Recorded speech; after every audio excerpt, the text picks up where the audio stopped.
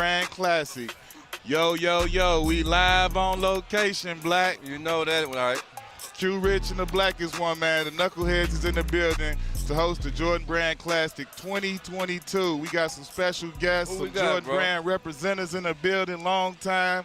Jordan Brand representative, Mr. Mike Bibby. How you doing, man? Thanks for having me. Current representative, superstar in the NBA, mending the injury, Bradley Beal. My man. Straight up. Hey, man, it's a pleasure to be here with all these superstars. We got the young ladies getting ready for the game behind us. The men will be playing later at 7. Without further ado, we here, Black. Man, we up in the building, man. I'm so glad to be here, and especially to be here with one of my guys, Mike Bibby, man. He's the man in this joint. Mike, tell us just how, when Jordan first gave you that call, when Jordan Brand just gave you that call, and you was like, man, I'm finna get Jordan. So what happened was, we had the same agent, David Falk. Yeah. And I remember the first time, he came to meet me, and he was like, it was between Puma and Jordan. I got because Puma was paying the most at the time. So that's when they got VC, right? Yeah. So they sent me a box, and I was like, man, I can't wear it. I can't wear it. and then my agent was like, hey, would you wear Jordans? I said, hell yeah, wear Jordans. Right. It was over from then. The first day I stepped on the NBA court, I've been in Jordans ever since. Bradley, I know you're a current player. You sitting here with these old heads, man. you keeping the torch going. Like, how was it for you to just be part of Jordan Brand and just seeing the legacy that came before you to keep it pushing into the future? It's surreal because, like you just said, like I grew up watching all y'all wear rock J's. Yeah. And as a kid, you grew up dreaming about that. Yeah. So being a part of the Nike family, my whole pretty much 10-year career, I'm looking up and I got the call, yo, we want you to switch over. Right, from Nike, right? And I'm like, okay. Like, I knew that this is the real deal because Mike don't bring just anybody over there. He got to sign off at the end of the day. You got to be a SEAL team. You got to be a specialist. It is a elite group. It's members only. So for me, like, it was a no-brainer. And just to see how I can uplift my grassroots and everything that they were going to put behind me, it was made for me. Bibby, for you an OG. You like, you part of that first infantry. You, DA, like we came the year behind y'all, but like for you to be there, one of them guys was part of the first team Jordan, and to see where it's at all these years later, how has it been for you to see the evolution of the brand? It's crazy because like I said, it was them 5 first, and they added me to be one of the 6 originals. And then how much has grown to football, baseball, golf, car racing. It's just amazing how it turned out. Back then, you never thought, Jordans, everybody's going to love Jordans, but to be that big and go to every single sport and be the top shoe that everybody wants to wear is crazy. Yeah. You turn those retros into golf shoes. It's over. It's over with. The hottest thing on the market. Me too. Look, B-Bill, for you, when we had you on the pod, right, you was kind of fresh in the brand. So you hadn't really got ingratiated to the packages and the overwhelmingness of the shoes. Man, so how is it for you now? Matter of fact, how is it for your wife to deal with? Because I know we all got to deal with our wives when all them boxes she stacked up. Gets pissed. Like she is beyond furious, dog. Like, it's a long list. Where's that going? So many boxes. Where's that going? Okay, Brad, you didn't open last month's shipment. Like, so what we doing here? So, man, it's been surreal, bro, to see how many boxes just stack up. And it's just like, man, these the freshest shoes you can ever imagine. It's like every single pair. It's like, I can't even find time to wear them. Yeah. But you just appreciate the brand and just the support they have. Wifey definitely mad, but she'll be all right. Well, let me put a little pressure on you guys, man. Start bench trade. We're going with the shoe edition. The Jordan 1s, the patent leather Jordans, and the PEs. Which one would you start? Which one would you bench? And which one would you trade? I'm starting the 11s. Okay. I'm going to start them. Them 11's gone. I'm PEs, I'm a bench. Okay. Ones, I really don't wear ones that much. Okay. But I like them. But I'm gonna have to trade. I'm gonna trade the ones. Okay. You got disappointed. He got rid of the one. Yeah, I was gonna say the ones might be my favorite, especially lows. You walk around. I walk around. Yeah. With anything, with suits or anything. Ones all day. Ones, and then I would bench. Ooh. PEs? Oh. You gonna put the patent letters on the? Nah, I'm a bench the patent letters. I'm gonna trade the PEs.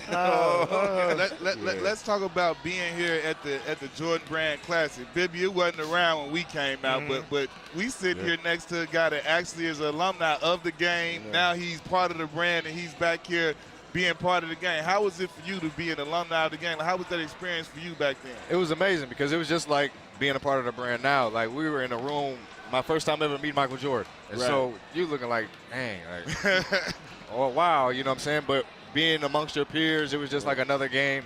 And we went out and embraced it. Like, when you put the brand on, like, this, you represent something, you know? So to be a part of it 10, 11 years later, it is mind-blowing because I got 2 kids that play on my AAU team in the game. Oh, that's so awesome. For me, like, it is dope to be here. I'm excited for the boys. But just to be a part of the brand and see it grow, I'm excited for it. Man, I got to say, like, did y'all go to the Players Lounge and all of that stuff? Like, bro, like, this is top. This is like All-Star Weekend, like Jordan Lounge type treatment. They got nail techs for the young ladies. They got hairstylists for the young ladies. They braiding hair. They got barbers, multiple barbers. They got like 10 pair of shoes too. They get like 10 pair of shoes. The gear was on. Even the female stuff, they got like they got fly. Everybody got like this. Has been so top shelf. It's been crazy. Yeah, our package was a little light back then. We ain't had it many. They grew that side of it. Yeah. Hey, Bib, let's talk about just like Jordan Brand as a family, because your family is labeled as a Jordan Brand family. It's not just you. Part of the Jordan Brand, your whole family with the team, dime, everything over all the years. How is that for you to be like your family is part of this brand? It's good because no matter what size that they wear stalls wear 12 and a half. You know what I mean? So you can see their feet hurt. So, everybody, I pass clothes down. So I have drafts. Like I have so much stuff that I got to take some stuff out. And I mean, I put it all over the floor. Have drafts, have like 10 people come over, draft what they want, pick clothes out, next pick. So, that is crazy. It's so much stuff. They've been laced with so much stuff for so many years. It's crazy. It's great. I saw on, was it Nate Robb? He came like you turned the whole side of a garage into a shoe vault. Yeah, they were supposed to put. But that's not big enough. I know it's not. It's not. I know it's not. Like he been around as long as I've been around. It is no way that space that you showed. I didn't see inside. But I know it wasn't big enough. It's not big enough. They were supposed to build, when I built my house, there was supposed to be enough in my house for that. Never. And they didn't put enough. So I had to take a garage and make it into a closet, and there still ain't enough in there. That's crazy. Yeah. Can you tell me, like, what's your favorite shoe to wear with your clothes out in the street, and what's your favorite shoe to play in? I'm going to go with the 11s. Like I said, that's why I'm starting. You got them on right now. I got the black one, all black ones. So I'm wearing the 11s wherever I go. And the play-in, I probably have to say like maybe the 34 or the 33 or 34, 35. Those are probably the best shoes for me playing. I got them old feet now. I can't wear the retros to play no more. My favorites would be 1s or 3s. I like 3s a lot. To wear. With clothes. To play in high school, I played in 12s. I don't know how. Them John's huge, but I played in 12s. 12s and 10s probably the most comfortable, but I love the 36s I just played in this past year. It was fire. Tell me this, baby. You an OG in the game.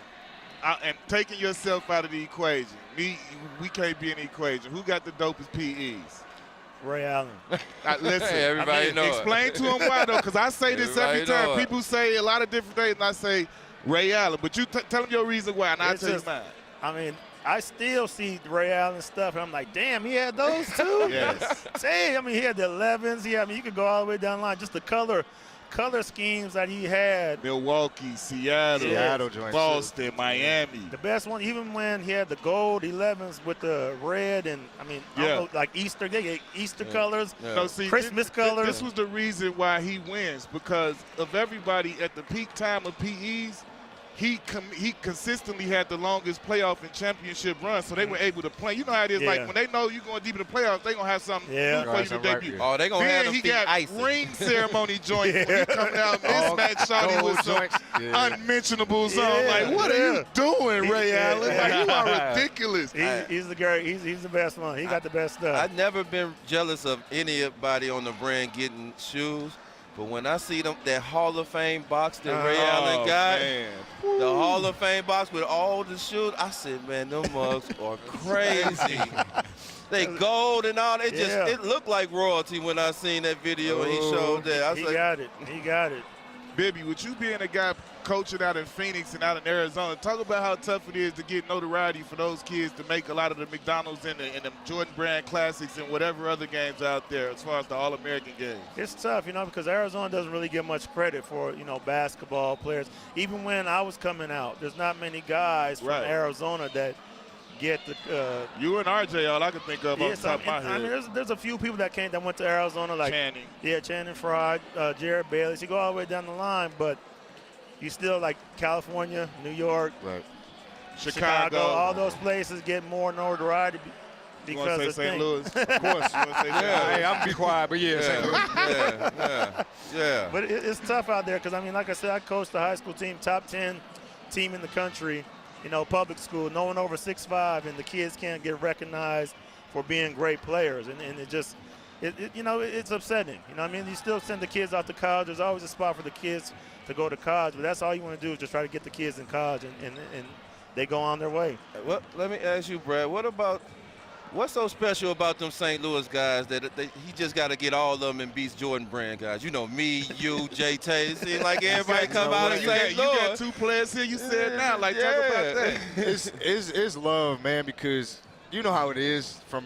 We all come from a similar situation. It's tough to get out of, right? So to see D Miles do it, right? See Larry do it, to see D Lee do it, to see guys come before me do it.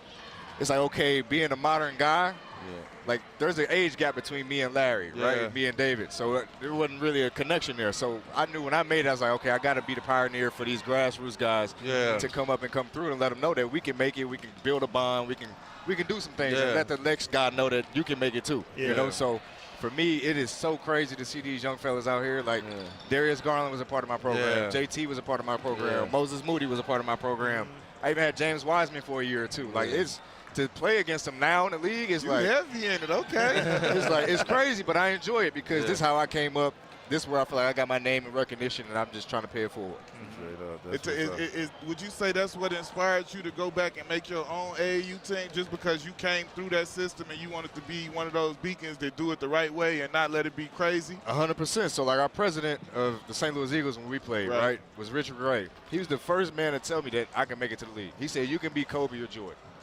When I was 15 years old. And I'm like, you hear from your mom, you can hear from your brother, oh, you got it. But to hear from outside people and to hear from the guy who team I'm trying to make, like, I'm like, okay, maybe I have a chance. Then to be a part of that group and that brotherhood and to see who all came before me and just to keep paving that way, it's like, I gotta do that. And then now I'm a part of the Jordan family. Kids want to be a part of the Jays, so it's like an easier way for me to get some of these kids nowadays too. But to be a part of this brand again, the EYBL circuit, like, it prepares these kids to be able to compete against their peers at the highest level. And once again, it helped me to get to where I am today. So. And Mike, for you a former NBA player. Like, it's a lot of guys that go out there and they have teams named after them, but like, you hands-on. As far as coaching high school and AAU, like, how was that for you, like, to give your time as a former player? Like, that's a huge commitment. What made you say that this is what I want to do as a form after my basketball career? Well, I coached throughout my whole career, even when I was playing. So, why are you playing? Yeah, so when I go back in the summer, I coach in the summer. I had my son, Coach Sims, from when he was 9 to 18. I never knew that you coached while we was playing. Yeah. So, like, my cousin would take care while I was gone, but as soon as I come back, Vegas. We're going to all the California trips and all that stuff, but I just wanted to make sure they were getting taught the right way. Because I've been to practices and seen, and I'm like, I'm not letting my son play here. Just from seeing the coaching. So that's when I started end up coaching the high school. As far as I saw a practice, I was like, I don't want to coach. I'm gonna let somebody else coach him. And I end up watching the practice, and I called the AD like, hey, he ain't coming back here next year if this was going on. And all of a sudden, he threw me in the mix. And I was like, well, shit, I'll do it. You know what I mean? And I just got the love for just helping kids. I love helping kids and getting them better. Yeah. How was it for you? Like, I know when we got signed on the Jordan brand, we looking at guys like you and DA. We like, man, them all-stars. They just like, man, to be wearing this. I know you playing in the league, it was guys that they was sort of like the J Kids and Gary Paytons and all that. but you were Bibby and you wearing the mics. Like, how was that for you to be like, man, like he chose me out of all these people in my position playing the point guard that they could have chose. They chose me to represent. It was crazy because, like I said, from the first time I heard it was a no-brainer. You know, I was asked, "You want to wear Jordan?" I said, "Hell yeah, I want to wear Jordans." You know, I mean, growing up, I saved my money to get a pair of Jordans. You know, I kept them for as long as I could. Now to get them free and unlimited, it was crazy. It was just, I mean, just having them is like. Yeah. You go, you know how it is. You go in the locker room and everybody want to see what you're wearing. Yeah. You know what I mean? And so even on the TVs and all that stuff, you know, social media wasn't that big when we were playing, but you always watch a game to see what they have on. Like watch a game and see what you guys have on, just see what you guys have on. Straight up, I sure be lurking. That's the one difference. Tell me how it felt like. Like I know how it was for us. We would get the retros to come in our team colors and with our names and our logo and all of that. I'm like, how is it for y'all now when y'all get y'all, like, is it the same like when y'all, because I know when our boxes come, the whole locker room like, they stuff in there. Like, we like, you know what I'm saying? Anybody with 15s, like, man, I'm about to try and see what's good. Yeah. So they send all our retros to the crib. So they don't send them to the facility. Okay. all the retro, they can't do that no more. And then they're pushing us now to wear the 30s, 36s in this brand. So they're eliminating the retros on the floor. So that's love for me because they're transitioning to the performance side of the shoe, right? The retro's made for Mike Foot. Yeah. Right? True. You know what I'm saying? Yeah. So to be able to see the performance side of it with all the 30s now and to be a part of the 37 production, like for me, it's dope, man. And it's a unique trend. It's an amazing process to see it go through. How was it? I always say that you and DA was like the low-cut originals. Like, when was the first time that y'all started saying, like, hey, I need these low-cut? Because I know I don't even remember when. It just became a point where you and DA was the low-cut originators, and then it went from y'all wearing them on the court to them actually producing them and making them and selling them now like we see now. So how did that feel like to be really like y'all pioneers there? It was at first because, you know, I mean, they would give you mids, and out of nowhere I was just like, can you make these in the low? And they were like, yeah, we can make them in the low. So I was like, shit, I need them. And I just stayed with lows ever since then, you know? I mean, I was like the 2 lows, the 9s, 5s. So, I mean, it was just great to have something like that's crazy. That no one had. Him and Derek Anderson was the only 2 guys that was doing that. To be dope. That's fire. Bradley, you got 2 little ones. How is it for you to see your little boys?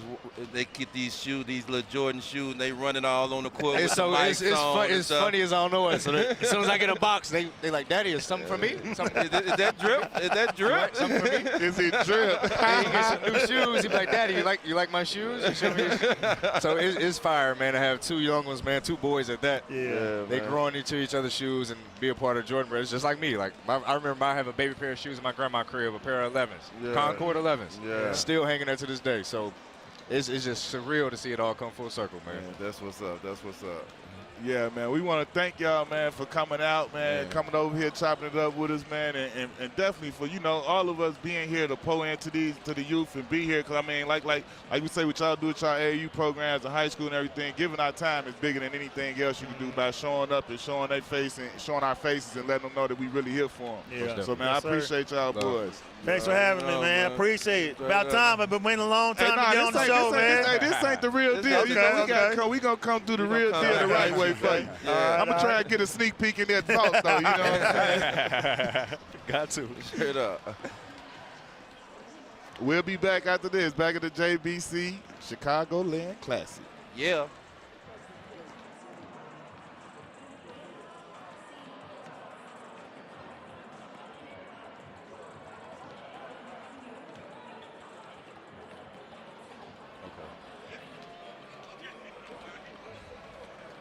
As you see right now, you got the girls back there warming up, man, getting it in. We about to get to see some of the most talented young ladies around the country. Yeah, man, we got a lot of talent here. We got Kiki, Fly J, Miss Allen. We got a lot of talent here, and we're going to see a lot of fireworks today, so, man, tune in.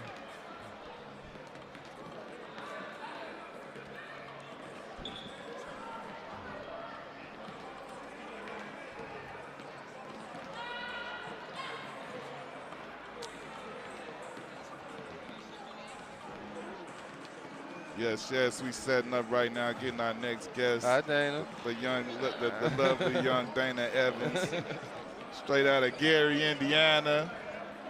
I got family there. She repping the GI.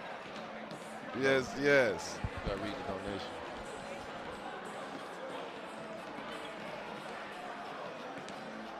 Oh, yeah. We do have a very special Jordan Brand donation announcement. As part of the Jordan Brand's Black community commitment, Michael Jordan and Jordan Brand are pleased to announce the donations of $500,000 each to Hidden Genius Project and YMCA Chicago's Tech Girls. So the JBC athletes will be playing for a cause that will have a long-term impact on the Chicago community. That's fire right there. Big salute to MJ and the whole gang and the brand. But back to the regularly scheduled program here. We have the lovely Miss Dana Evans, the baller, the hooper, the killer, Miss Dana Evans, doing her thing. Thank you. I appreciate that. Oh no, man, we so happy to have you here and so forth on. So how you doing today? I'm doing good. How are you? I'm all right. Is it good to be back and just see the next generation of girls that's come through Jordan Brand? You see how Jordan Brand got a little bit bigger now than what it was when you did it. But how is it to be back here and just see the next generation? I love to see it. I love seeing our generation just continue to grow and seeing how important that they're incorporating women in sports, and I'm loving to see it. Y'all was at the Barclays when y'all did yes, it? How was that to go to? Was that your first time in New York? That was my first time, and I loved it. Oh, I already know. You seen all them bright lights and all that stuff. The big city. I loved it. So you being an alumni, though, let me ask you this. Have you been in the Players Lounge and seen everything they got going on here? No, I actually have not seen everything. So let me bring you up to speed. They got nail techs, they got hairstylists, they got people, they got barbers. They like, listen, know that's did right. they have that for y'all? No, they didn't have all that. So I mean, that you know, we just want to make sure there's no. They didn't level up. Wait, they got it made in the shade. I came in like, wow, like yes, nail techs with they got special Jordan stuff for the nails and all of this. They could show out. They showing out right now. I love to see that though. That's what's up. So you averaged 35 your senior year. Them a whole lot of buckets. Whole lot of buckets. I love to get some buckets. That's what I love. So who would you give credit to just give you demeanor? You got to be a different type of person to be putting up 30s, and especially be putting up 30s every game.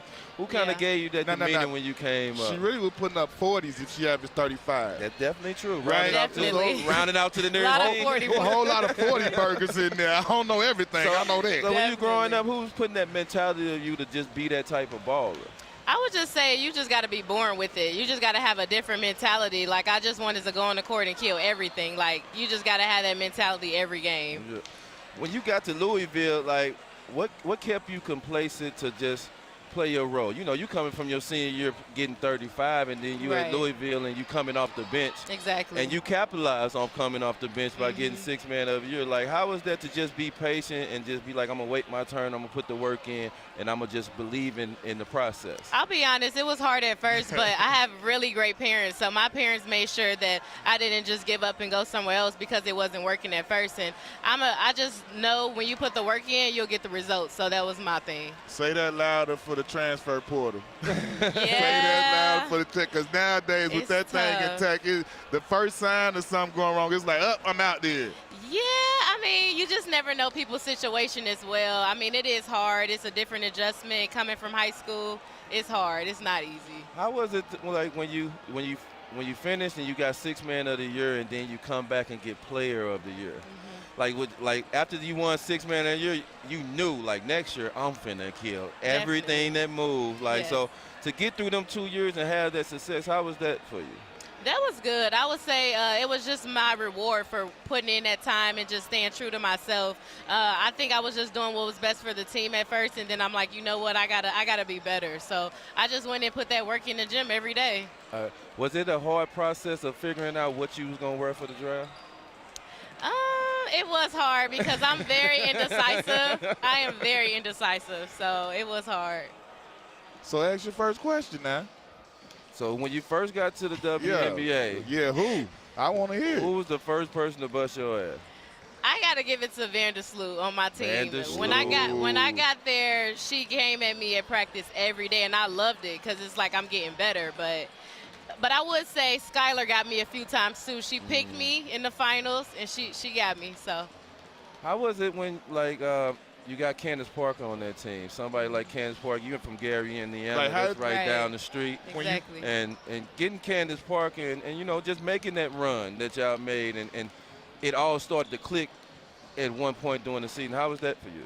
It was crazy. I mean, I looked up to Candace like my whole life. Like I used to go watch her play as a kid. So just playing with her is obviously amazing. But just seeing how much of a great person she is outside of basketball things is also great because she's like the team mom basically. Yeah. So like I think it's cool. Does she be giving you that same? Does she giving the team the same look she be giving Shaq like on TV? Like that forehead wrinkle up and she look like, hold up, what you doing? Yeah, when she give you that look, just know like get to work. Get it what together. You need to do. Yeah, like we already know. How excited were you when you found out you were going to be a part of the Sky? Like coming back, you from Gary is right there. Your family could come to a lot of the games, and then to win a championship here. Like how crazy is that? That was a dream come true. Like you couldn't have wrote my story any better. Like my rookie year, I come and play with Candace Parker, one of the people that I looked up to. I'm playing behind one of the best point guards to play. I'm continuing to get better, and then to win a championship, that just put the icing on the cake. Yeah. So like it was just perfect. So the last basketball team here that had a parade in the city was the Chicago Bulls and Michael Jordan. How was it to experience your parade and experience your celebration in Chicago with the people and enjoy that that y'all are champions? I think it was great because we brought the city out in a positive way. Yeah. We always talk about what we doing in the city in negative spotlights. I think it was great seeing that we can bring them together in a positive light and shine, like I said, a light on women's sports. As an alumni, how proud are you to see the game come to the JBC game come to Chicago? Because I'm hyped that it's here in the city. I'm a little jealous. I don't know. Right. Like, you didn't get to play here, but But I get it. It's growing and it's evolving and it's great to see. I love it. Just looking when I came here, I'm like, wow, it looks really good. The whole everything. They didn't. This top shelf. MJ done went all the way out on this. It's big time for these kids. Definitely. Who are some of the girls in this game this year that you just looking to watch and see and just want to heard some of the hype about them? You just like, I want to see them play. I'm ready to see London play. London, yeah, she got some game. She's a small guard. She got that chip on her shoulder. That's what I love to see. I was watching her in practice yesterday, and she was going. I'm talking about she was Petey Gonzalez. She was back and forth up and down the court and getting it going. Competitive, too. Very competitive. Yeah, we let them know because, it's one thing, the difference that we always notice about the girls. They come with the energy. They playing together, supporting each other. Guys be too cool. We had to tell them. We was like, yo, bro, like, y'all got pro scouts here. Y'all better go all the way, all out. Like, we told them, D-Miles say, the girls was more hyped than y'all in practice. Like, we watched both of y'all in practice. Like, the girl had more energy. Yeah, that's how you get them hyped up. That's how you got to tell them. So for you, I'm glad that you had your season. Now the WNBA know your name, the WNBA know who you is, and the WNBA know you're a threat. So how is it just going into this next season that some of the goals that you want to achieve in the next season? I would say I just got to have that same mindset from college. Like, I knew it was a process. I knew it was a journey, but I stayed true to myself. I continued to work, put my head down and work. So that's what I'm going to do this year. And I got more confidence. Like, I've been here now. Like, I've played against the Skylers. I've played against Vandersloot in practice every day. So now I know what to expect. What to expect.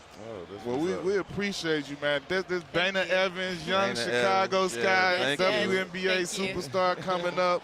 We appreciate her for being here out here at the JBC Classic. And now we're going to get ready for this game today, man. We're going to check them out. We appreciate you for coming out. Thanks for having me. Thank you. Yeah, man. Jordan Brand Classic. We here, Knuckleheads, collab. Thank y'all. We appreciate y'all. Yes. Players Tribune in the building. Victory! We got to come.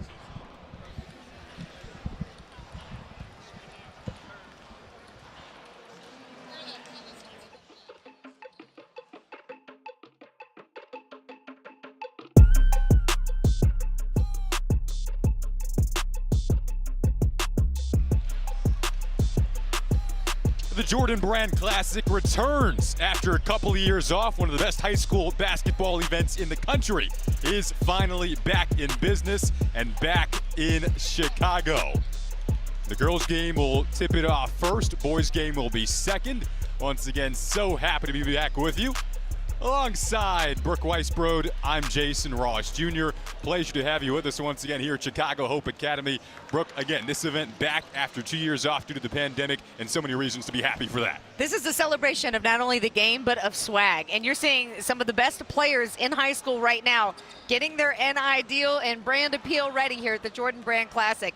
The talent is here, but you're going to see some next level play, especially from the girls' side. They practiced really, really hard the last couple of days, so I can't wait to see what this game's about. It was competitive, fun, just like tonight should be. You mentioned the practice yesterday, some of the top talent in the country on display for the girls' side of things. Kiki Rice is one of the players that you're honing in on, though. Yeah, she has really stepped it up. I mean, she was the National Player of the Year, is also a state champion. Her team, Sidwell Friends, just finished 40-0 on the season.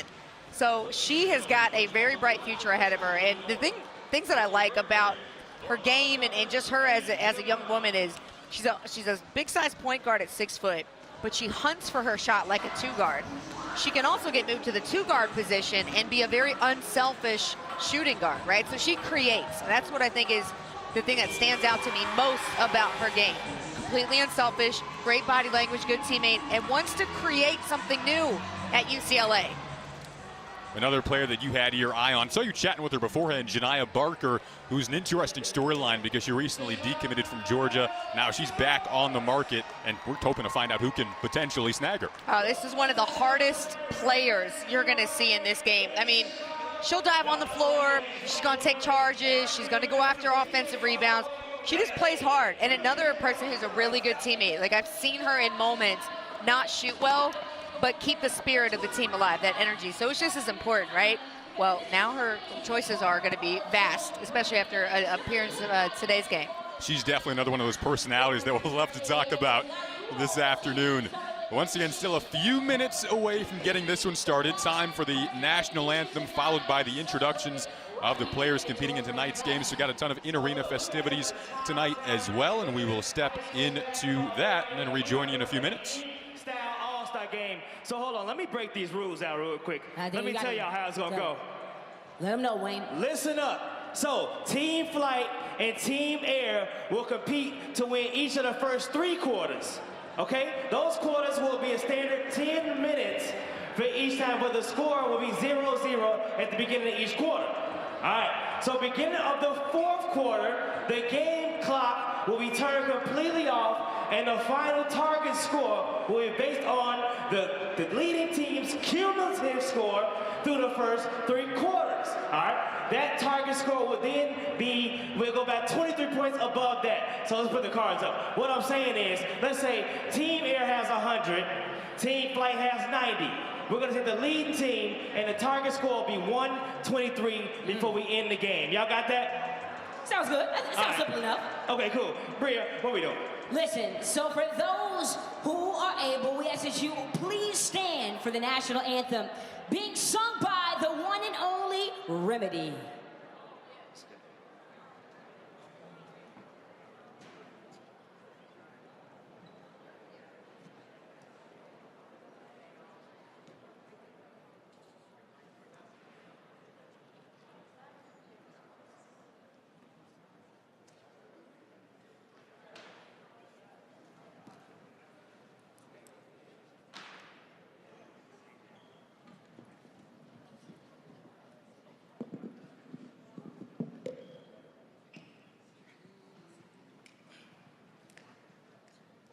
Oh, say, can you see by the dawn's early lights what so proudly we hailed as the twilight's last gleaming, whose bright stripes and bright stars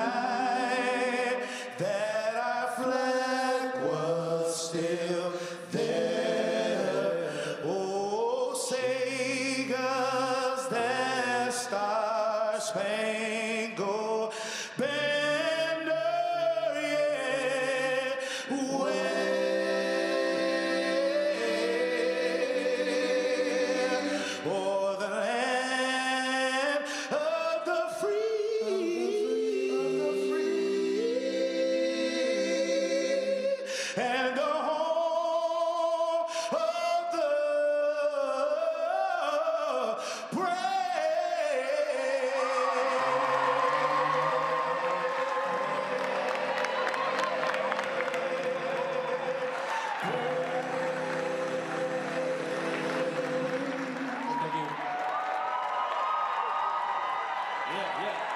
Give it up for Remedy.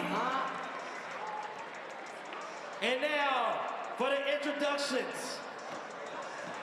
It's go time.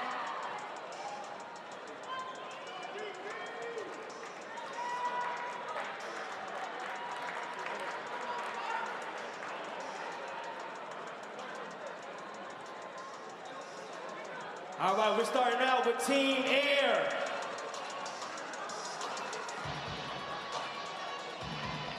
The introduction of tonight's Jordan Brand Classic All-Star, starting out with Team Air. A 5'8" guard from Long Island Lutheran High School. Number 1, Paris Clark.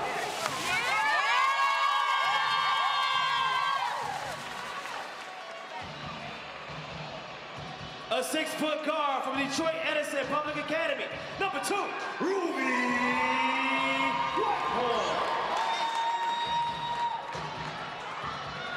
A 6'2" forward from Montverde Academy. Number 3, Janaya Barker. A 5'10" point guard from Spurgeon High School. Number 4, Flau'jae Johnson. A 6'1" wing from Classen High School. Number 5, Dariana Littlepage Boggs. A 6'1" guard from Archbishop Wood High School. Number 11, Ryan Allen. A 5'9" point guard from Apex Friendship. Number 12, India Navarre. A 6'1" wing from Washington High School. Number 15, Jackalanga Mwatanda. A 6'3" power forward from Cardinal Newman High School. Number 22, Ashlyn Watkins. A 5'7" point guard from Saddle Riverdale School. Number 23, Paulina Paris. A 6'3" power forward from Cathedral Catholic High School. Number 25, Ison Brady. A 6'3" forward from IMG Academy. Number 40, Grace Van Soot. And a 6'5" power forward from William Mason High School. Number 44, Kyla Old Acre. And the coaching team, Team Air, from Incarnate Word Academy, Dan Ross. From Cal Sparks EYBL, Albert Kennebrew. And from Sidwell Friends School, Tamika Dudley. That's Team Air. And now introducing the Jordan Brand Classic Team Flight All-Stars. A 5'5" point guard from Centennial Corona High School, wearing number 1, London Jones. A 5'9" point guard from Winton Woods High School, wearing number 2, Chance Gray.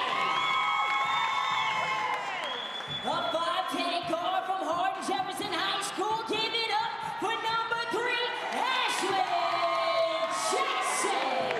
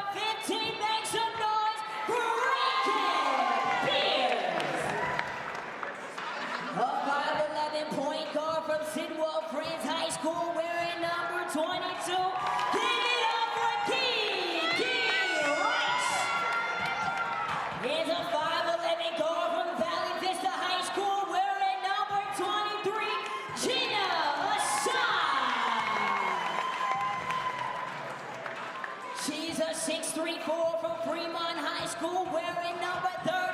Make some noise for Tamir Gardner. A 6'2" wing from Homestead High School, wearing number 34.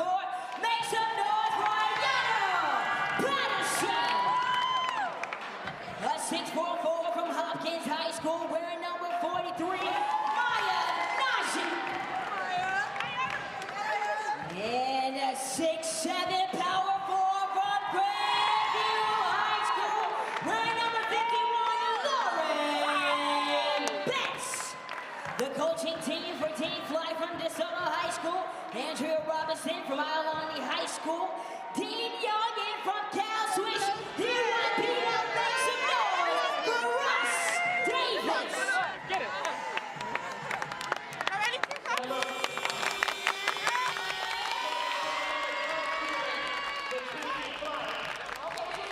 Well, we got a sold-out atmosphere at Hope Academy in Chicago.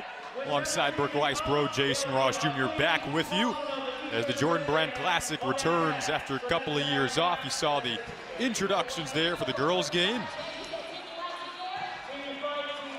Your set of rules for today.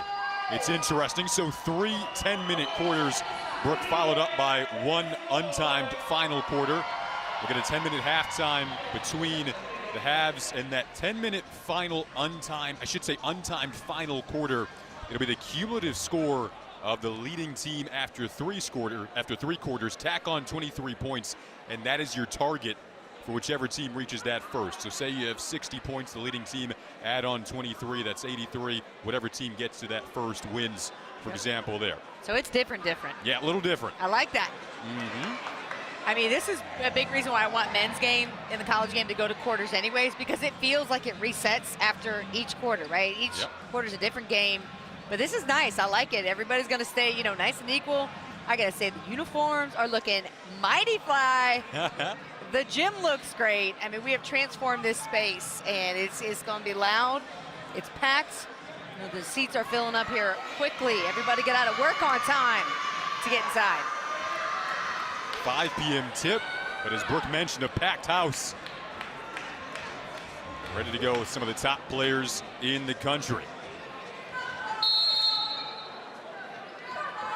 So Team Air is in the white uniforms, Team Flight in the black uniforms. Team Air takes the opening tip. Watkins dives to the rim, blocked by Lauren Betts at 6'7", #1 player in the country. Dips ahead, should expect a quick pace today. Saw Watkins impact right away wearing 51 in black. She's committed to Stanford. That's going to be a nice interior battle. So you got Betts who got that rebound right there. She's going to Stanford, as you mentioned, #1 player in the class. And she and Ashlyn Watkins match up really well together. 2 totally different styles of play. Watkins wearing 22 in white. Gardner with the first bucket there. 6'3", another forward. Oregon State commit. Boom, no glass. It's India Navarre showing off the touch around the rim. Betts at 6'7", can step back and knock down that 18-footer instead of quick triple. A bit too strong, but Betts dominating the glass early as we anticipated. Got to go back to Team Air. Games like this always start off with such a fast pace. Then about halfway through, everybody starts to catch their breath and realize, all right, let's settle into this game. But, you know, that's the hype. That's the emotion of being in an all-star game in a, you know, great space like Chicago. Janiah Barker, like, right, you can have too much energy. That's what just happened right there. Barker missing the wide-open layup. As you mentioned, the practice was competitive yesterday. Big time. Here's where Kiki Rice really excels. Coming off the ball screens, you know, she creates. She's not going to get panicked. Oh, Barker going after the big swat there. We talked about Kiki Rice in the open. She's committed to UCLA. #1 ranked point guard in this 2022 class. Yep. Yeah, UCLA getting just a riches, really. I mean, the Pac-12 overall, you can really talk about everything that's going on. You've got so much talent heading out west. It's exciting. The Pac-12 is well represented this afternoon. Yep. Rice kicks it out. Long three from Jackson off the mark. Board hauled in by Ashlyn Watkins. Triple try at the other end. Off the mark from Allen. We'll get settled into this game here. Everybody just, you know, again, running with the adrenaline. But I like the way the ball's moving. It's not sticking. There's some offensive options to be had. And you can see the pride out there on defense. Big board. Lauren Betts showcasing what she can do and what she will do down the road, playing again for Stanford next season. She's going to be so tough to defend because she reads the glass really well. I love how she grabs the rebound at the tip. And her footwork is only going to get better. Really good for a high school player right now. So all the work she does is set herself up, right? Nice screen, gets the base. She was a McDonald's All-American as well. Either way, a bit more transition game. And Team Flight has the #1 and #2 ranked players in this 2022 class. Kiki Rice, #2 in the class for basketball. Kicks it over and then gets it back. Patterson can knock that down, came up short. Both teams struggling from deep early on. Several subs getting set to come in for Team Flight. Again, Team Flight in the black, Team Air in the white. This might be one kind of game where I'd want to like watch from the bench first, just get a vibe for how quickly the game is moving and then come in. Let everybody break in that energy. Good move. Grab better defense, though. It's a great job. And Patterson, she's got that incredible athleticism. One of the players in this game who can dunk. Ayanna Patterson headed to UConn. Refuel for the Huskies. They are getting a terrific 1 through 5 kind of player. You're hoping potentially for a dunk from either Ayanna Patterson or Ashlyn Watkins. And Watkins won the dunk contest at the McDonald's All-American weekend, which you were in attendance for. Janiyah Barker drops that down. She's one of the players that we talked about in the Open because she's recently decommitted from Georgia, so back on the market, and certainly a bright future ahead for her as well. Tried to jump the passing lane there. Yeah, and that's her hustle on defense. I mean, you're seeing a post player at 6'3". Give me an alley-oop! Oh, we almost had one! Almost had it. Come on! We planted the seed. We Manifest said, it. Look, it's gonna happen. It is gonna happen. Everybody in this building already felt that, right? Cheryl Swoop's looking over here. She felt that. She knows. I just got goosebumps. Ooh. Oh, my God. All right, here we go. Another look. Yeah, it's worth it, right? Look, they read it right. Watkins got up. Oh, that's Kiki Rice boxing out. You got to give her the defense on that. so it's an all-star game, but we're seeing the defense a little early on, too. Well, maybe later on it'll relax. Yeah. Because we've already established on both sides, hey, if there's a breakaway, let's do it for the game. Let's do it for the elevation of the brand. Let's dunk it. There you go. Here's a superstar with the ball right there. Flaunger Johnson. The LSU commit, one of the brighter personalities in this class. The brightest. The brightest. The brightest. So just say the brightest. So bright. She often wears sunglasses indoors, I've seen. Superstar. Surprised she's not wearing them right now. That would be dope. Never want to see this in an all-star game. A little banged up there on the sideline. Yeah, it's Reagan Beers like over Reagan there. Beers, yeah. Yep, you wonder if she took a shot kind of to the midsection there. She's over, looks like she's trying to catch her breath. Beers, the Oregon State commit, one of 2 Oregon State commits on the flight team. Tamia Gardner is the other. Both 6'2", 6'3" forwards.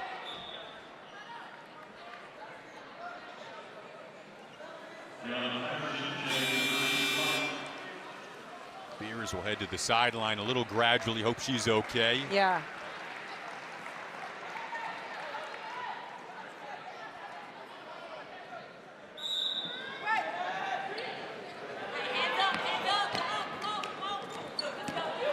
Steal here. Back to the way comes Gales. Poked away by Paris Clark, who's got back defensively there.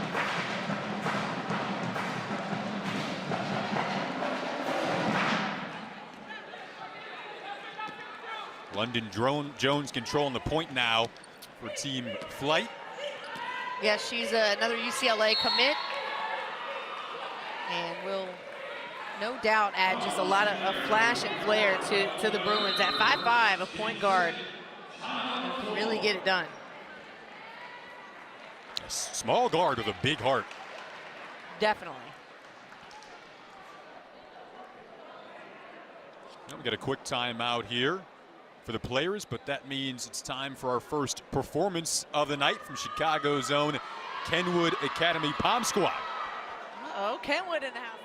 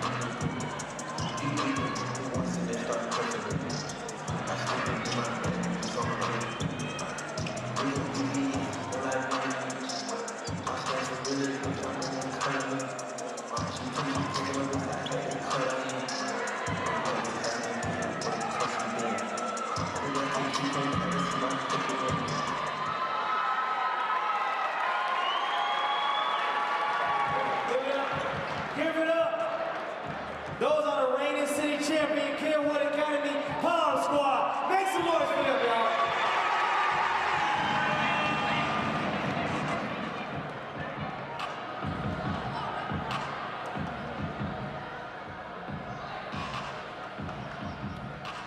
Early 6-4 lead for Team Flight here at Chicago's Hope Academy. Brooke Weisbrod, Jason Ross Jr. 2022 Jordan Brand Classic getting underway. Pleasure to have you with us on the Jordan YouTube channel. We have the boys game later on tonight. Girls game just getting underway. Again, we have 3 10-minute quarters, then an untimed final quarter. It'll be the leading team's cumulative score after 3. Tack on 23 more points, and that'll be the target score for whoever wins. Maya Naji's mid-range J goes down, showcasing the long range, a little 18-footer there for Naji. Yeah, Naji going out west as well. We mentioned it, Pac-12 loading up. She'll be at Arizona. Paris Clark also going to Arizona. She's on Team Air, and she's defending right now. London Jones jumper around and out, but the offensive glass has favored Team Flight early on. Reagan Beers fortunately back on the court after she was a little banged up there. Yeah, good to see her back out there playing. She looked like she was in a lot of pain when she walked off earlier. Beers on the same team today as... Oh, this is a good matchup right here. I like that one. Yep. They're going to know Emwana Tenda, who's committed to Texas. Get a foul called.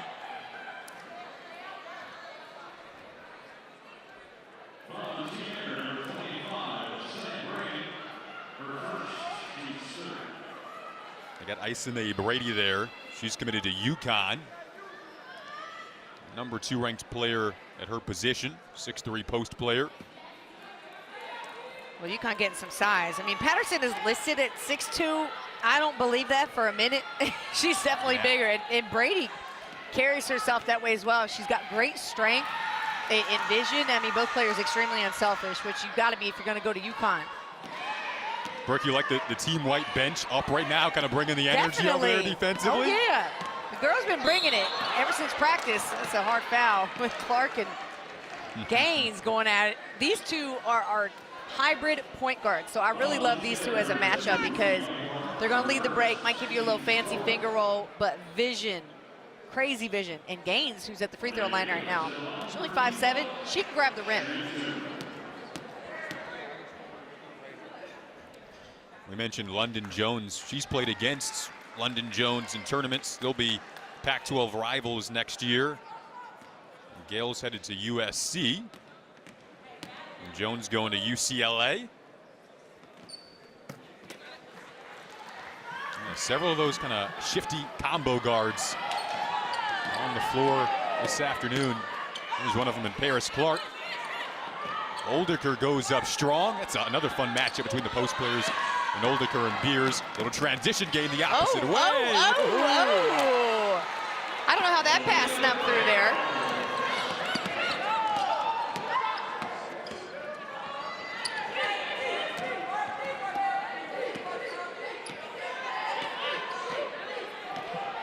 Paris Clark backing it up, controlling the offense here. Several Team Air subs getting set to check in. It's a pretty jump shot. You're hearing the voice of Janiyah Barker. Janiyah, can you hear us? We're over here at the broadcast table. Hey, guys. Hey. Did he get it? Yes. Yeah. I love the passion and the energy. So what does it feel like here, like first 5 minutes? Did you like the pace of the game? Oh, it's super fast. And I really feel like we're what? Oh, I feel like we're really it's a really fast-paced game, and I really like that. It's not really slow. We're all being very competitive right now. I love the energy on defense and everything. We're all I just feel like the team we're playing against is actually stacked. If you see who we're playing against, but I love our intensity and our effort right now. I'm proud of us. We got to box out, get rebounds, get back and stuff. But other than that, I'm proud of us. We're really doing a good job. Janiyah, how's this experience been for you coming into Chicago this weekend? Hey man, honestly, I'm just blessed to even be here. It's an amazing experience. Not everybody gets to do this. The gear that we've got like 4 pairs of retros. You know what I mean? I ain't got that many retros in my bag right now. But shout out to Jordan Ranford, hooking me up with that rebound. Please miss it. Thanks. Hey. But yeah, I'm having a great time. The people here are amazing. The people, just the environment, I'm having a great time. It's amazing. You had a whirlwind. I mean, going straight from Geico High School National Championships, you've been in the McDonald's game, you're here now. How do you kind of manage the next few months with taking care of your body and getting ready for wherever you choose to go? Yeah. I really like the I'm sorry. No, you're good. I'm really trying to be patient with my body. I'm trying to be pescatarian right now, you know what I mean? I've tried to put away meat and beef, to better my body, because it's been going through a lot these past months, honestly. Yep. So just getting ready for that. Mount Vernon season's over, but we're still in the gym, we're still in the weight room, still getting better every day. We can't slack off. Got college coming up, and I know that's not going to be an easy task whatsoever. So just gotta stay in the gym and stay hungry, and just give myself some time to breathe at times. Good block! That's us, ref! All right, but yeah. Janiyah, I hear, correct me if I'm wrong, you're taking a broadcasting class right now? Yes, journalism and broadcasting. I am in a broadcasting class right now as we speak. Mr. Troutman, he's been doing his thing. Yes. He's been teaching me a lot of things, and that's what I'm going to go major in when I get to college. Oh, okay. Well, we can't wait to have you on the mic and on the floor. I don't know if we can get like a same time combo. Oh. But and also, we know the big talk with you is kind of where you're going. We'll leave that up to you if you'd like to share anything that you know now. But do you have any decisions made? Yeah, it's gonna come out this weekend. Okay. It'll come out this weekend. Gotcha. People already feel like they have the thought of where I'm going. If y'all think y'all know, and y'all feel like y'all know, then have that feeling. But really just being patient. I'm super excited for this next chapter in life. Well, we're excited to hear about it. We are excited to watch your future, Janiyah. Thanks for joining us, and have some more fun out there. For sure. I'm going to have to tell them my life. Have a good one. Appreciate you. Thank you. She mentioned they're playing a pretty stacked Team Flight team, which are in the black, and Team Flight up 17-8 right now. So Team Air hoping to piece together a good final minute. Right now, the transition game, though, of Team Flight is on display once again as Kiki Rice finds Lauren Betts, the #1 and #2 players in the class, hooking up. Yeah, another turnover here. You really have. I mean, I'm just looking right now. You've got Chance Gray finishing this play off the dish from Kiki Rice. Lauren Betts, the #1 player. Ayanna Patterson going to UConn. And then a terrific shooter in Passat. So, yeah, you're talking about stacked out there right now. During the interview, Passat stepped back, knocked down a 3. She's 6'2", kind of a stretch 3-4 player. Oh, anything. She can play any position. Tennessee's getting a great addition there. Gotta love Kelly Harper's energy at Tennessee. Yep. you'd run through a wall for Kelly Harper. Oh, hey, Grant. Take a chance. Gray knocks down the 3 to wrap up the opening quarter. A dominant opening quarter for Team Flight. She has a knack for doing this, actually. I saw her do this in the practice game of the McDonald's All-American. She likes to hit shots at the end of the quarter. She's just kind of cool like that. Chance Gray, look ahead good from Kiki Rice. And she knew that one was going in. Look at the one-handed touch pass with the left hand. That's pretty amazing. Chance Gray, Oregon commit, mentioned the Pac-12 is very well represented. Earlier we saw the Kenwood Academy Pom Squad. Now it's time for a performance from the Kenwood Academy cheerleaders, still making their way out onto the floor. We'll see, actually, we might not get them right now. So we'll switch that up a bit. Kind of going with the flow here at Chicago Hope Academy. So happy to have this event back and back in Chicago again after a couple of years off due to the pandemic. 2022 resuming the action. The girls game first, getting ready for the second quarter here. The boys game will be next. Got a fantastic crew on hand. Fantastic crew producing this show. Brooke Weisbrod alongside me. I'm Jason Ross Jr. Been a fun week. The players arrived a couple of days ago. They went to the Blackhawks game last night. Then word on the street, Brooke, is that Travis Scott surprised the players at the hotel after the game last night. I mean, can you imagine being surprised by Travis Scott? That's what I was told earlier. Oh, you got the intel. Yeah, after the game. So that was pretty not bad. Cool. Not a bad night. Yeah. Had the morning off, a nice breakfast, and came over to this very well set up arena. Yeah, we're over on the west side of Chicago at Hope Academy. It's one of our fine high schools that we have here in Chicago, and this is their home gym. It's also usually the site, or has been in the past anyways, of the NBA Combine, but the way that this has been transformed it's so unique and it's so fresh. You know, Jordan is obviously a huge name in the city of Chicago, so when you come here to play in the Jordan Brand Classic, it's not just representing, you know, hey, you're one of the best players in the country. You're representing the history of Michael Jordan, the history of basketball here in Chicago. It's being celebrated. So you're really a part of something very special. Brooke, this whole week was an excuse for me to watch The Last Dance over and over again. Yes. To get back into it. Yes. And an excuse to dip into a lot of research on some really talented players. We saw Chance Gray knock down that last shot. She was committed to Oregon. Kiki Rice, we talked about, committed to UCLA. Lauren Betts, #1 player in the class, on display today. She's committed to Stanford. In other words, the Pac-12 has a really, really bright future ahead. Hawkins, Reagan Beers, Jenna Asai. Just keep Tamia Gardner. Keep it going. 13 total in the Jordan Brand Wow. Yeah, the Pac-12 is doing something right. And we've seen, you know, obviously the success that Stanford has had and making it to the Final Four this year. But yeah, you know, Oregon is always competitive. Oregon State's right up there as well, but I think UCLA obviously is going to be the team to watch. You got 3 players just in this game alone going to the Bruins. Yep, Kiki Rice headlining that class. She looked good in practice yesterday, has carried that over into today. She's the #1 ranked point guard according to the ESPN rankings. She's the co-MVP at the McDonald's All-American game as well. Just endless names to dive into, so many fun stories. Janiah Barker, who we talked to just moments ago, will come over to inbounds right in front of us here for Team Air. Team Air wearing the white. Team Flight in the black uniforms.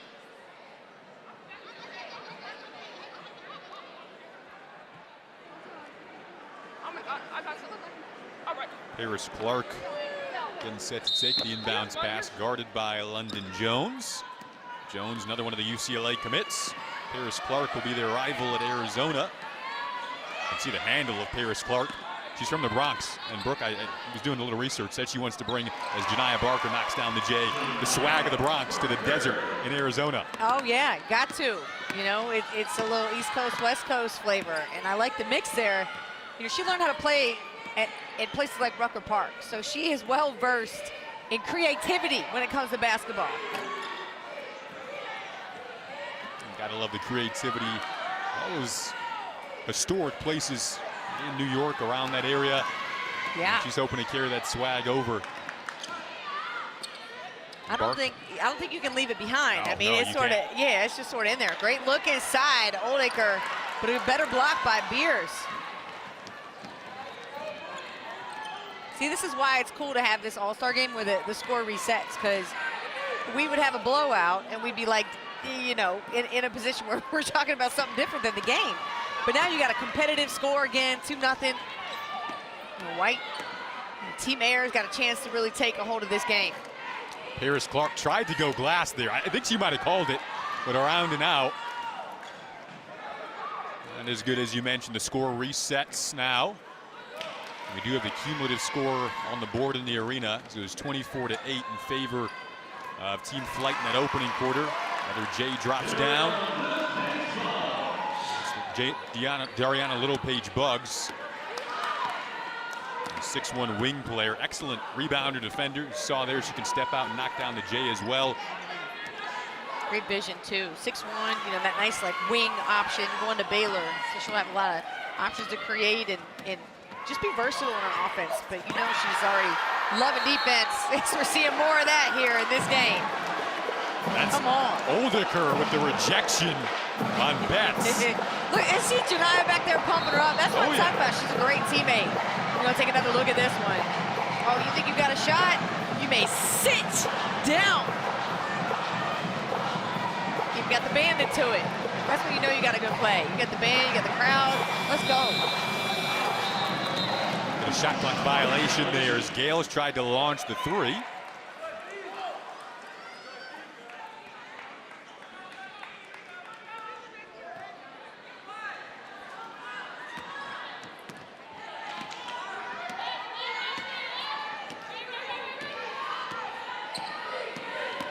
Navarre, a little pull-up. Beers the board. Now London Jones moving it ahead.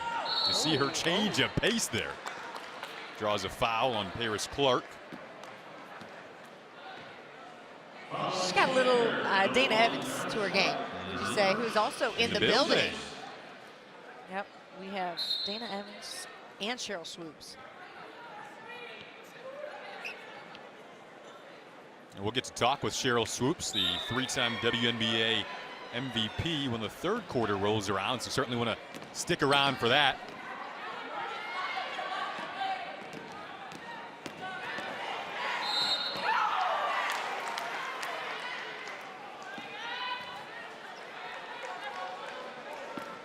A couple of free throws coming up for Gabriela Jaquez. If you're a UCLA fan, you might be familiar with the name of her older brother, Jaime Jaquez, who helped guide UCLA to the national championship game season before this past one. Really neat story, Gabriela Jaquez, the UCLA tradition carrying on. Her grandmother, Gloria, migrated from Mexico to the United States, earned a degree in cosmetology, and Gabriela says she takes a lot of inspiration from her grandmother. And in third grade, she wrote a letter to her family saying, I want to play basketball for UCLA, and now she'll be doing that. So manifestation is real. Manifestation is real. So we can maybe manifest a dunk or two tonight. And Gabriela can manifest, she already has manifested a future playing for UCLA. Right? Well, you know what's cool is that she obviously grew up playing with her older brother, getting competitive. Now they're both going to see each other on campus.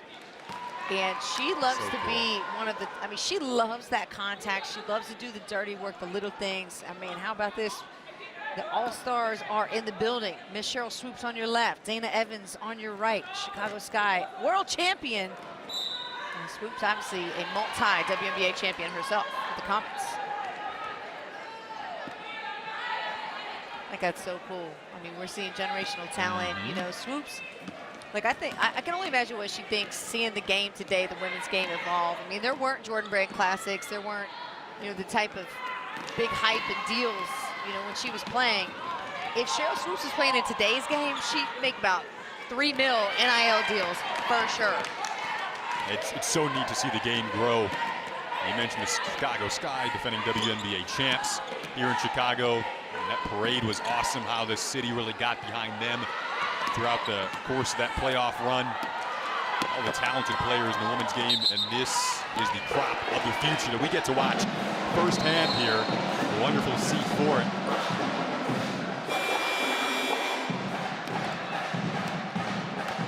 And Brooke, us being on the broadcast today, just seeing the viewership grow as well, TV-wise, on the women's game.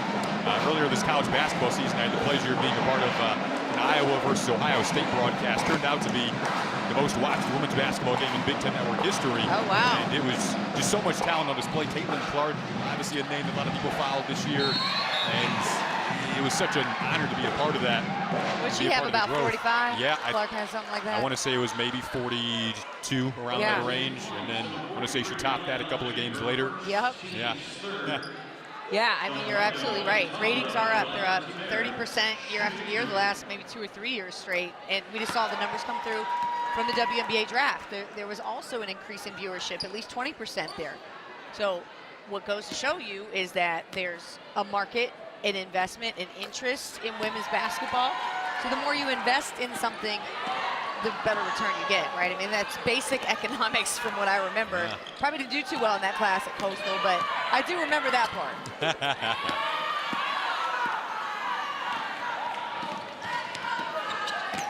It's a little long. Little carry.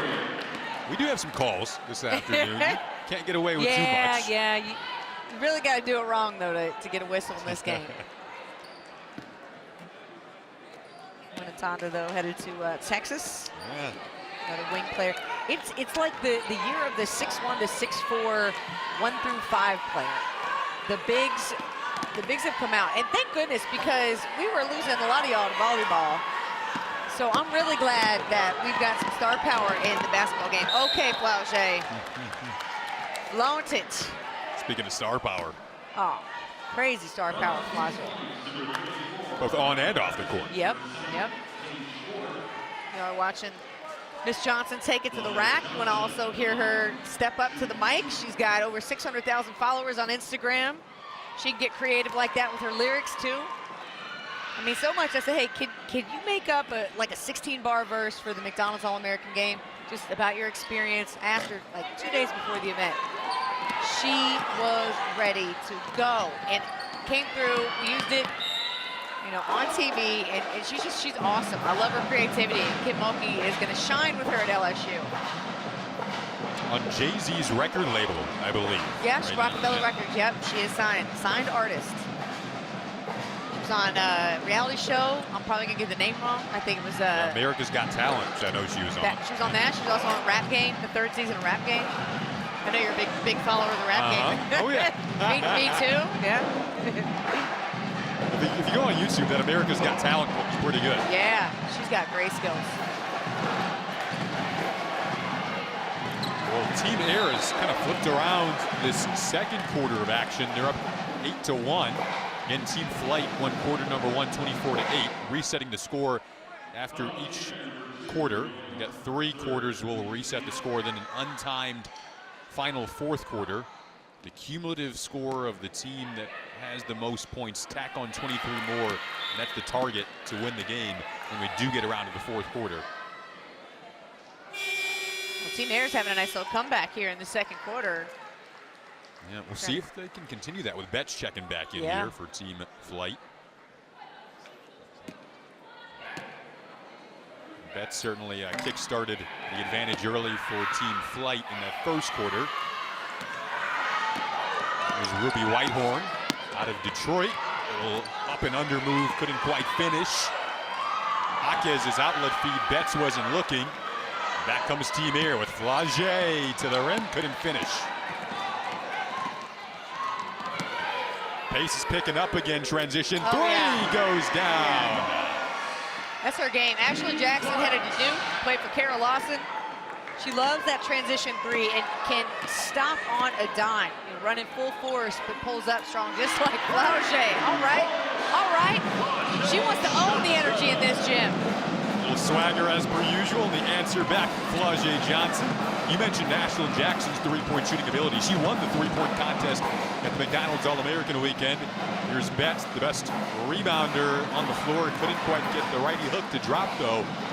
Team Air still on top in this second quarter. Whitehorn, no. We got one big fast break. Ooh, Hawk has great change of speed. A little hezzy. See, she's so long and likes that contact. That's where that comes into play, right? Takes a little contact on the way, finishes strong off the glass with the right hand. Hawk has another 6-footer. Watch out now. She gets high. This game's over if Flau'jae gets on.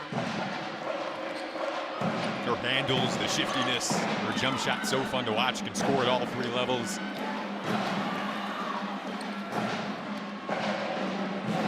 Paulina Paris controlling right now. We'll see if Team Air tries to slow it down a bit. Not the choice there, as Imunes Henda tried the long-range 3.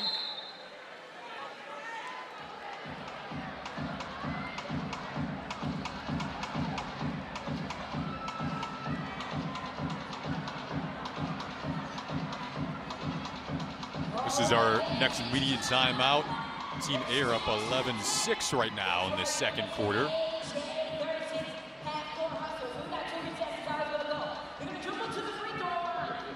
Looks like we'll have a little in-arena competition going on right now. Well, I like the shoes. These shoes that they're using in the competition right now are the same ones a lot of the players are wearing. I haven't seen, they got like dark gray sparkles on there, some pink. I'm with it. No shortage of swag. Yeah, it looks pretty good. Okay, this is always a good game. Little guy's trying to put the big, yep. Oh. Yep. Oh, my man got it on one try. Let's see if his partner down there can get it. Nope. Here we go. Here's our guy right here. Oh, yeah. 2 for 2. All right, this guy's 2 for 2. Let's see what else he's got. Let's see what else he's got.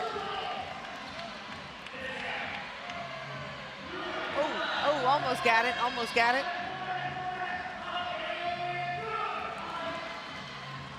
Hey, we got a winner.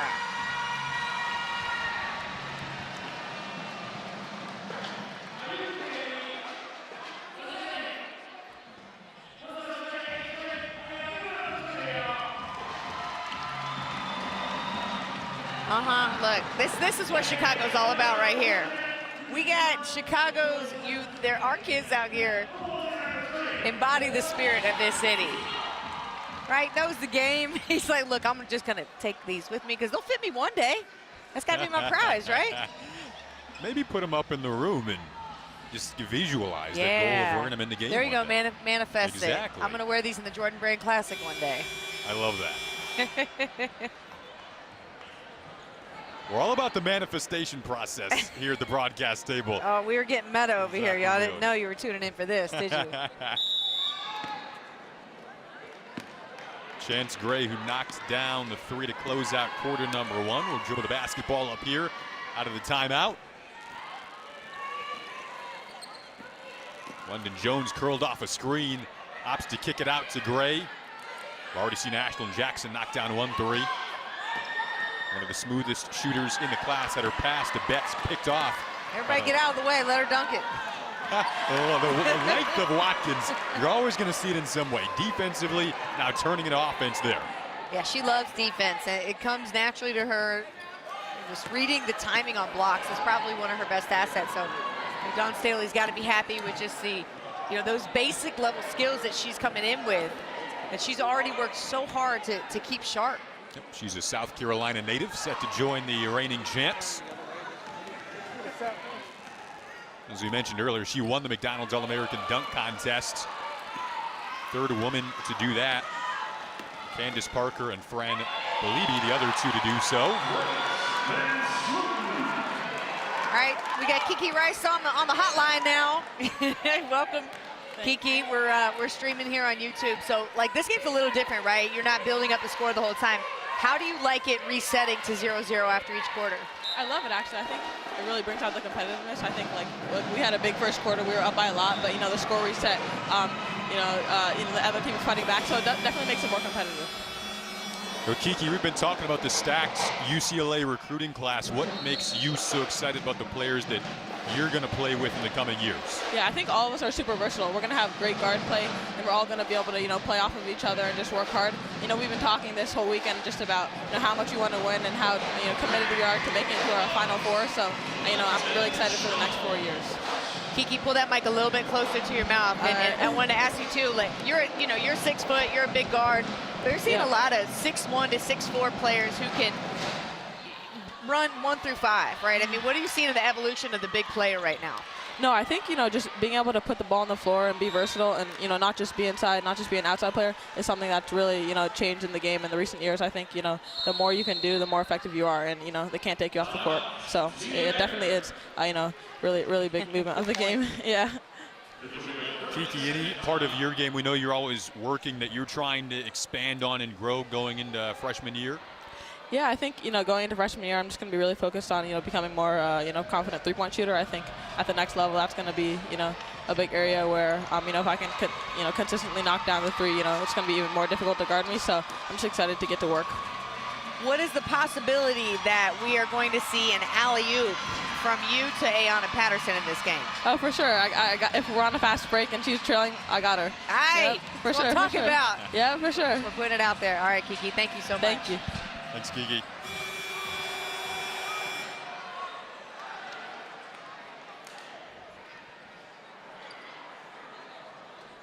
I mentioned we have a packed crowd today, sold out at Chicago Hope Academy. People are still coming in. I love it. I mean, it's already packed for the girls' game. Just getting ready, too, for the boys as well. There's London. Open space there for London Jones, another future UCLA'er. Getting to the rim. Quick hands, lots of swag. She wants the assignment. She loves defense and wants to lock it up. You can just see on her face when my takeaways, ultra competitive. Yeah. Oh, yeah. That, to me, is as valuable as somebody who can shoot. If I have a competitor on my team, I know that you want to get better. I know that you want to do the little things. You want to box out. You don't mind taking a charge. Like, there's so many great assets about a competitor that coaches can go with. Usually means they're more coachable, too, right? They're going to listen. That's so true. And you think about how tight some of these NCAA tournament games are when you get to the big stages of the season. You need players like her on the floor. Yeah, you need to trust she's on the floor, right? And so if you're competitive, I know you're going to go after the best decision. Bodies banging out here, though, today. That was Tamia Gardner down low, another player committed to a Pac-12 school in Oregon State. Open three at the other end goes down. It's Ryan Allen knocking down the J. She has a smooth stroke as well. Yeah, Ryan Allen is excited to play for Shea Ralph and Vandy. She just told me in the warm-ups as she was knocking down 3 after 3. Oh, gotta have your head up. She thought she was going to leave it up in front to Navarre. Ryan Allen has a twin brother, Tyson, who also plays basketball. And you mentioned Allen, a Vandy commit. Here's another look. Just a little shovel pass, sets herself upright. Got a great looking stroke on the 3. Again, another 6'1" player out of Pennsylvania. So has that size. I mean, the game is different. We're talking about 6'1" guards, 6'4" guards, all over the place. The positionless era. It is. Yep, we are here in women's basketball, no doubt. Jones thought about the 3 for a second there, opted to go down low. Then the block from Watkins. Again, her length on display defensively. Little feed leads to 2 for Team Air. And it started on defense. That play is Ashley Watkins still trying to get her shoe back, but the official threw it out of bounds. Oh my gosh. Smiles all the way. Look, she's back there like holding her palms up. She's like, wait a minute. How's she gonna just pick up my shoe and throw it off the floor? Shout out to her. The block started the fast break. Traveling violation there in the building. We've got just 2/10 left on this second quarter clock. We had a lot of drama happen here in the last 30 seconds of this game. Breezed by, hasn't it? That's the first for me. I've never seen a player lose a shoe and a ref just toss it right off the floor, and then the player's got to go running for it and look back at the ref like, how are you going to do me like that? And picked up an assist all while doing so. Lots of concentration, that's for sure. Justine Passat almost got that one to drop.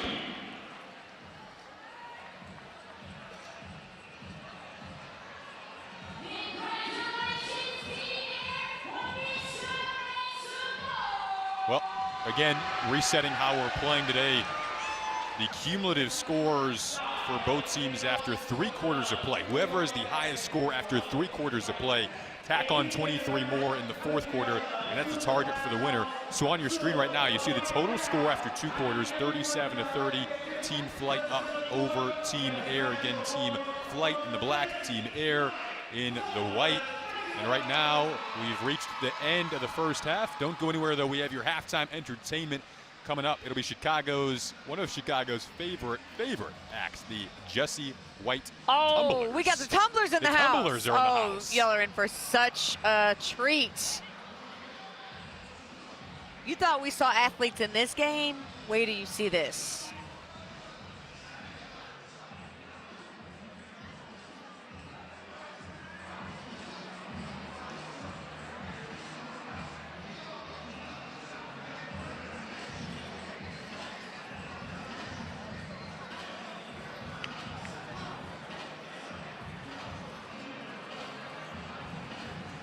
All right, one more time for the Jessie White Tumblers. Let's get it.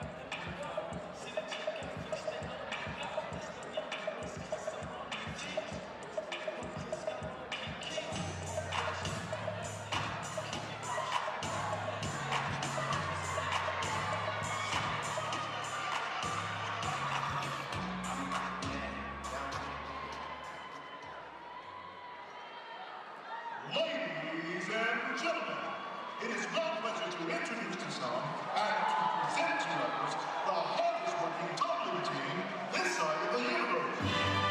Created in 1959, more than 1,500 performances a year, nationally and internationally known, your Jessie White Tumblers.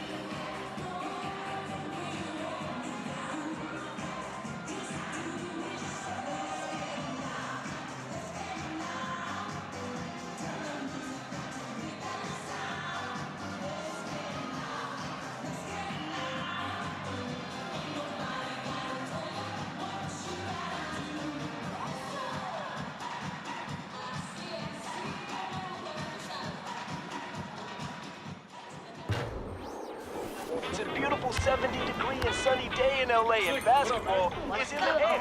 Can you feel it? Who's got next? Folks, we have a fantastic one here for you this afternoon. Ball it. She looks at what the defense is giving her. Ooh, what a dime. No, he didn't. The ball is loose. Who wants it more? He breaks into the open floor. What a blow-by. It's pure pandemonium out there. Ooh, a costly turnover. Russell Westbrook to Taya Cooper, and she's putting in work. Got it. You got next? Why not?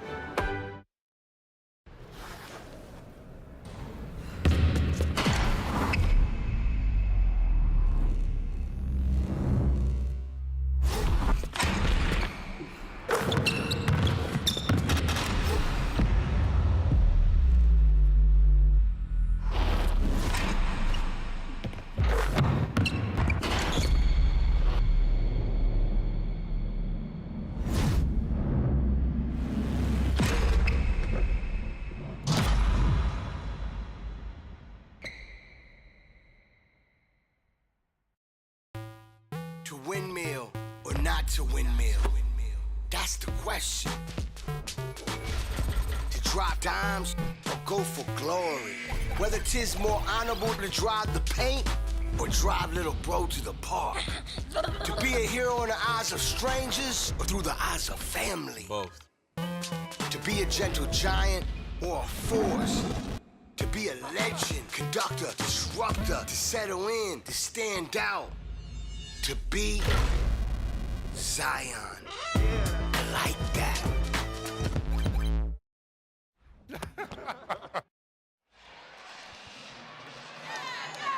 Welcome back inside of Chicago Hope Academy, the site of the 2022 Jordan Brand Classic. What a fun first half of action, settling back in now as the third quarter nears.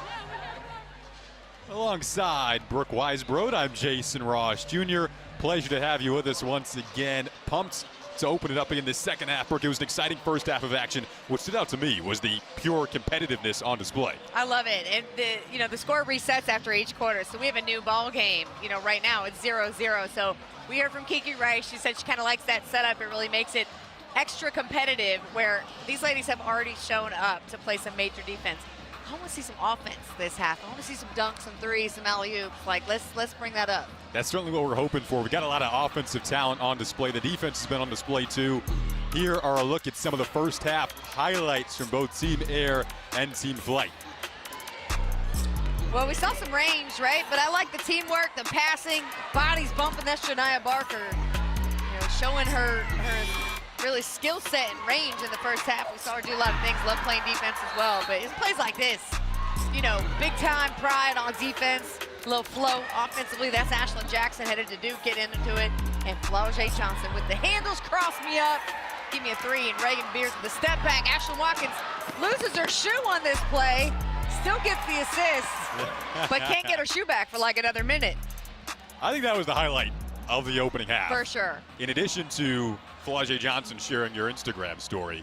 Yeah. While I believe cool on now. the court. Yeah, that's the certificate of approval right there when you get Flau'jae's approval. So it's been a fun first half and more coming up in the second half as well. Just a few moments away from starting up the third quarter. Again, so happy to have you with us. This is the first of a doubleheader tonight on the Jordan YouTube channel. We'll have the boys game coming up next. I'll be alongside Paul Biancardi for that one, but still plenty of action to take place. There's a look at Kiki Rice, who we talked about, among others. She's headlining that awesome stacked UCLA class for 2022. Plenty of really good players in the Pac-12. Tamia Gardner standing next to her. She's headed to Oregon State. Ashlyn Jackson in the picture as well. Ayanna Patterson, Lauren Betts. Team Flight is the #1 and #2 ranked players in this 2022 class. Betts #1 and Kiki Rice #2. They've really done a nice job with this gym, as Brooke talked about earlier. Kind of have totally remodeled it just for this event. And it's been like the Jordan brand has just been splashed all over the place. Well, it's great. You know, you get the logo placement there at half court. You got the paint, inside the paint with the JVC logo there. And they've just done a great job of turning this environment into feeling like a real intimate but packed gym. Couldn't agree with you more. It's been a fun atmosphere.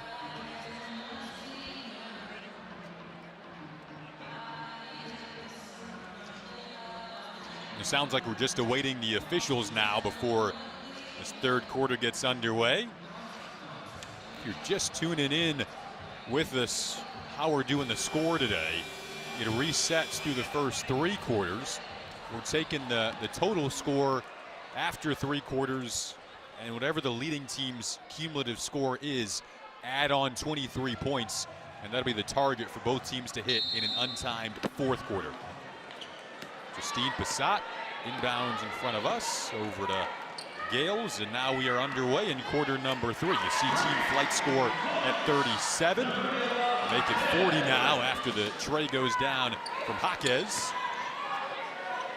But 3-0 to begin this 3rd quarter. It's been up tempo, fast all the way through. It was really fast to begin, then both teams kind of settled in. Yeah.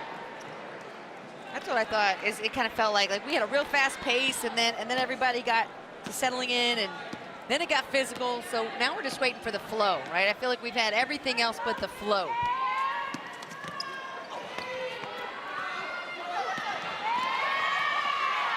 Here's Flaugier from the outside. This is what she does. Yes, her wingspan is so long. There's a lot of elements to her game. We saw her knock down a 3 in the first half. Yeah. And kind of sparked the competitive nature down the final stretch. Now she's running the floor here. She'll take another 3. And hit another 3. Hey now. The LSU commit.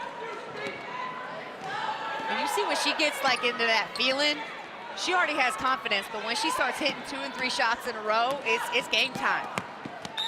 Paris Clark got her hands on that basketball, tapped it out of bounds as Passat was looking for Jaquez.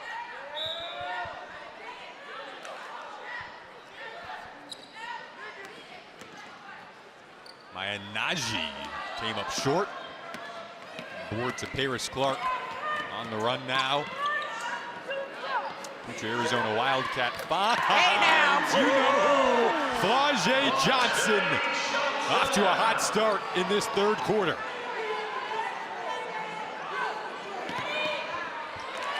We're now bringing in one of the best to ever do it, the 3-time WNBA MVP, Cheryl Swoops, joining us at the broadcast table.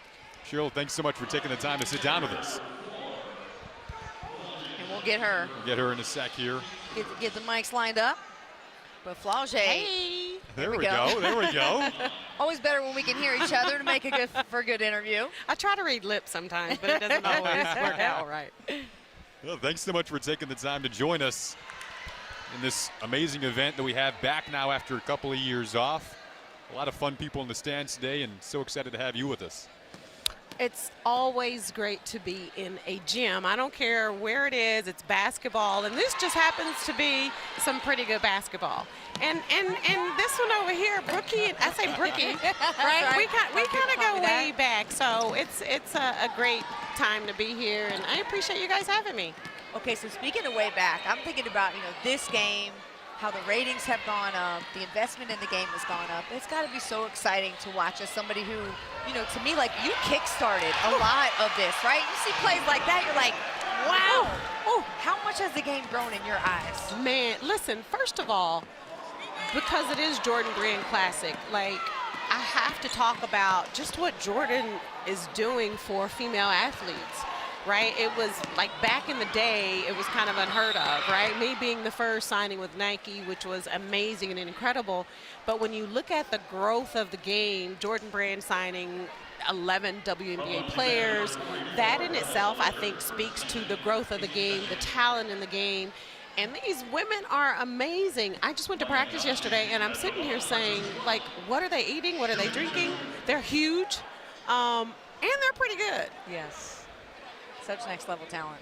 Yeah, we kind of talked about the evolution of the game, seeing a lot of 6'1", 6'2", 6'3", but kind of positionless basketball right now. They step back and knock down the three, drive, pass, truly triple threat players all around. Well, and I think that's where the game is going when you talk about positionless basketball. And, you know, I'm old school, so I'm still that. Give me a 1, 2, 3, 4, 5, a point guard, small forward, shooting guard.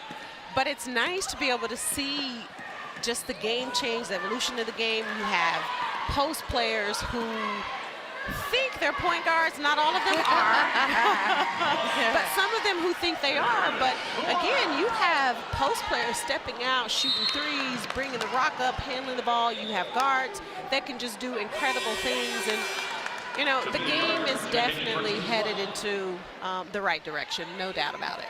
One of the things I think that will also benefit women, because there's such a more natural tendency to be good at social media, is everything with the NIL deals, right? So name, image, and likeness. You know, we're seeing a player like Kiki Rice, Jay Johnson with big followers. I'm just wondering if Cheryl Swoops plays in today's college game.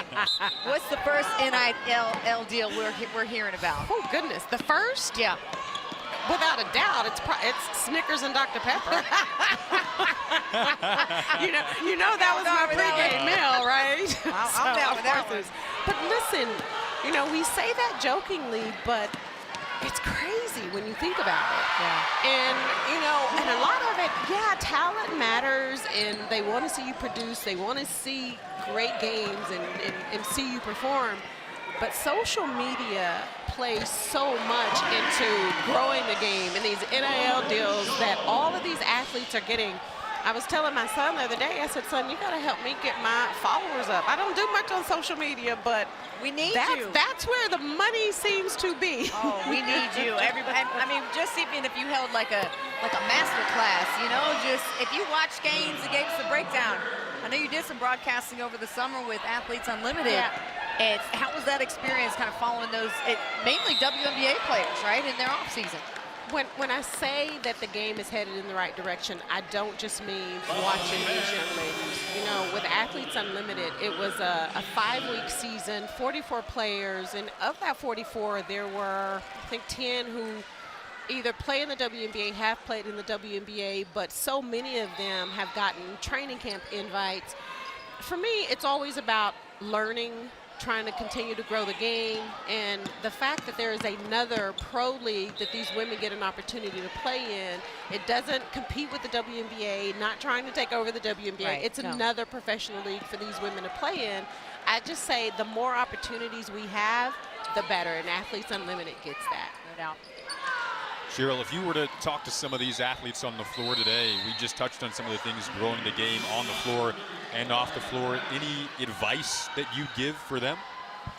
You know, it's interesting because yesterday I actually got an opportunity to sit down with them before practice, and we just had a conversation. And, you know, a lot of them, they're babies. They have no idea who played in the WNBA when the WNBA first started. But the fact that I get an opportunity to be around them and in their presence, and, you know, the thing I talked to them about was just enjoying the moment and embracing the moment. And I think so many times we look at everything else and everybody else around us, and now, Brooke, to your point with NIL deals, you look around and you're like, well, why isn't that me? Yeah. And I just said to them that when it's your time, it will happen. And so focus on being the best you can be, and don't try to worry about being somebody else. And what's meant for you will be for you, and nobody else can take that. Well, Cheryl, I guess anything that you're excited about moving forward with these players and when it comes to their futures, I guess both on and off the floor? I mean, I'm looking forward to not only seeing what they will do in college, and every single one of them have committed somewhere.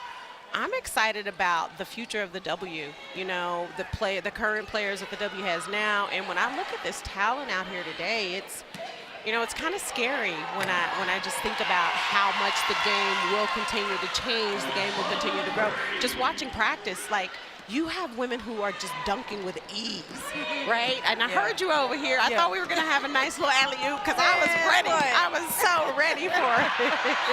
I do have one more quick question for you about, you made some comments about wanting to expand the WNBA, either teams or roster spots. How close do you think we are to that? You know, I think it depends on who you listen to. Some people are saying we're really close, and some people are like, oh, it's not happening for another few years. Yeah. And I hate to see so much great talent not get an opportunity to play in the W. But personally, I think we're a lot closer than people think. I will put this in the atmosphere because it is my mission to bring a team back to Houston. All right, here's the comments. Houston, like, we have to have a team. I agree. So I put it out there, and we're going to make it happen. Y'all heard it here first. Yes. Bring it. Thank you so much for joining us. You're welcome. Thank you guys for Cheryl. having me. Thank you. Well, that's Cheryl Soups, 3-time WNBA MVP, sitting down with us at the broadcast table.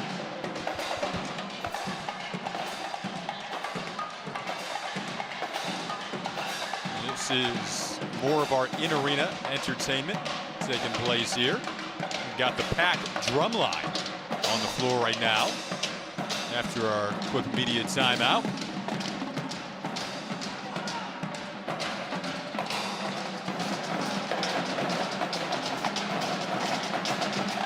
Now, you might hear this going into the Bulls game, the Hawks game, the Sox game. They're all over Chicago. Look, a lot of times you'll be outside too, and there's guys that play on buckets.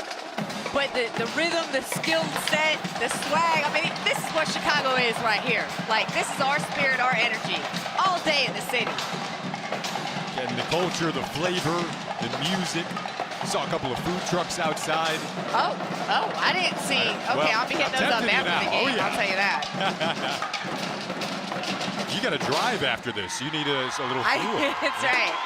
Maybe find a little Chicago hot dog outside. Yes.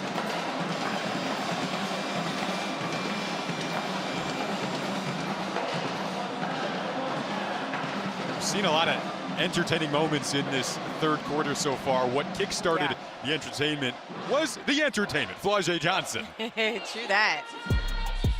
Great to see her have a bust-out game. Flau'jae, you know, she's got so many elements to her game, but I love how she keeps her head up and she's always looking for a way to insert herself into a play. And she's used to, you know, being able to carry that excitement as well as be serious about her game, right? Like, a lot of players, they don't know how to balance that, but I feel like she's got a really good handle on how to celebrate, but also, you know, when it's game time, like, lock it up. It's a very disciplined lifestyle. She's talked about really wanting to balance music and basketball as a career. The and one opportunity comes up for Kiki Rice. We'll go to the line here. The basket counts. Foul Team Air number 40, Kristen Sloot, her first team score. Chance Dragon checking in for Team Flight. Really good body control around the rim. Shooting one.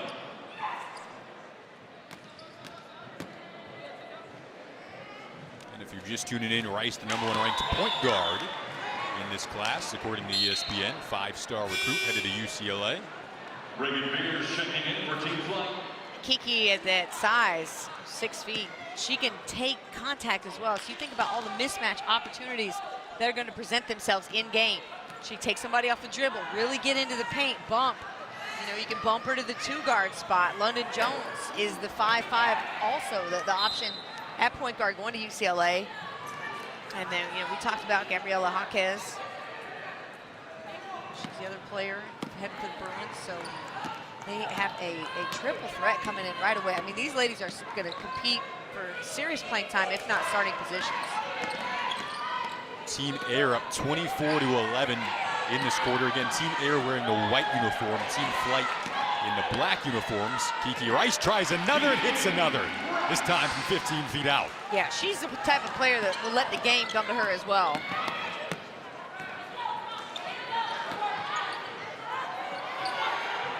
Paulina Paris gathers the bobbling basketball and carries it to the rim and finishes. Great handles Paris going to North Carolina. Coach Banger getting a good one there.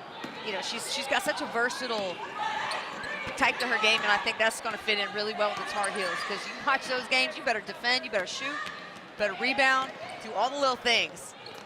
Kiki in her She's bag. doing all the little things right now. Yeah. Back-to-back possessions with a Kiki Rice bucket. You know, it's funny, Brooke, the North Carolina women's basketball Twitter account tweeted out, you can't have a Jordan game without a UNC commit. And Paulina Paris fits the billing there as the UNC.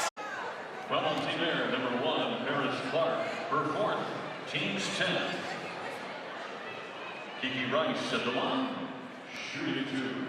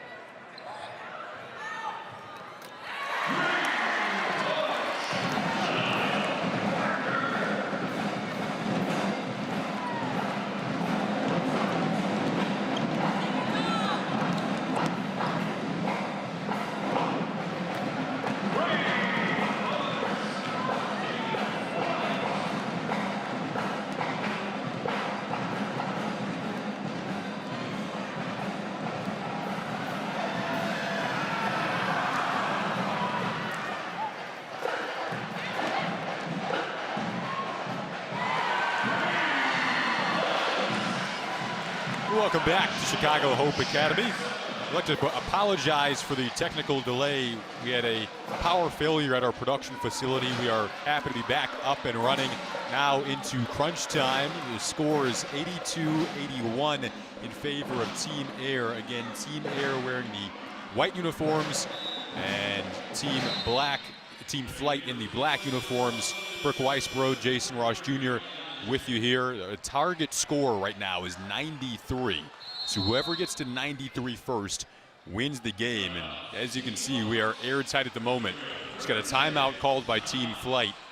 So perfect moment to reset a little bit. Again, we apologize for the technical delay, but back in business, Brooke. Yeah, good to be back. And thank you, everybody, for your patience. I know we had a lot of viewers out there on YouTube wondering what happened. So we had a loss of power, you know, not even in this building, but in another production building. So we apologize for that. And here we are. And you're here for the best part of the game, because the first team to 93 wins. So it's getting more competitive as the game has gone on.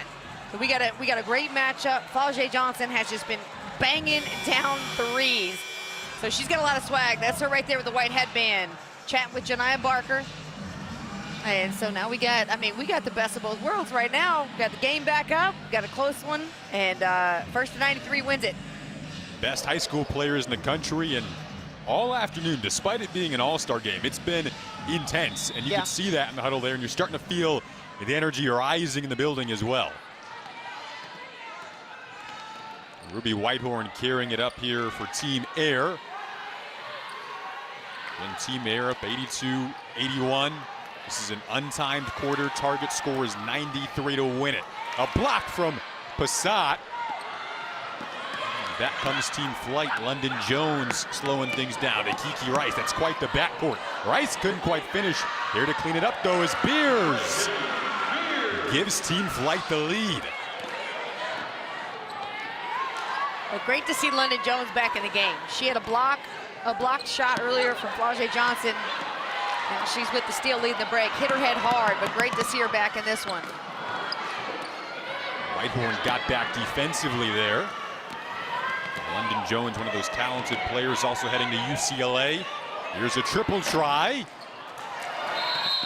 Rebound favored Team Air, and then a foul called as Brady might get a couple of free throws here. Tyson A. Brady headed to the line. 6'3" post player, committed to UConn. And just something too different about her game. You notice she's left-handed. And a big who's left-handed, you're so used to guarding players and forcing them left, or if you're a big, kind of forcing them over the right shoulder, but she's going to come at you totally differently. So she's already got that advantage. Tied up at 83 apiece now.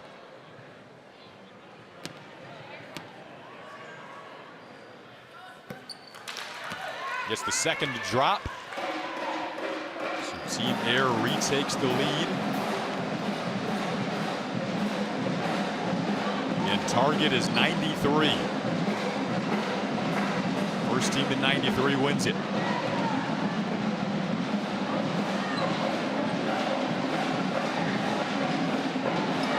I like this method too because it makes shot selection extra important. It's not about beating the shot clock. It's about taking the best shot you can, because it's not about time running out. Well, it is on the shot clock here, but you got to get to 83. So Team Air 9 points away, Team Flight 10 points away. This is right where we wanted to be though in the fourth quarter. Flau'jae Johnson, while we were gone, hit a couple more threes. She is not afraid of the big moments. Guarded here by Gales, calling for a Watkins screen. Gets it and attacks the rim. Oh, somehow got that to go. Come on. Well, I think she's got a lot of family watching. I know she's got a lot of fans, but some family watching as well. They got to be proud of that moment. Okay, Ashley, go ahead and sky that rebound. Wow, just the size of her hands as well. I mean, that makes a difference. Good look, good D. Whitehorn called for the over-the-back foul there. Definitely see the intensity ramping up. Here's another look at what you could call a circus shot, but you could also call a good body control. Oh, yeah, body control, a little up and under. Pump fake. Yeah, degree of difficulty, I'm going to give that a 9.5. Yeah. Wow. Pointing, I believe, at Darius Miles and Quentin Richardson over there from All the Smoke podcast. Ooh. I know those guys are in the building, interviewed. Dana Evans pregame put on a show. There's Mike Bibby in the middle. Bradley Beal as well. Yeah, Mike Bibby was at all of the girls' practices yesterday, too. They practiced after the boys for about 4 hours. He was there for all of it. It was pretty cool. Love it. Yeah. Love his passion for the game post-career. Bradley Beal was there, too. Again, the boys' game will follow this one. Oh, the Knuckleheads podcast. I apologize. I mixed that up with All the Smoke. My bad, guys. Did not mean to do that. It's all good. Yeah, Matt Barnes is with All the Smoke. Matt Barnes, yep. Yeah, my bad.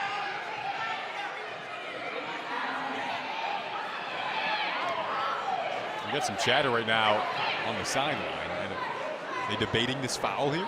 Yeah, I don't know what's going on.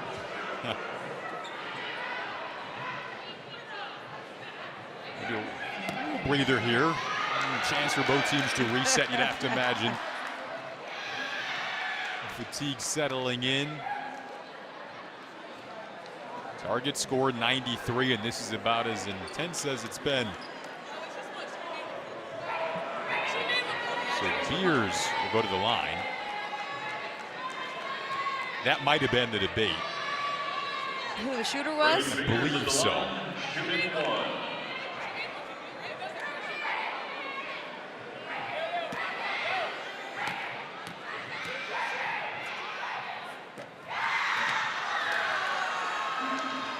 Team Air is making noise on the sideline, trying to disrupt Doing Beers. what they can.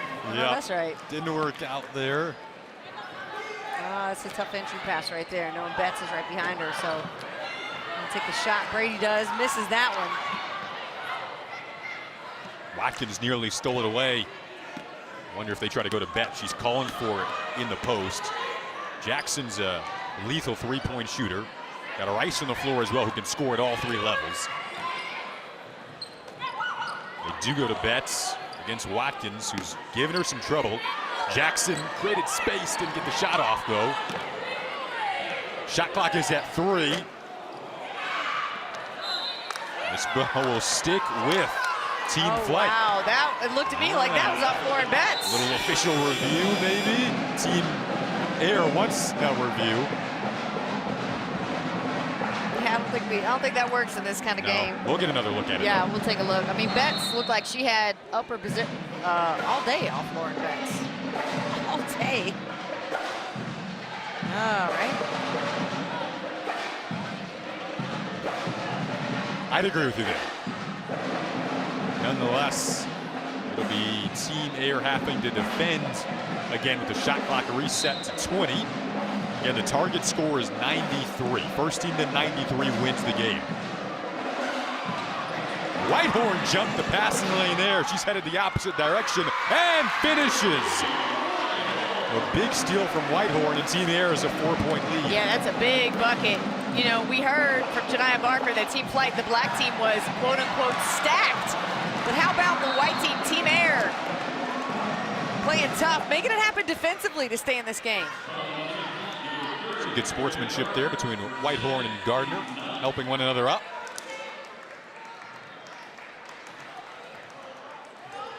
We'll take another look at this last one. Team Air, the steal inbound, Ruby Whitehorn out of Detroit. Big time steal. She's going to Clemson. Loves Kalia Copper. Of course, Chicago Sky superstar. She's the first All-American out of the state of Michigan since Rukia Jackson, who's now with Tennessee. And they both went to the same high school, Detroit Edison. Yeah. There's a great story, too, about how Rukia Jackson had some shoes from the McDonald's All-American game that she was going to gift to Ruby, but said, I'm going to give these to our high school coach just so you can take a look at them. They're technically for you, but why don't you go get your own? So Ruby got that motivation and said, all right, I'm going to make that happen for myself. And she did. Miss Basketball in the state of Michigan. Ayanna Patterson at the line now. Rimmed out that second free throw. We get close. We could be 2 possessions away for Team Air grabbing this game. And a 3 and a 2. It is game over. So how's it going to happen, ladies? Again, you know what? Oh, sorry, I was going to say, you know Flaugier wants the ball. And she has it, and she fires it and knocks it down. Give her the ball again to close it out. She's been the player of the game. Unlimited range for 4. Team Air 2 points away. Good look. Patterson blocks. That's her UConn teammate doing her dirty. Rice kept it alive. Betts turns, couldn't finish. Here we go. Team Air with a chance to win it. The Can game Johnson right do here. it? The game right They here. do. Icene Brady wraps it up for Team Air in the 2022 Jordan Brand Classic. Well, you know Gino Ariema's gonna love that. Off an offensive putback to win the game. Big time. The UConn commit with the finishing touches on what was a thrilling afternoon that results in a 93-85 win for Team Air. Another look at the final bucket. Well, you know, Flaugier wanted to put it in to seal the win, but Brady with a great play. This was supposed to be the outmatched team from what we understood from Janiyah Barker, but Team White getting it done. She coming over here. She gave me a high five, almost knocked my hand off.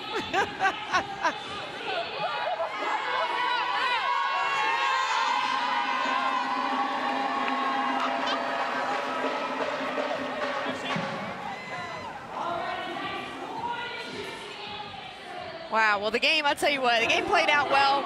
Again, we apologize for the technical difficulties, y'all on stream, checking it out. We appreciate you sticking around, hanging with it, because you saw a great game come alive right at the right time at the end.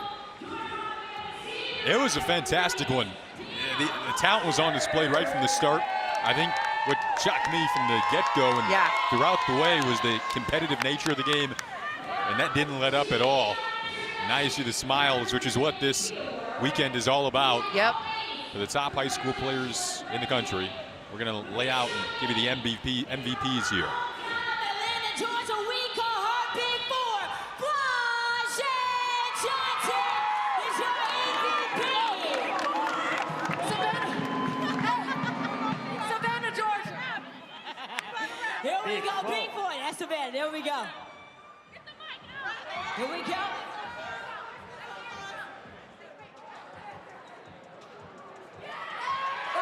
Here we go. Flashing. So let's talk about it. You represent Savannah, but you know in Atlanta we claim you, all right? You already know the vibes. We came here. How does it feel to be named the 2022 MVP? Man, y'all don't even know. I look up to Jordan. Miss Cheryl Swoops over there, she talked to us, and I was inspired. I was like, I'm going to go and get that, but I'm going to lead my team. I'm going to be a team player. This means everything to me. This means everything to me. There we go, Flashing Johnson. Hey, before we let you go, talk about your experience of these ladies and playing with some of the best in the country and what it's been like. Iron sharpen iron. These girls are the best in the world. So it's like being with the best of the best and winning MVP, this is really for all us because we all the best. Let's go. Here we go, make some noise for Team Air. Congratulations. Big Four.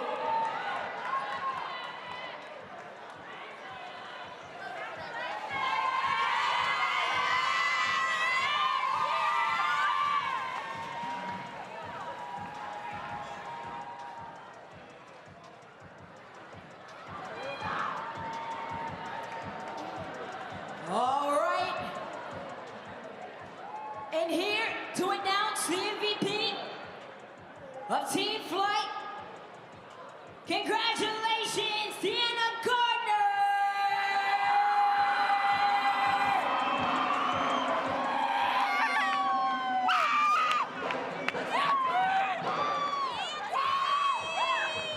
Yes, Samia, congratulations. So, I asked Flagey about the experience. What was it like? Hey, ladies, y'all get behind her. Get behind her. We're going to get out there. Everybody need some camera time. So talk about what it's been like over the past couple of days spending time with these ladies right here, some of the best in the country. Yeah, I mean, it's been surreal, for real. I mean, being with some of the top talent in the nation is a privilege, and it's fun, for real. It's amazing. There we go. So any last words for the Jordan Brand family before we let you go? Sorry, say what? Any last words for the Jordan Brand family that y'all want to say before we let you go? Thank you, for real. It's been amazing. Simple as that. Y'all make some noise for her one more time to me and Gardner.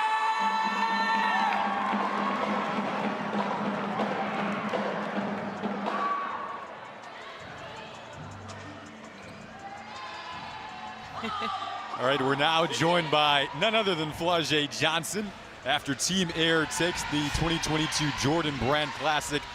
Flagey, you're holding the championship trophy. Yes. How does it feel? You know, she hungry right now. She crying right now. You know what I mean?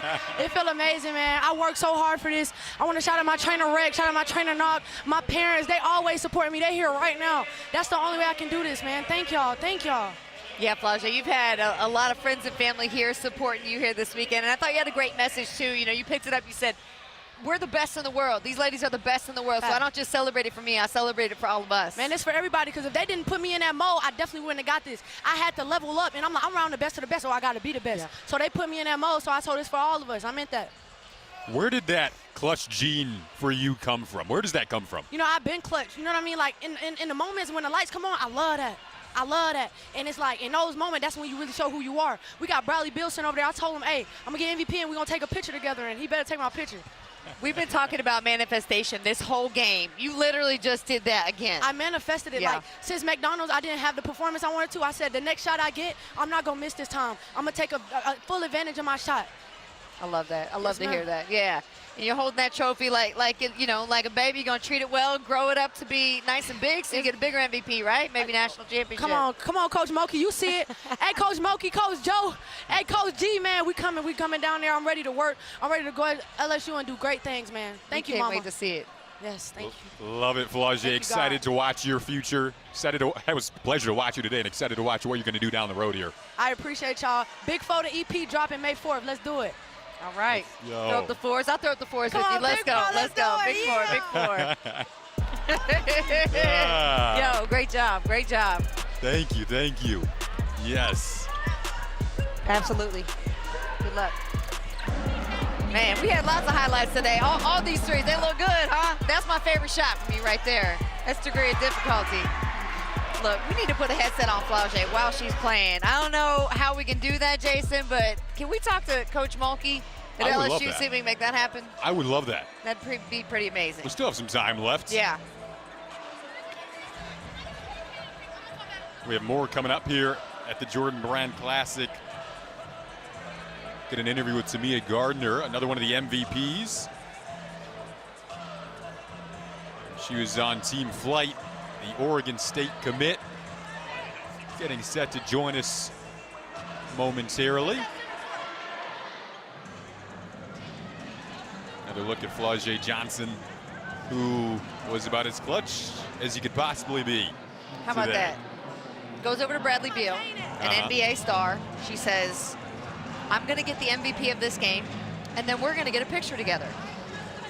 Called check, check. She sure did. Check, check, check. Yeah, I love it. I love the confidence and the humility of this young woman as they get a picture with one of the GOATs, Cheryl Swoops. We were able to talk with Cheryl at the beginning of the third quarter and just seeing her influence on the young ladies out there. They're hoping to be in her shoes pretty soon, and very well could be. I think both ladies have high caliber potential, next level, not even just, Division I, but, certainly WNBA, Europe. And there's a pro contract there. If they just continue to work on their game, get stronger, faster, all those great things, but just become a better all-around player. We talked with her about being all around, both on and off the court. And maybe that's even more important now than ever, given all the opportunities away from the floor, but then balancing that with basketball. And all these young women had a wonderful weekend learning how to do that. And seeing it pay off in the game was really fun. Once again, Tamia Gardner getting set to join us here. And Tamia is with us now. Another one of the MVPs headed to Oregon State next season. Tamia, thanks for joining us. What was the experience out there on the floor like today? It was crazy. I mean, there's so much talent from everywhere. All of us coming together and playing basketball, the game we love. It was so fun, really. It was so fun. How was it different in the fourth quarter? So, the score reset each time, but fourth quarter is first to 93. So all of a sudden, the game got real close. Take us through those moments, what that felt like. Right. I mean, we were down, I think it was like 15. So we just came out with a defensive mentality, and we tried to get stops from the stops that fueled our offense. And so we just went on a short little run, and we were right with them. But, I mean, we came up short, but it was good. It was good. Yeah, it was.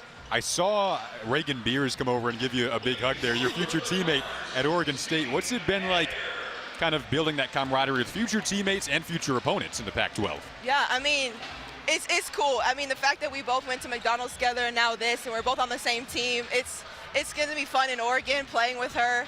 I just can't wait for the next chapter. It's going to be fun. Yeah. We got a lot of Pac-12 competition out here between UCLA, you got Oregon, Stanford. How excited are you to play against all of these ladies at the next level in that league? Yeah, it's going to be crazy. Yeah. I mean, every team is going to be stacked, and so it's just fun. I keep saying fun, but it's going to be fun because we know each other, and so it's a different type of competition when everybody knows each other. What does it mean to you to take home the MVP trophy? It's crazy, man. I mean, I didn't even expect it, to be honest with you. Yeah, it's surreal. It's really surreal. What's been, kind of your favorite part about this experience, from the game to the swag to your teammates? Like, what stands out of these last couple of days? I would say just hanging out with everybody. I mean, last night was really cool. Went to the hockey game, just kind of chilled. I mean, basketball is a platform, but because of basketball, we're able to meet so many cool people and reach to other fans and stuff, and it's so cool, that we're able to have an impact on so many different people. No doubt. Yeah. Well, congratulations. Thank you so much. Thanks so much, Tamia. Congratulations. Thanks for spending some time with us, and good luck down the road. Thank you so much. Awesome. Well, that's Tamia Gardner again, heading to Oregon State next season. We'll have more coming up It's pretty soon here. The boys game will get rolling in about 10 minutes. You're watching the Jordan Brand Classic. It's been a pleasure to bring you the girls game. For Brooke Rice-Broad, I'm Jason Ross Jr. Again, the boys game coming up in about 10 minutes here at Chicago's Hope Academy.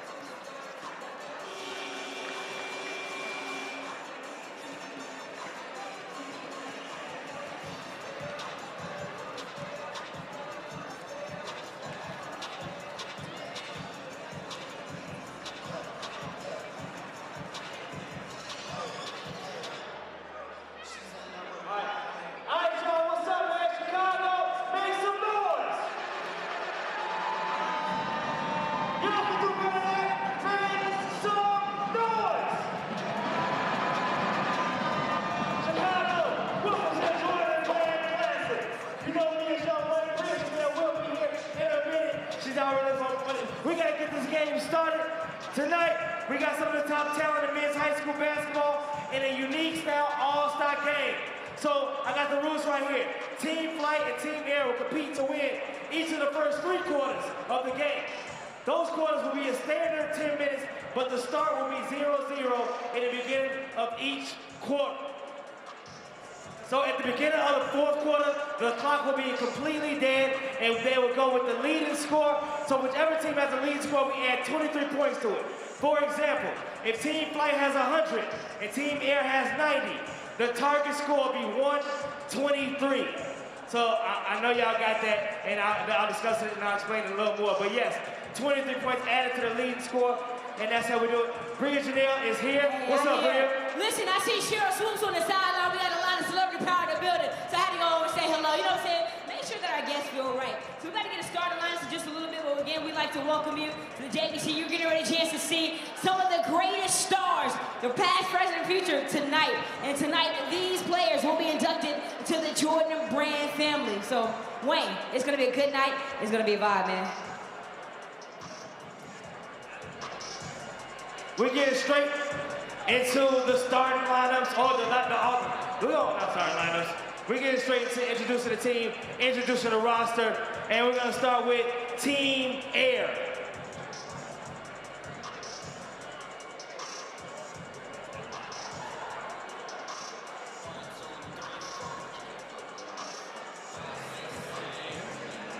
A 6'5" shooting guard from Montford Academy, number 00. Derek Whitehead. A 6'2" point guard from IMG Academy, number 0, Jade Bradley.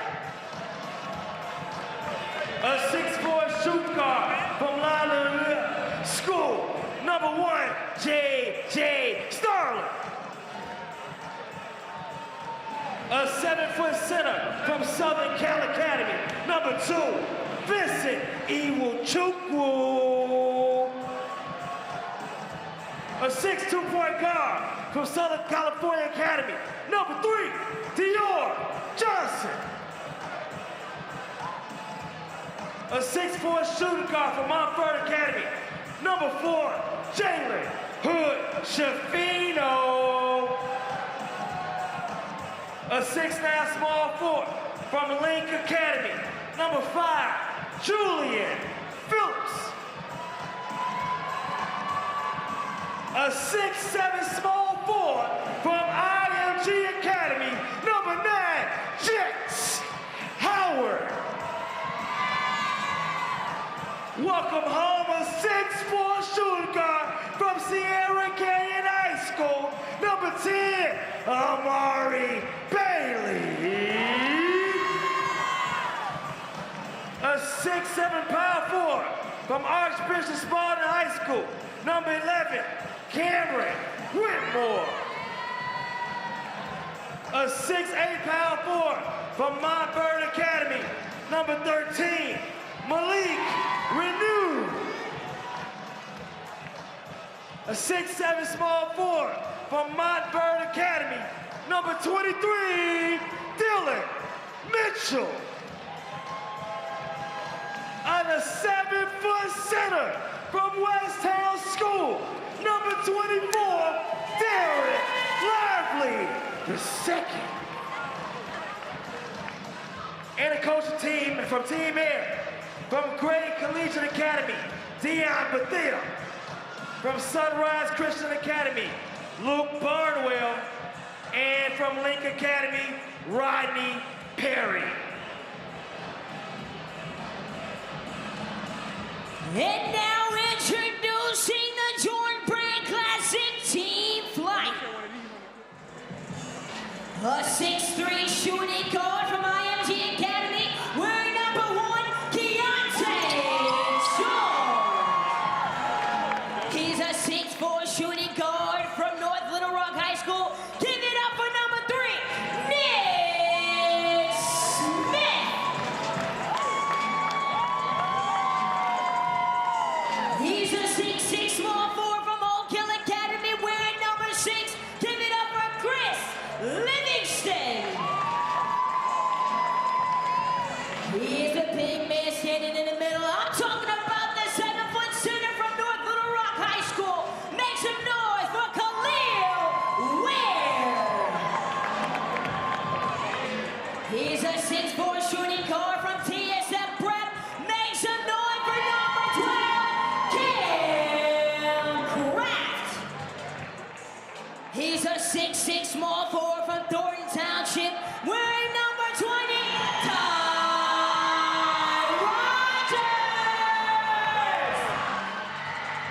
He's a 6'2" point guard from Richardson High School, wearing number 22, Casey Wallace.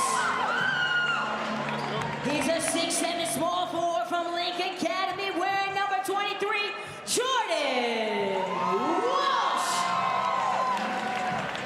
A 6'8" power forward from Cane Ridge High School, wearing number 24,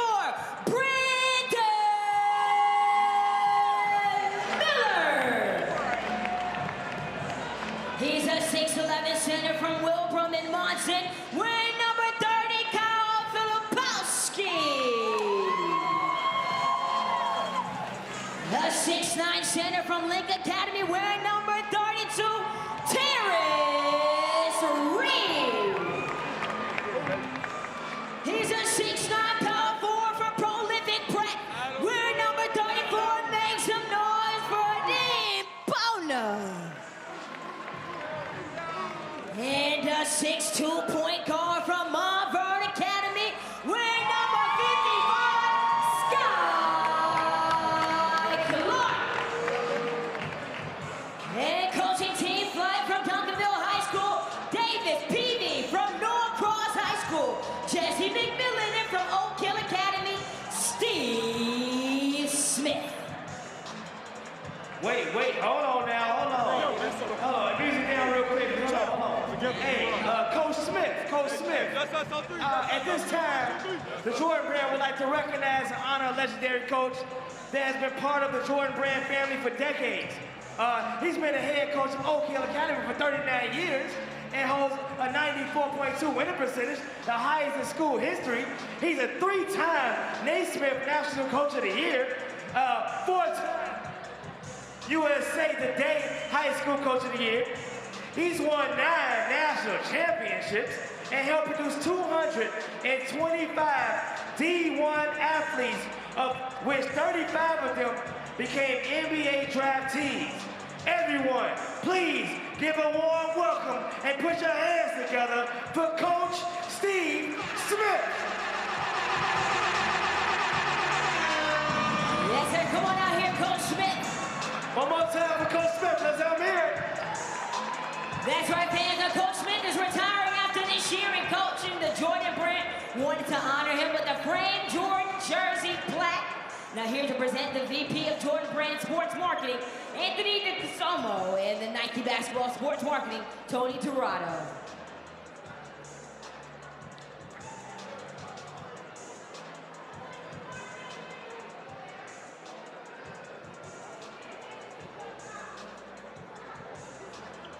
Thank you for being a part of the Jordan Brand Classic multiple times and leading many young basketball players to help create the future of basketball. Real quick. Let's bring the team up. Let's bring the team around real quick. Come grab a picture as well.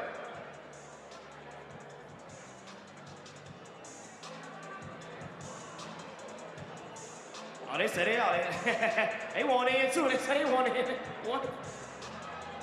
Bring everybody in.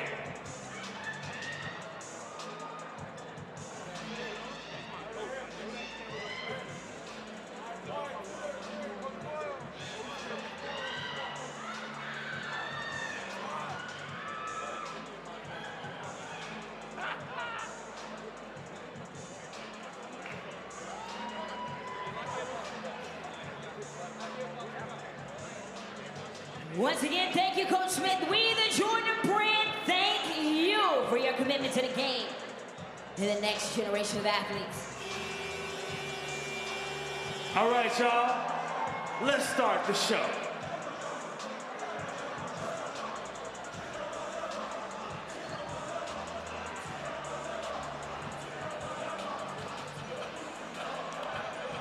Welcome back to the Jordan Brand Classic, returning after a couple of years off due to the pandemic. One of the best events in high school basketball. We just had an ultra fun girls game. Now back with you for the boys game alongside the GOAT, Paul Biancardi. I'm Jason Ross Jr. Happy to be with you here at Hope Academy in Chicago. Paul, so many reasons to be happy that this event is back.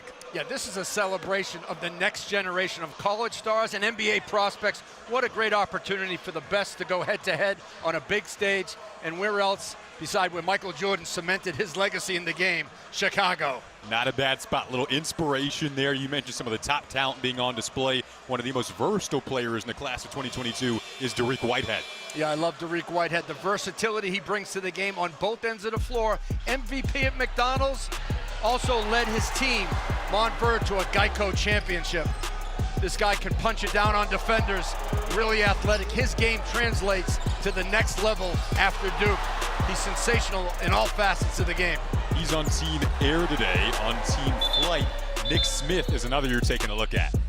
Yeah, Nick Smith is a 3-level scorer, and Nick Smith is a dangerous facilitator. Going to Arkansas, this guy can shoot her from deep.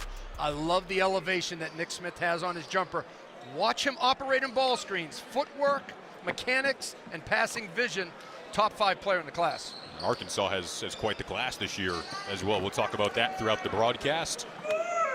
Nick Smith beginning this one on the bench. Again, Smith on Team Flight. Team Flight wearing the white uniforms, and Team Air wearing the black uniforms.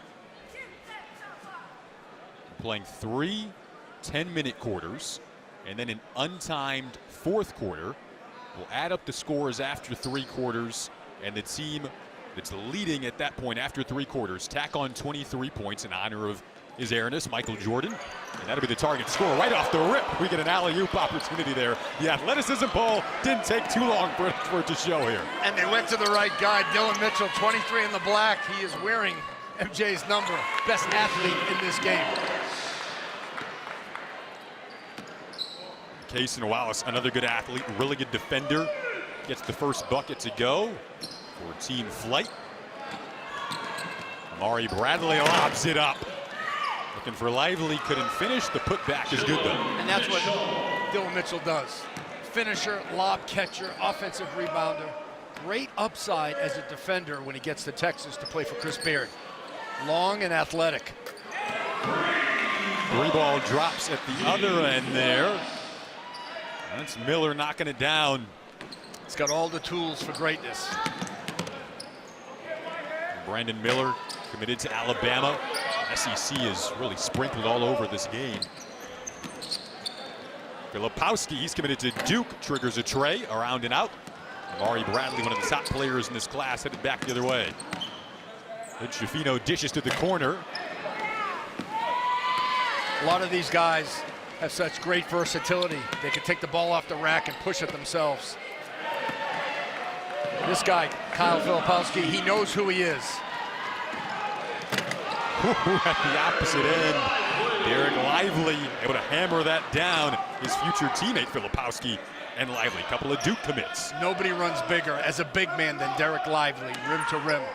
Filipowski and Lively, what a pair of twin towers headed to Duke. And they're not just inside guys, they both can play facing the basket. Exciting for Duke basketball next year. 7-footer and 6'10". Get 3 Duke commits in the top 5 of the ESPN rankings heading into this game, all playing today. Bradley gets that to drop off the glass. He's headed to UCLA. Did you see the kick by Dariq Whitehead? He gets into the lane at 6'6", and that's why he impresses NBA scouts. It's not just the scoring and the athleticism, the ability to facilitate and rebound. You mentioned it, he brings versatility to the game. Whitehead's headed to Duke as well, really a 3-level player. We've seen Kaysen Wallace's early imprint on this game. Good Shafino, excellent feed, another good feed, and the hammer from Mitchell. You gotta love when superstars give it up to each other. It all started by Jalen Hood-Schifino, one of the most unselfish players on this court. He's all about winning. Beautiful orchestra out there early on. Wallace feeling it, couldn't get the long-range J to go. We got the playmakers right in front of us today, Paul. Well, if you're interested in entertainment in this game, take the over on dunks and points. Might creep over 100 points today. Filipowski is able to get the defender Lively in the air, his future teammate, and then finish at the rim. And that's why Kyle Filipowski is a highly ranked player. Yes, he's 6'10", he's strong and skilled, but the fundamentals with the shot fake. Outstanding. Coach Schifino answers back. And once to play for Indiana. Yeah, once he takes that jump shot to the college level and gets consistent, it's going to be a big impact player for Mike Woodson. Chris Livingston, the same thing. If I had to pick one thing out on each guy, the jumper has to get better. The rest of the game is terrific. When he starts knocking down that 3-ball consistently, pretty scary. You see his vision here, looking for Keontae George. And that's a big underrated part of his game, Chris Livingston. He is an excellent facilitator. Don't let that guy get hot. Amari Bailey, NBA range, can play the 1, play the 2. Noted as a shooter, I think he is a terrific ball screen facilitator. You labeled him as your best combo guard in this class. Yeah, he does both things exceptionally well. I wouldn't label too many guys in this class, but he fits into that combo position. Livingston pushing it now, lobbed it up, but Lively had other thoughts, deflecting the basketball. Now he's trying to outlet it to Bradley, who's looking for Mitchell! Hammers it down on the alley-oop. Nobody with a better vertical than Dylan Mitchell, or a second jump. He has NBA bounce right now. And uses it in so many facets of the game. Yeah, it's so functional. It's not just for lob dunks, it's to block shots, get deflections, and to finish layups inside. Here he is once again on the break, and one for Dylan Mitchell, who's off to a scorching start. How about the gorgeous body control by Dylan Mitchell? You know he wanted to punch it when he got to the rim. Defense chased him down. The ability to take it, finish, finger roll it, take a little hit, and maybe get 3. You think of some of the notable past Texas Longhorns in this game. Kevin Durant comes to mind, Tristan Thompson, Avery Bradley, LaMarcus Aldridge, another. This guy has a chance to be a special basketball player. He is already an elite athlete. He gets better every time he plays. And he's always on the glass. Hasn't filled out yet physically. His jump shot is still a work in progress. I think he could be first team all-conference in the Big 12. And Nick Smith just checked in. He was a player you highlighted in the open, and picking up right where you left off with a little and-one opportunity here. So efficient scoring the ball, Nick Smith. And he does it behind the line, mid-range, and at the rim. High-level free throw shooter. He's got great bounce on his jump shot, great elevation. The NBA scouts are excited about Nick Smith when his time is done at Arkansas.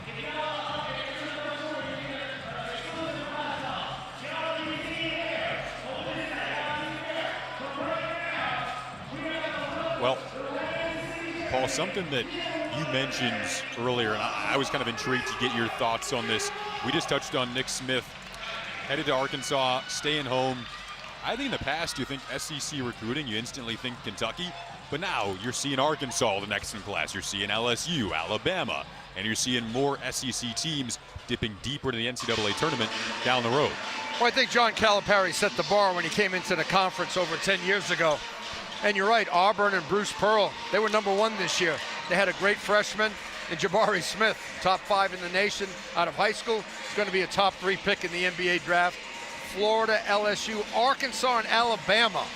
Yes, I said Alabama, not just football, but their recruiting class is outstanding. When it comes to Jordan Brand Classic players, you got 8 headed to the SEC. And when it comes to Alabama, we talked about Brandon Miller. Jaden Bradley, who's not playing in this game because of an injury, he may be the best point guard in the class. So a terrific 1-2 punch for Alabama. You're right about that. Jordan Walsh is another not playing in this game. He's also headed to Arkansas. One of the 5-star Razorbacks, another player who's a 3-level scorer, very physically mature as well. And they just got a commitment from Anthony Black. Ooh, yeah. Who's going to be a top 20 player in the country when the rankings are done next week. Anthony Black, Nick Smith, Jordan Walsh. There's 3 top 20 players for Arkansas, and they have 3 more that are in the ESPN 100. Eric Musselman, buy season tickets right now if you don't have them. Well, Paul, we're so happy to have this event back. For those just tuning in, why should they be excited that this event is back? It's the competition. When you have high-level competition, elite athletes, gifted players, they need this challenge. They get bored during the high school season. So when you can see the best against the best, nowhere to hide, nowhere to go, it starts to get your juices flowing as a player, as an analyst, and as a fan. That is so true. We're all fans of the talent on the floor today. Again, if you're just tuning in, Team Flight is wearing the white uniforms, Team Air in the black uniforms. Early 1-point edge for Team Air. Awachukwu able to showcase his range. Well, he's been inside his whole life. Back to the basket. Terrific drop step guy, shot blocker. He adds that to his game. He's going to Southern California. He's a guy who can dominate in the Pac-12 in time. Maybe not in his first year, but definitely in his second. At 7 feet tall, too. Able to step back and knock down the three. It just takes big guys a little bit longer than, you know, Jason, the little guys. Right. A little longer than me. Watch this hard drive. I mean, Whitmore physically imposing at 6'7". He's got a three-point shot from the outside. Great finisher, good low post player.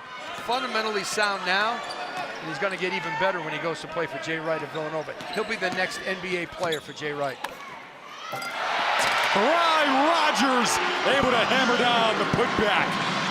Couple of future Big Ten players. Terrace Reed missed it. He's heading to Michigan. And Rogers, a big Illinois commit, hammered that down. The other way. Awachukwu didn't take long to answer back. How about the intensity in this game? Guys going at each other. Long three off the iron.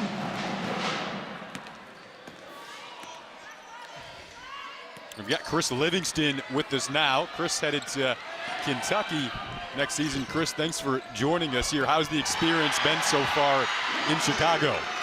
It's been great. You know what I'm saying? The practice was real competitive, and this game got really good energy, so I'm glad to be playing in it. Chris, what was your mindset coming into the Jordan Brand Classic? Just to prove a lot of stuff, you know what I'm saying? Prove that I can play hard and do a lot of things on the court. I wanted to be shown while I'm playing, and also I want to be a great defender while I'm out here playing with the great guys that's on the court, you know, with the ones that's on my team and the ones that's on the other team. I want to really stand out today.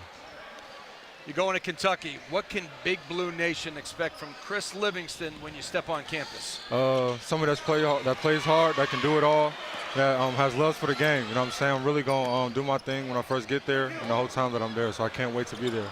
Go Big Blue Nation.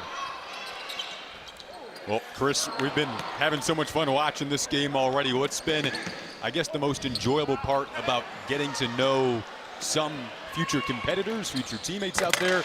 As you see another jam go down, just so much athleticism out there. Anything that you've learned as well? Just what separates you really against these talented players. Everybody got the skill, you know what I'm saying, but you got to play harder than the next guy. And that's what you're seeing on this floor. You know, everybody's playing hard. It's a lot of dunks, you know, a lot of clapping, a lot of energy. So that's what I love about the game. That's what everybody's participating in right now. Chris, this game is named after the Michael Jordan. What does it mean to you to be a Jordan Brand Classic participant? It means a lot. You know what I'm saying? It's historical. You know, it's going to be a part of your legacy for forever. So, you know, it's a great opportunity and a great moment for me, definitely. Well, Chris, thanks for taking the time to join us and excited to watch your future down the road. Yes, sir. Thank you. Thank you for having me. Appreciate it. You know, it reminds me of, he plays hard like Michael Kidd Gilchrist, but he's bigger than Gilchrist. He's got better skill level than MKG. He's got a little bit of Jimmy Butler in him. Like, he's tough on the court. He doesn't back down from anybody. He's strong, and he'll get stronger. Elite athleticism when it comes to vertical. Great switch defender, and he thinks defense, Chris Livingston, and he can play on offense. You talked about it. The passing ability of Chris Livingston will be a big bonus for John Calipari. Yeah, you mentioned Michael Kidd Gilchrist there. Remember one of those teams he was on, John Wall, Eric Bledsoe, DeMarcus Cousins. That was a good time for Kentucky recruiting. Obviously still a good time for Kentucky recruiting with Chris Livingston coming in. Well, they got two alpha dogs coming in. Chris Livingston, Cason Wallace. Nick Smith drained another three there. Then Team Flight in the white uniforms. Team Air in the black. This time Smith in defensively. He's 6'5" frame, Nick Smith, but a 6'9" wingspan. Got a piece of Dior's shot. Ooh, couldn't quite get the roll there. But we'll head to the line for not 2 but 3 free throws. It's a fun matchup between him and Dior Johnson. Yeah, like-size talent, like-size size. Two guys that can drill it from deep. They can get to the bucket. Dior is a very good passer. People don't realize that about his game. And Nick Smith, I call him a dangerous passer because you always think score and shot with Nick Smith. Next thing you know, in a moment's notice, he can find the open man. There's a lot of guys who can be good next year. There's some that can be great. There's a few that can be special in college basketball. Nick Smith is one of those guys who can be special at Arkansas. What is that next step to becoming special? I'll tell you what, he's just got to refine what he has and make sure that he guards. Sometimes the gifted player doesn't play on the defensive end as well as they can. Offensively, he has the whole package. Point guard, 2 guard, great guard. Put him anywhere on the floor. Dior Johnson, who Paul mentioned as well, is headed to Oregon. The other thing about Nick Smith that's different than a lot of these guys are really good competitors. Nick Smith, now he's an alpha dog. He's a fierce competitor. One of the reasons Anthony Black committed to Arkansas, because he wants to play with Nick Smith. He says, that guy's a dog. When a player calls you a dog, yeah, you're really good, because that's a good kind of dog. Ooh, we're seeing it on display right now. Tried the wraparound feed. Instead, it's showtime for a new at the opposite end. One of the top uncommitted prospects in the country. He was fabulous for Monfort Academy in their championship at Geico Nationals.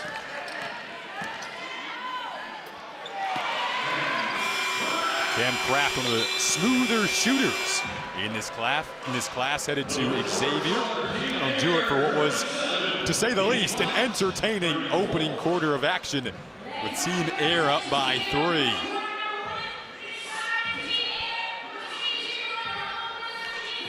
I love the intensity, the unselfishness. Guys were making the extra pass and one more. Not just dunks, but we saw threes.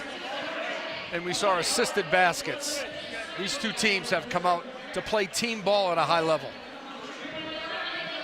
We mentioned some of the top players in this class, practically all of them playing today or at least on the sidelines. And here's a look at the 2022 ESPN 100. Derek Lively, we talked about Amari Bailey, all these guys on display today. Yeah, Lively, the #1 player, 7-footer with a 7'8" wingspan. We saw him run the floor, dunk in transition, block a shot already. Whitehead with extreme versatility. Amari Bailey and Keontae George, those guys get buckets. And Bailey headed to Mick Cronin in UCLA. All these guys are going to impact in different ways when they get to their future school. How about Duke? 3 top 5 guys, and Coach K got a puppy yesterday. They are still the hot school. Not bad at all. Look at Chris Livingston. We talked to him in the opening quarter. He's headed to Kentucky. It's the 21st Jordan Brand Classic. Didn't happen over the last couple of years, unfortunately, due to the pandemic. But again, one of the best events in high school basketball is back. And Paul, you mentioned to me earlier today that this is one of the final looks at these players before we see them in college. Yeah, this is probably going to be the last time we're going to see this much talent go head-to-head on the floor, compete. We saw practice yesterday. Next time we'll see this group is with their respective teams in college. And we'll remember all their names because right now they're cementing their legacy for the future by the Jordan Brand Classic. I love how they're taking it serious. I do too. A lot of players come into all-star games with a little bit of coolness. You know, they don't bring the edge. And so far in the first quarter, I see intensity. And I see guys that not only want to win, but they want to show and they want to stack up against their peers. Yeah, we saw the same thing in a really competitive girls game earlier today that came right down to the wire. You can see the competitive fire early, and that never let up as Kaysen Wallace, who's off to a nice start on this one, gets another bucket to drop. Yeah, and Amari Bailey tried to stay with him, tried to stop him. That's just the strength of Kaysen Wallace when he goes to the rack. Kentucky commit, 5-star combo guard, a really good defender. There's Lively, couldn't get the rattle down there. They're going to see that in Durham next year in practice all the time. Lively and Filipowski. That was a beautiful jump hook by Lively. Here comes Mitchell, elevating once again. Might not be the last time we see that. And that was one of his softest dunks. Saving it for later. Saving the best for later, maybe. In the corner, Livingston couldn't get the 3 to drop. Back comes Bailey, navigating, dishing. But Schifino, a little pull-up. Well, that was a LeBron James kick out. At the rim, throw it to the corner. Speaking of LeBron James, Livingston is a native of Akron, Ohio. He's on defense right now. Mitchell drops it off. Brandon Miller the steal. Back comes Keontae George pulling up and knocking it down. A natural bucket, Keontae George, headed to Baylor. You want a bucket, get Keontae the ball. Great sign for Hood Schifino. Knowing Hood Schifino the way I do, he's worked on his jump shot leading up to the Jordan Brand Classic. It hasn't looked that smooth during the season. His last 2 shots, the release, the rotation, the balance, has looked on point. And not necessarily known for the long-range shooting. Exactly. He is known as a driver, disher, and an excellent defender. Keontae George just plays with a smile on his face. Loves the game. When you love the game, if you scored a lot of points too. That's true. It's not a bad deal. How about this big fella? A little smile for his future teammate there. He wants to let Derek Lively know this is what's going to happen next year in practice. Look at Lively answer back down low. Can't wait to see Derek Lively put it all together in the future. But right now, Kyle Filipowski, you got to guard him behind the arc. I mean, that's a dribble, rhythm, 3-point shot. You don't see that from guards. And that's 6'10" putting it together. You can see a lot of that, kind of the game shifting toward that direction. The stretch 4, the 3 being maybe 6'8", 6'9". Yeah, but fives don't put it on the deck and shoot it. It's a catch and shoot. And you think about Filipowski and Lively at Duke, and Lively can shoot 3s as well. That's going to be an awesome high-low combination. Pretty scary to think about. Nation's #1 class, Duke. Right. With Derek Whitehead, they have a young man by the name of Jaden Shute, outstanding shooter. They also have Christian Reeves, a 7-footer shot blocker coming in, played at Oak Hill. Filipowski's ranked 5th in the class as Mitchell finishes there off the dish from Bailey, and Lively ranked #1 in this class. Yeah, Lively can run all game. I mean, there's 3 things he can really do: run, rebound, and block shots. 5-point edge in the second quarter. We should mention that the scores reset at the beginning of a new quarter. I love that, by the way.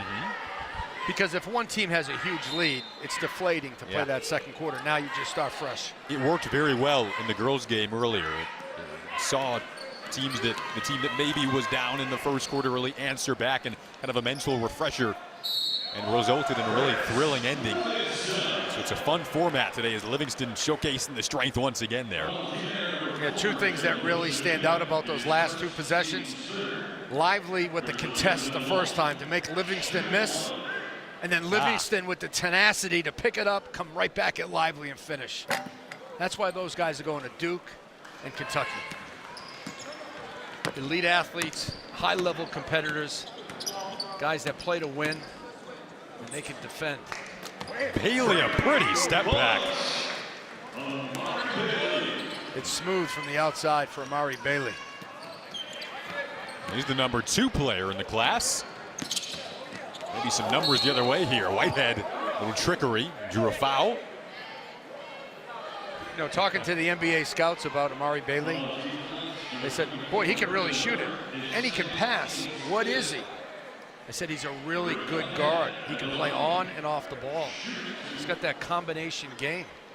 And when you can drill it from deep, handle and facilitate, you can play point guard at the next level. What are those conversations usually like with NBA scouts in terms of the questions they might already be asking about players that are just stepping into college? Well, they're asking about, obviously, the talent. And they see the talent. But with this group, it's the first time seeing this class. McDonald's, Geico, and now Jordan Brand Classic. So outside of talent, they're asking about the traits. What makes them special? You know, their body language. What do you see when you're around them? And then character is a huge part of the evaluation process for the NBA. They're spending millions upon millions. They got to make sure they have high character guys with good habits that are highly talented. And guys that can fit into their organization. You know, it's so funny, Jason, kids talk about in recruiting, I want to go somewhere where I can play my game. The NBA says when you come to us, you play our game. Yep. That's true. The ability to adjust, needing to have that is a kind of a personality trait.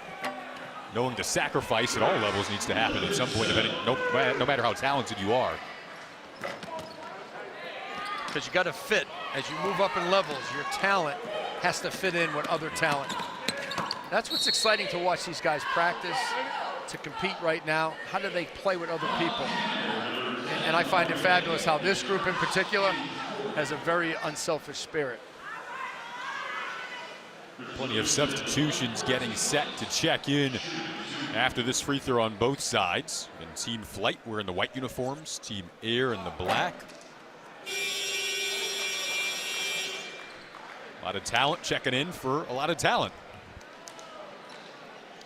We got talent on the sidelines as coaches, too. My goodness, Team Air. Luke Barnwell, head coach of Sunrise Christian. Rodney Perry, Link Academy. They got to the championship at Geico. Dion Bethea from Gray Collegiate, who told me right before the game he just got his bachelor's degree, went back to school and finished at Benedict College. Coach. Yes, that's outstanding.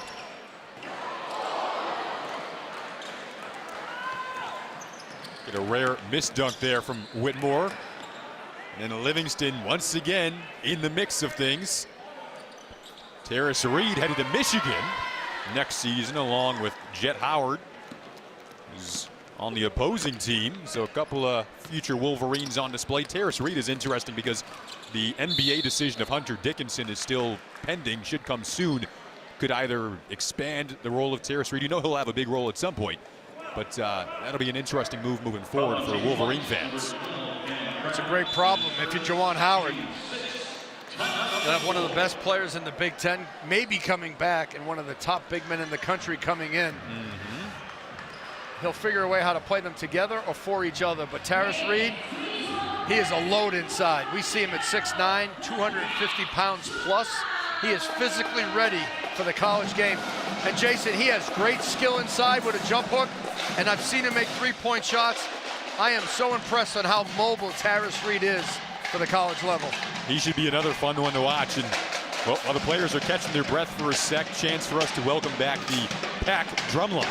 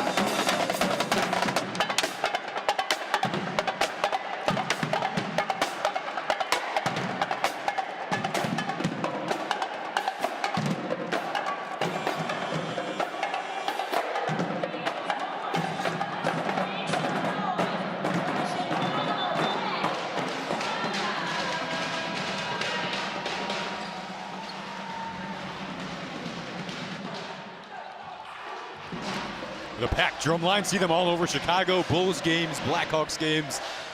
The players actually went to the Blackhawks game last night over at the United Center. It's been a really fun couple of days. Practiced yesterday as well. Now having a fun game day. This Jordan Brand Classic experience is back in Chicago at Chicago's Hope Academy. Really done a nice job with this gym too, Paul.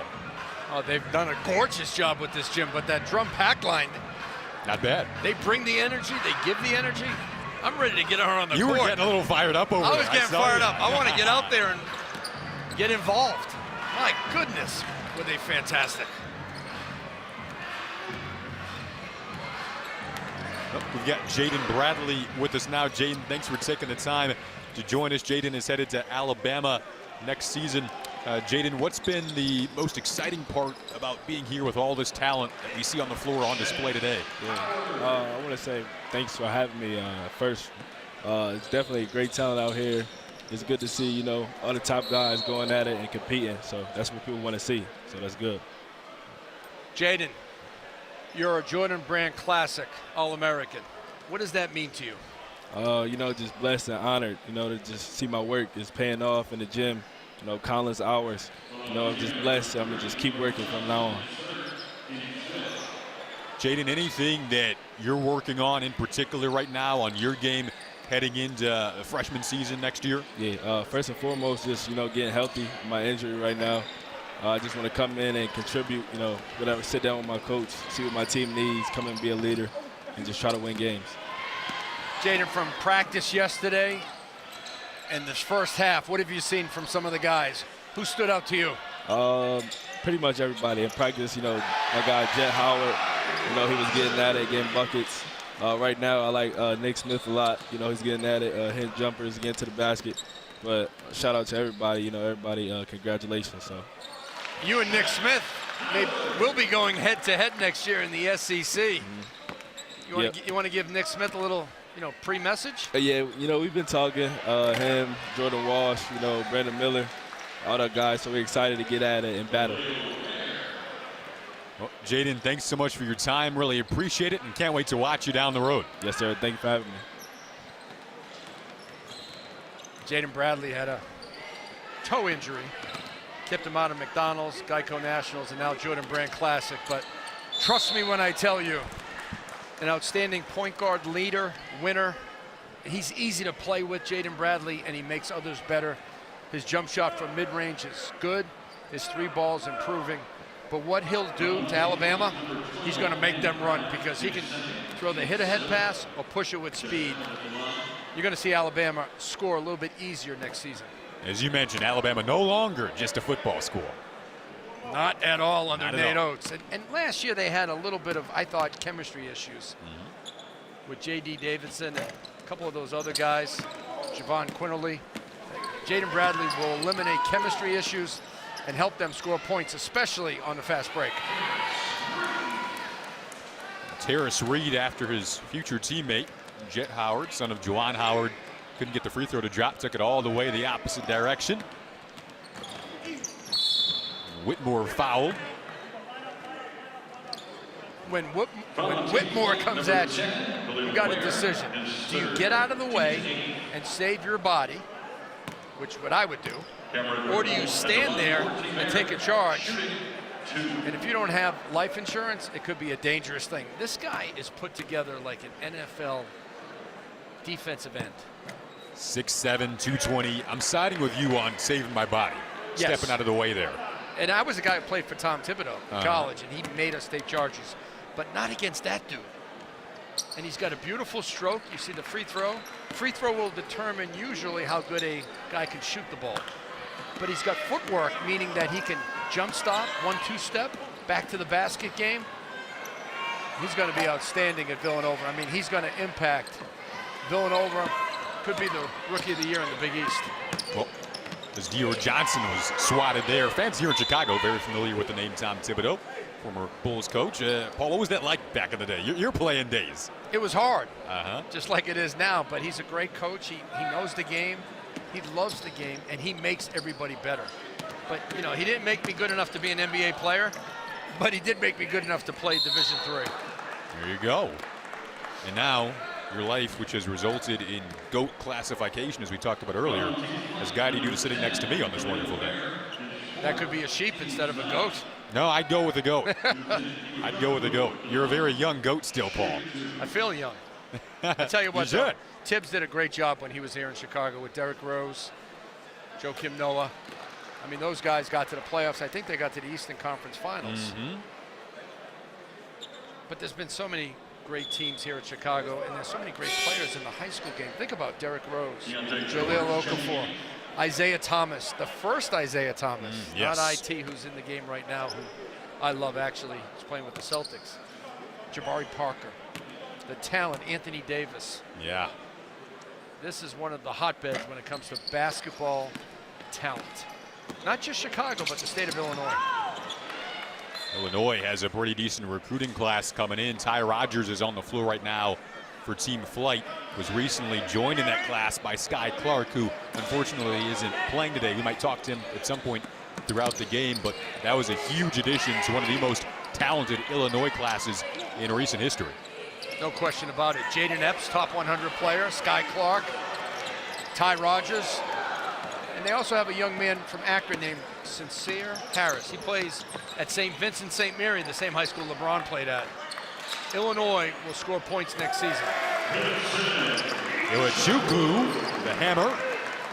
And Illinois team should be fun to watch in the coming years. Yeah, in the NCAA tournament, you know, they struggled. Of course, they played Houston. They scored 53 points. That could be a lot against Houston, actually. But Brad Underwood is going to have a very talented group. He lost Andre Cabello, but picked up an entire freshman class that I think will impact scoring and setting up others. Sky Clark could be special for the Illini. There's Rogers right on cue to Smith in the corner, able to drain the three. Yeah, Ty Rogers, 6'6". The name of his game is strength, versatility. You know, he can be a passer, rebounder, defender. He's an energy guy, and Brad Underwood, as you know, is a high-energy coach. Ty Rogers, perfect fit for the Illini. Doesn't need a lot of shots, doesn't need the ball. But how about that extra pass to Nick Smith? That could be a layup next year at Arkansas if you leave him open.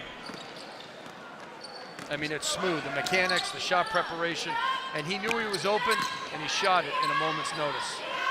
His teammate on Team Flight, Khalil Ware, is his teammate at North Little Rock High School in Arkansas as well.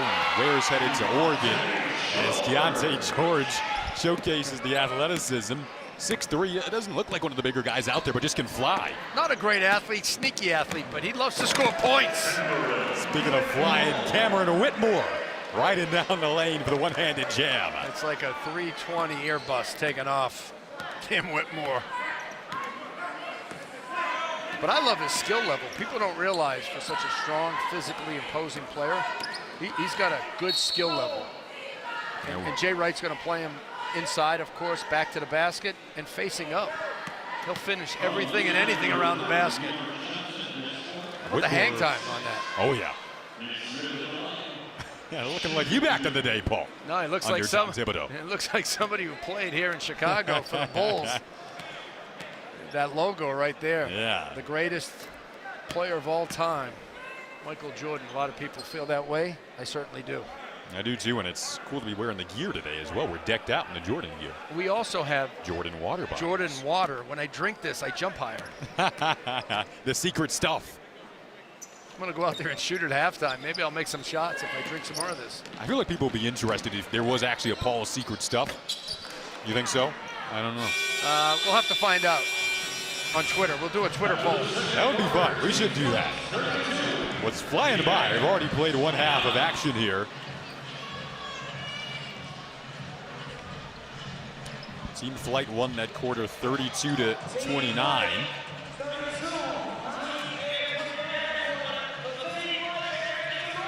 We've reached the ends of the opening half, as we mentioned, but we're going to stick around for a very special presentation from the Wings Scholars program that will take place here momentarily. I have a very special presentation at halftime. I need everyone to stay in their seats.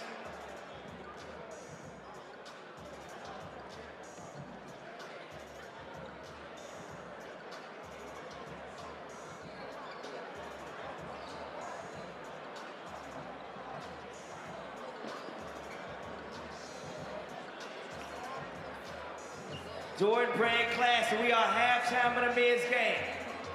But right now, we want to take and show some of the initiatives that the Jordan Brand does and the special things they do in the community and all across the world. Here we go. What we got? Let's go.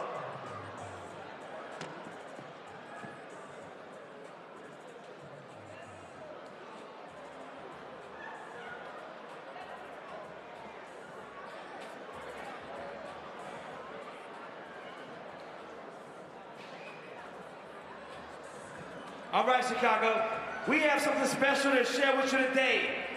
And to help us share this news, I want to introduce you to none other than Jordan Brand's Vice President of Global Communications and Purpose, Demetria White.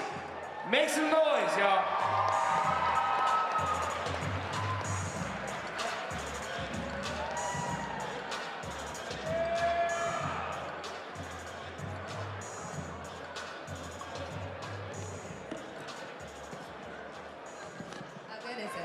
Can y'all hear me? Yeah? One more time, show some love to Demetria! Hi, Chicago. How are you guys? It's an honor to be here to celebrate this amazing moment with our Chicago family. Not only are we here to celebrate and honor the best high school athletes in the country, but we're also here to acknowledge and recognize an inspirational group of students who are achieving success through academics. The Jordan Wayne Scholars Program started in 2015 to provide students with an opportunity for access to higher education so they can receive scholarships to attend the universities of their dreams. The WINKS program is also here to provide inspiration for all youth everywhere to change our future for the better. Since North America and Greater China, we have about 2,000 Jordan WINKS scholars, and today what we want to do here is ask for your help for us to welcome the next cohort of Jordan WINKS scholars. So Wayne, are we ready? I'm ready. Ready? Yes. Let's do it. Let's do it. But first, wait, did I just hear we have another special Jordan family member in the building? I think so. Yeah, he's gonna help us. He's a 3-time NBA All-Star, a Florida Gator alum, and a former Gatorade National Player of the Year. Initially from St. Louis, Missouri. You'll see by looking at his career with the Washington Wizards that this man is one of the most talented young stars in the NBA. But if you look a little deeper into who he is, the type of husband and father he is, and how he treats people close to him, you'll discover that he's one of the brightest and highest character players in the league. And without further ado, I want to introduce him, my man. Give it up for Bradley Beal.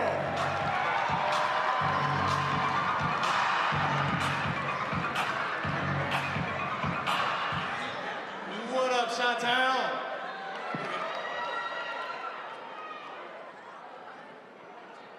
So look, you good, Bradley? I'm great. Okay, look, I'm ready. We've seen a lot of great basketball, so we're gonna get to it. All right. So all the way from Portland, Oregon, from Friends of the Children, Darren. What up?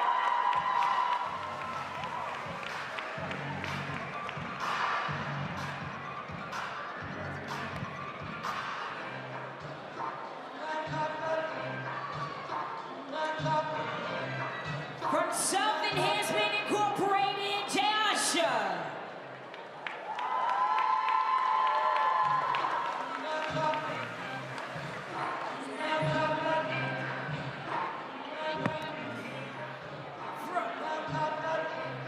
From Maurice Lucas Foundation, Cadence.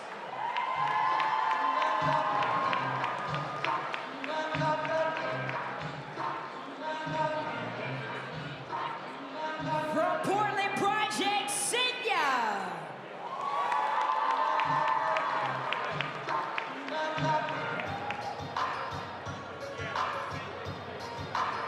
From Positive Coaching Alliance, Kennedy.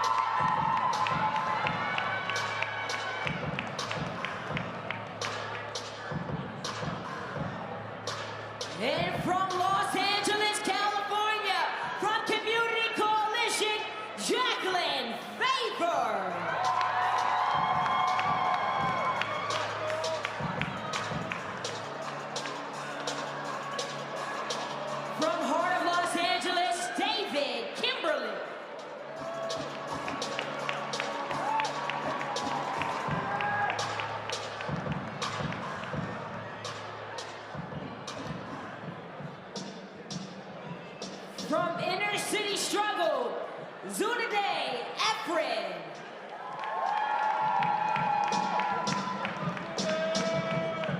From Social Justice Learning Institute, Kevin Emanuel.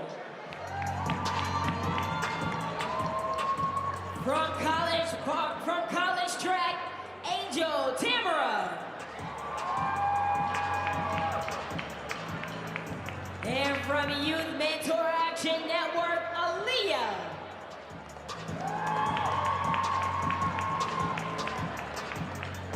From New York City, from Red Hook Initiative, Layla Michael.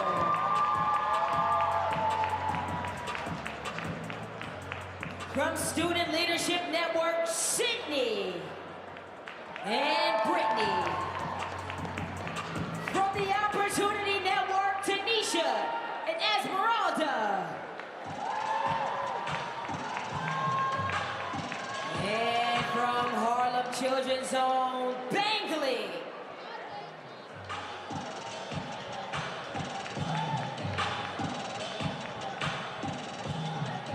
From Philadelphia, Pennsylvania, from Minds Matter, Nayana.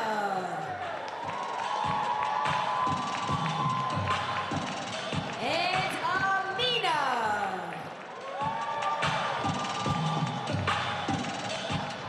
From Charlotte, North Carolina, from Rise to Impact, King.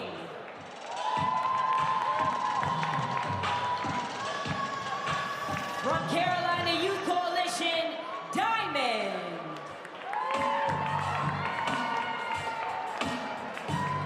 And last but definitely not least, from the brand's birthplace right here in Chicago, Illinois. From the Little Black Pearl, Aaron. From the Link Unlimited, Deja Quan.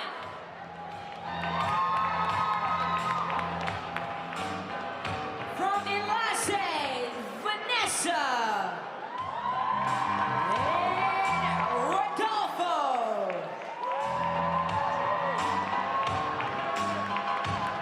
And last but not least, from Embark, Elise.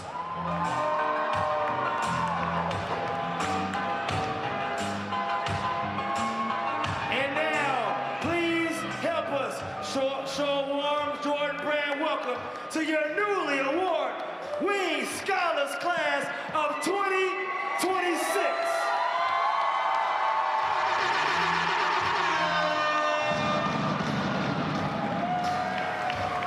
What up, scholars?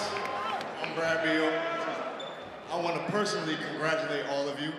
This is just a testament to many that Michael Jordan and the whole Jordan Brand family is beginning to do in our community. Understand how big this scholarship is, understand how important it is to you be scholars a part of the Jordan family. So please, again, welcome. Everybody show our love once again for these outstanding young men and women who will continue to make us happy in the future. This is the future right here. So congratulations again, I'm happy for you. Much success.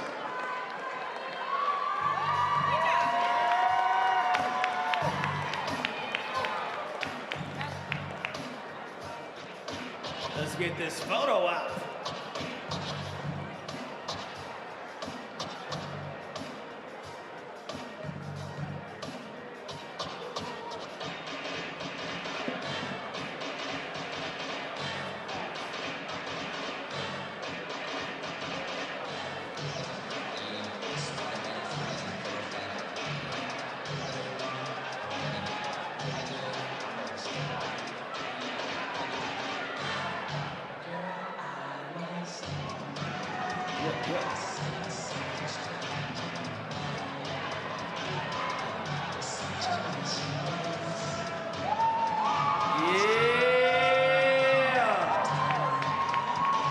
Look at those scholars. The Wayne scholars are in the building. 2026. Congratulations.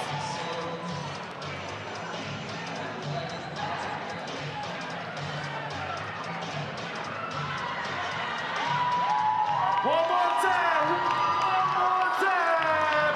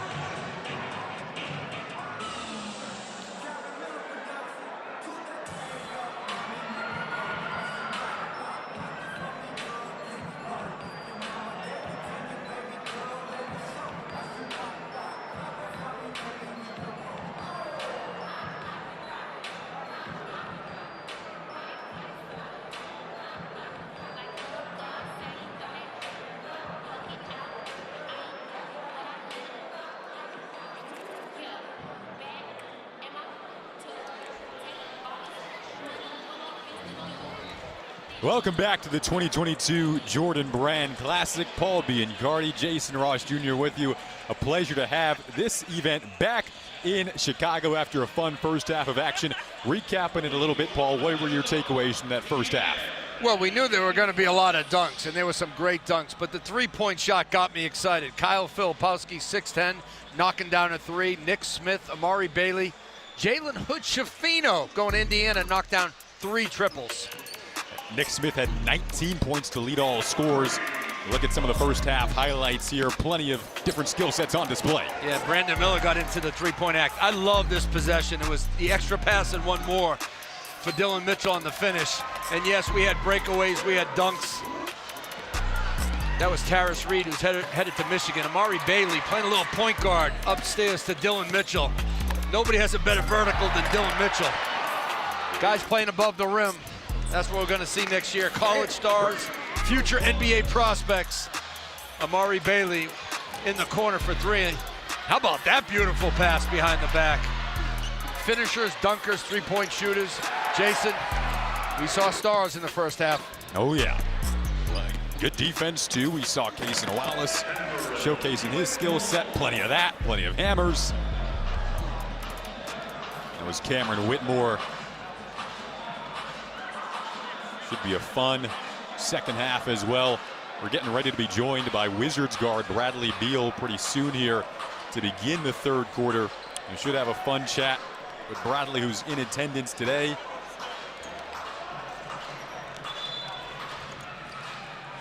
An all-star at his craft and a former Jordan Brand Classic alum. About to sit down with us in a second here. Where did I rank you? I forget. 4 or 5. See, they always remember their ranking, Jason. 4 or 5. I remember. Who was one? You Austin? know, no, AD. Oh, that's right. You ain't winning that one. No. Not a footer. No. Well, as I mentioned, now joined by Wizards guard Bradley Beal with me and Paul Biancardi. Bradley, you're an alum of this event, the Jordan Brand Classic. What do you recall from your time in this game? Well, the first thing is it was 11 years ago, so it seems like it was forever ago. But just the transition of just how much the game has grown from when I played, right? These guys are super talented, way more athletic, faster, stronger. So just to see the evolution of the game is magnificent, but this classic in itself it speaks for itself. You know, you see it every year on the circuit. These kids, night in and night out, come out and prove themselves why they're, the best of the best. You've been around the Jordan Brand Classic for a couple of days. What do you take away from the group, and what's your message to them? You know, ironically, this is probably one of the most talented groups I've seen. Like we said, I haven't seen them in 2 years, even with summer ball. I haven't got to see a lot of these guys, so this is the first time I'm seeing them since a lot of them were 15. Right. So it's very surreal to be able to see this talent level and this skill set. A lot of these guys have NBA-ready bodies. But it's been fascinating, man. It's been a unique weekend. My biggest message, don't skip steps. Don't skip steps. Enjoy every moment of being out here with your peers. Enjoy college for however long you're there. Enjoy every moment of it. And continue to grow, man. Continue to grow. You got a summer team, Bradley Beal Elite, but not just by name. And I know you put some dollars into it, but you put your time into it. You're on the bench. You're at practice. What made you get into that? Giving back in terms of the summer circuit? Well, it started, they were the St. Louis Eagles when I first played with them in the summer. And our founder, Rich Gray, may God rest his soul, he was the first guy to tell me that I could make it to the NBA. He was the first guy to tell me, look me in my face, said, you could be Michael Jordan or you could be Kobe. And, you hear it from your mom and dad, you believe it, but to hear it from outside people and somebody who's put Larry in the league, who's helped D-League in the league, so I'm like, okay, he knows what he's talking about, right? And so I always vowed to myself that when I got to the league, I was going to make the transition of guys in grassroots smoother and get into college, get into the league, because there was a gap between me and David, me and Larry, right? There's a big age gap, so there's no necessarily relationship that we could have had, right? So now I try to do that with getting back in grassroots as much as I can.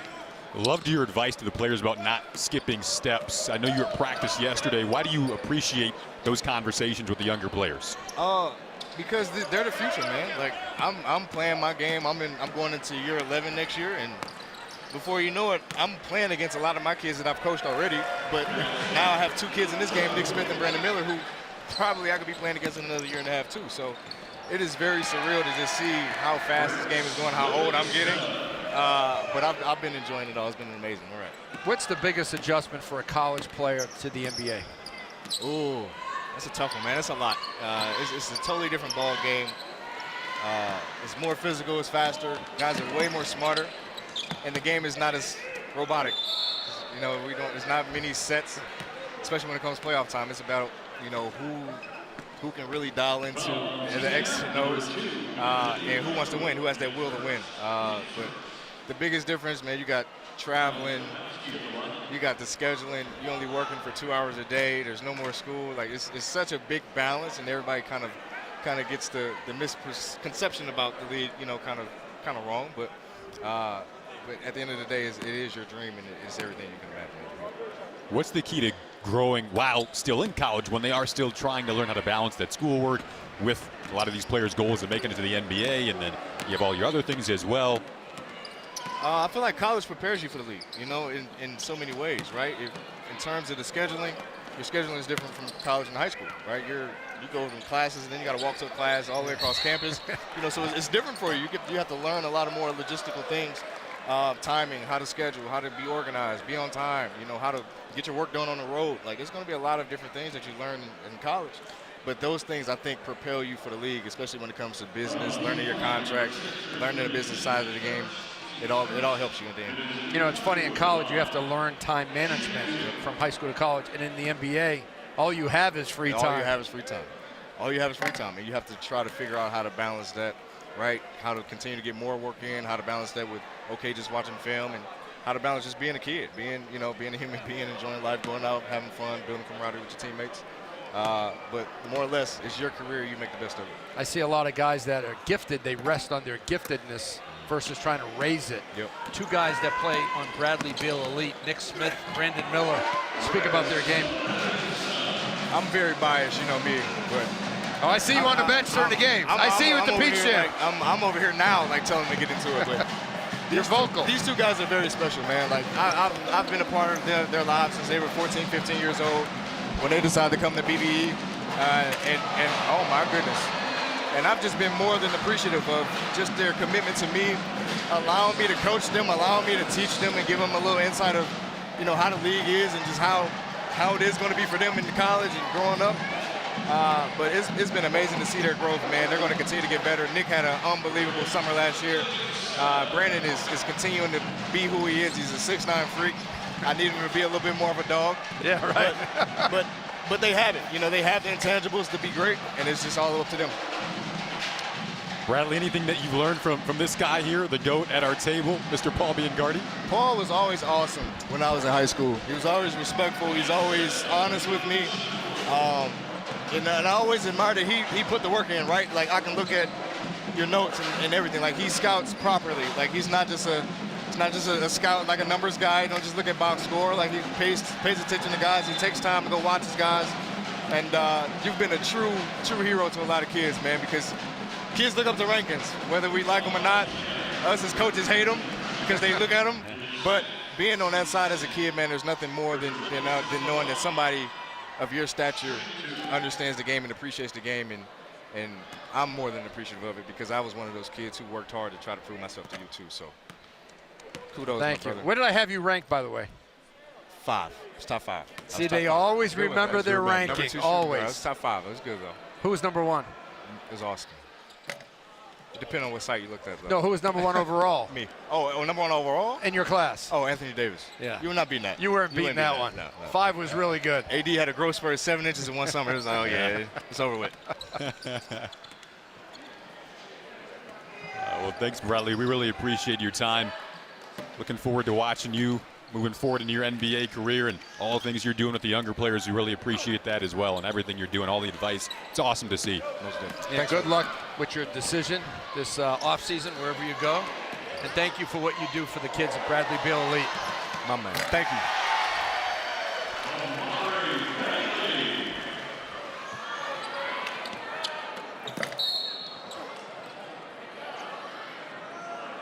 From the team air, number 9, Jet Howard. Again, the score reset to begin the third quarter. By the way, so much thanks to Bradley for joining us. That was an awesome interview. Again, after 3 quarters of play, if you're just tuning in, we'll take the cumulative score of the leading team and add on 23 points. That'll be the target in the 4th untimed quarter. Whoever gets to that target score will win the game. It's been a fun one. Had some highlights. You saw the Case and Wallace jam that people might be playing back for a minute during our interview there. How about the Nuggets by Bradley Beal? Oh, yeah. That was cool stuff. The information that he's telling his kids. And I'm telling you this right now.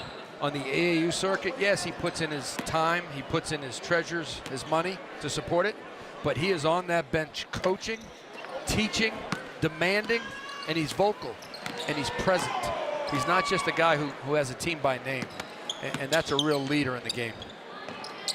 As he mentioned to us, he was kind of getting into it himself on the sideline, looking at Nick Smith and Miller, and this is all this really cool stuff that's taking place here. To see him involved at practices and the advice he's giving to these younger players that'll be, as he mentioned, maybe in a couple of years playing against him, is really neat to see. Well, he was in this game. So many great alumni. This player is the next cream of the crop. There's Nick Smith. A no-look dish. Couldn't quite find Filipowski. Get a timeout called.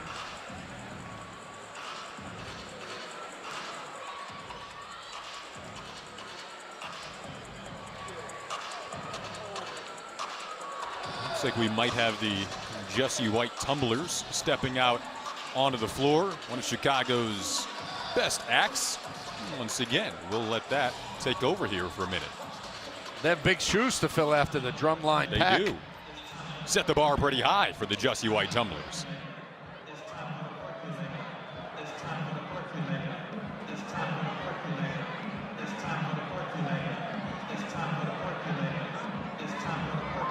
All right, fans, please welcome the Jesse White Tumbler team right here in Chicago.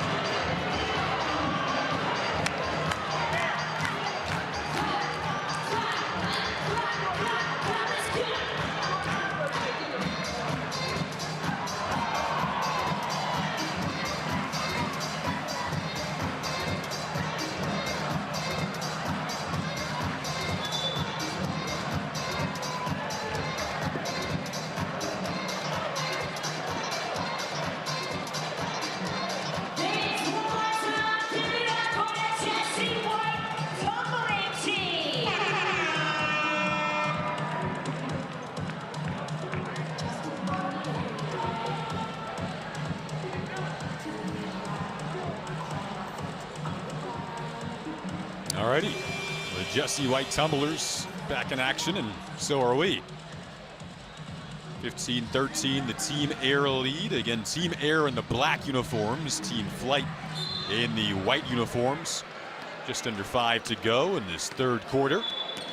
2022 Jordan Brand Classic. Paul Biancardi, Jason Ross Jr. with you. A little moisture on the floor there. And have done such an awesome job with this venue to get it ready for our now 2nd of 2 games. Had a really entertaining girls game to kick off what's been a fun evening here in Chicago. When you see talent play hard, it's fun. You're going to see a lot of points. Yeah. And you talked about the venue. It's cozy. The acoustics are great. And everybody's on top of you, but at the same time, there's a lot of space on the court. Very well set up. You see the Jordan Brand really splattered all over the place. NBA scouts littered on the sidelines. I'm sure there's some college coaches watching as well. We have Malik Renew, one of the top unsigned prospects in the country. He's looking at Virginia. He's looking at Maryland. He's looking at Indiana. So college coaches are tuning in as well. Decommitted from Florida. He's a lefty big man as well. There's some high-level talent right there. Steve Smith, David Peavy, Jesse McMillan, coach Team Flight. Steve Smith now retired from Oak Hill after 37 years. David Peavy and Jess McMillan, they won state championships this season. A lot of knowledge on the sideline.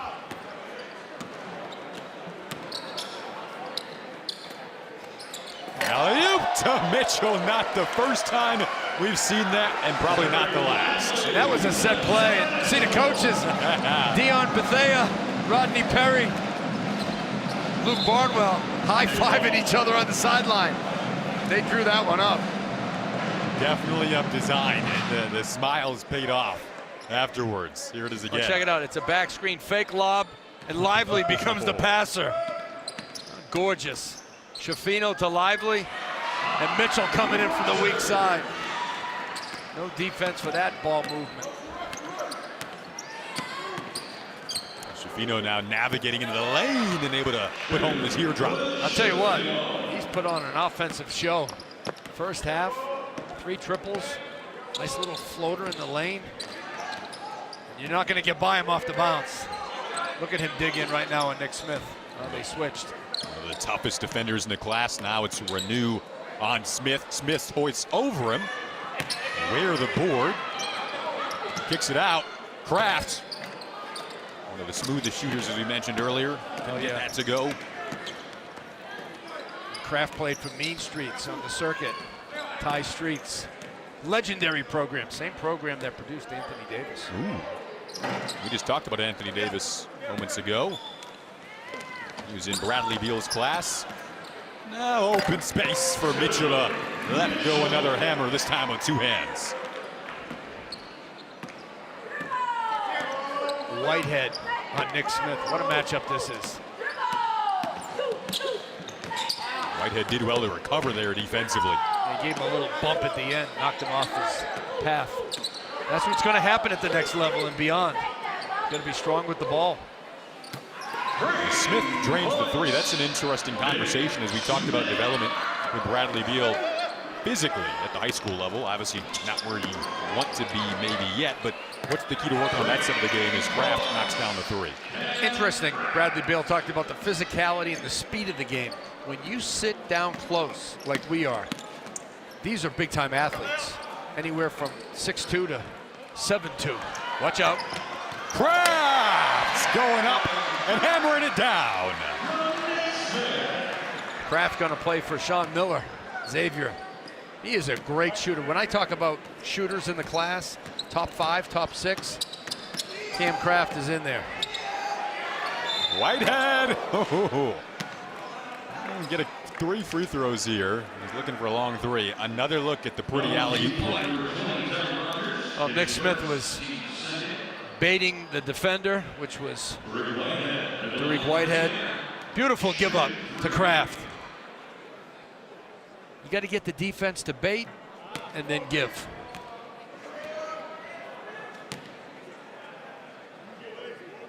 Tell you what was cool about the last possession, Whitehead and Ty Rogers. Rogers knocked Whitehead down. He didn't help him up. In the playground, you don't help guys up either. So it just kind of shows me, you know what, I really like you, but I might have knocked you down, get up on your own. This is competition. And staging potential competition down the road, too. A lot of these guys will be going head-to-head. Mentioned a high number of SEC commits in this game. So just getting a taste of one another right now. Some future teammates, too. But Shafino, lovely lay-in. Yeah, he plays at 1 speed, hard. That's all he knows. 5-star recruit heading into Indiana. Hoosiers made it back to the tournament this year, which felt big for that program. They got some guys coming back. Race Thompson's coming back. Yep. That's huge.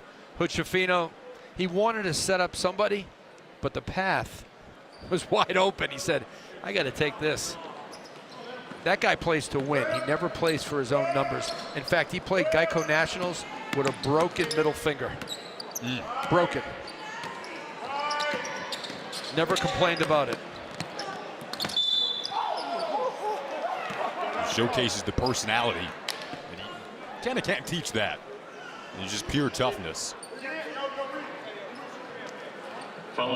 Think about how he'll be embraced next year at Assembly Hall. Big Ten, that's your conference, the Big Ten. Yep. You got to go on the road at Michigan State, to the Buckeyes, the Schottenstein Center. So many good, I mean, we talked about Illinois as well. Yeah, that's a hard place to play when they're good. Purdue. So you need tough-minded guys. You need physically tough guys. Of course you need skill. And you need guys that understand the game and that are coachable. Hood-Schifino does it all. He brings everything I just mentioned to the table. Here he is showcasing the handle. Nick Smith came over, thought about a double. Hood-Schifino pulls it. On the follow-up, Lively couldn't slam it down.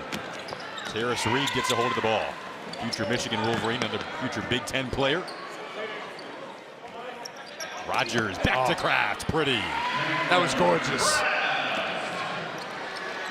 And you see that a lot with today's player.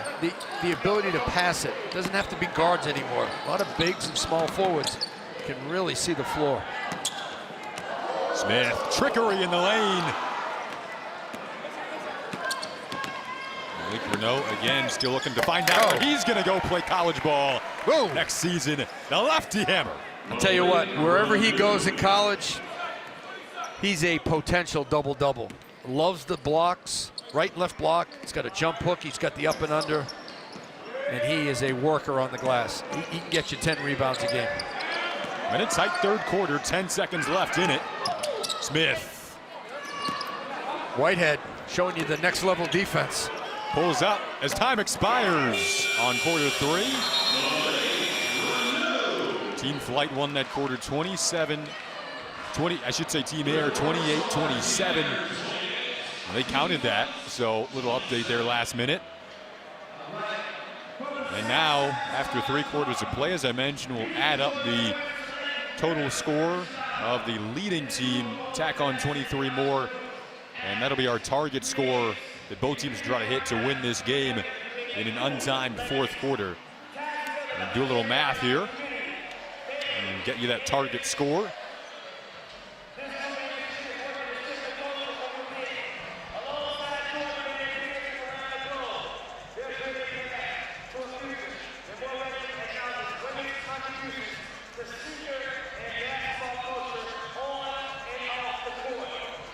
One thing we know, whatever the score is going to be, we discussed this earlier today. It's not going to be overtime.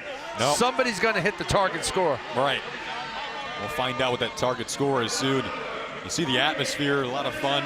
Some of the women players that have stayed around for the boys game. It was a really fun ending to the first game of the day, which was our girls game. All the top players in the country on display in that one as well.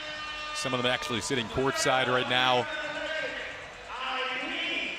Here's a look at Jet Howard and Tariq Whitehead, along with a few others on the Team Air sideline.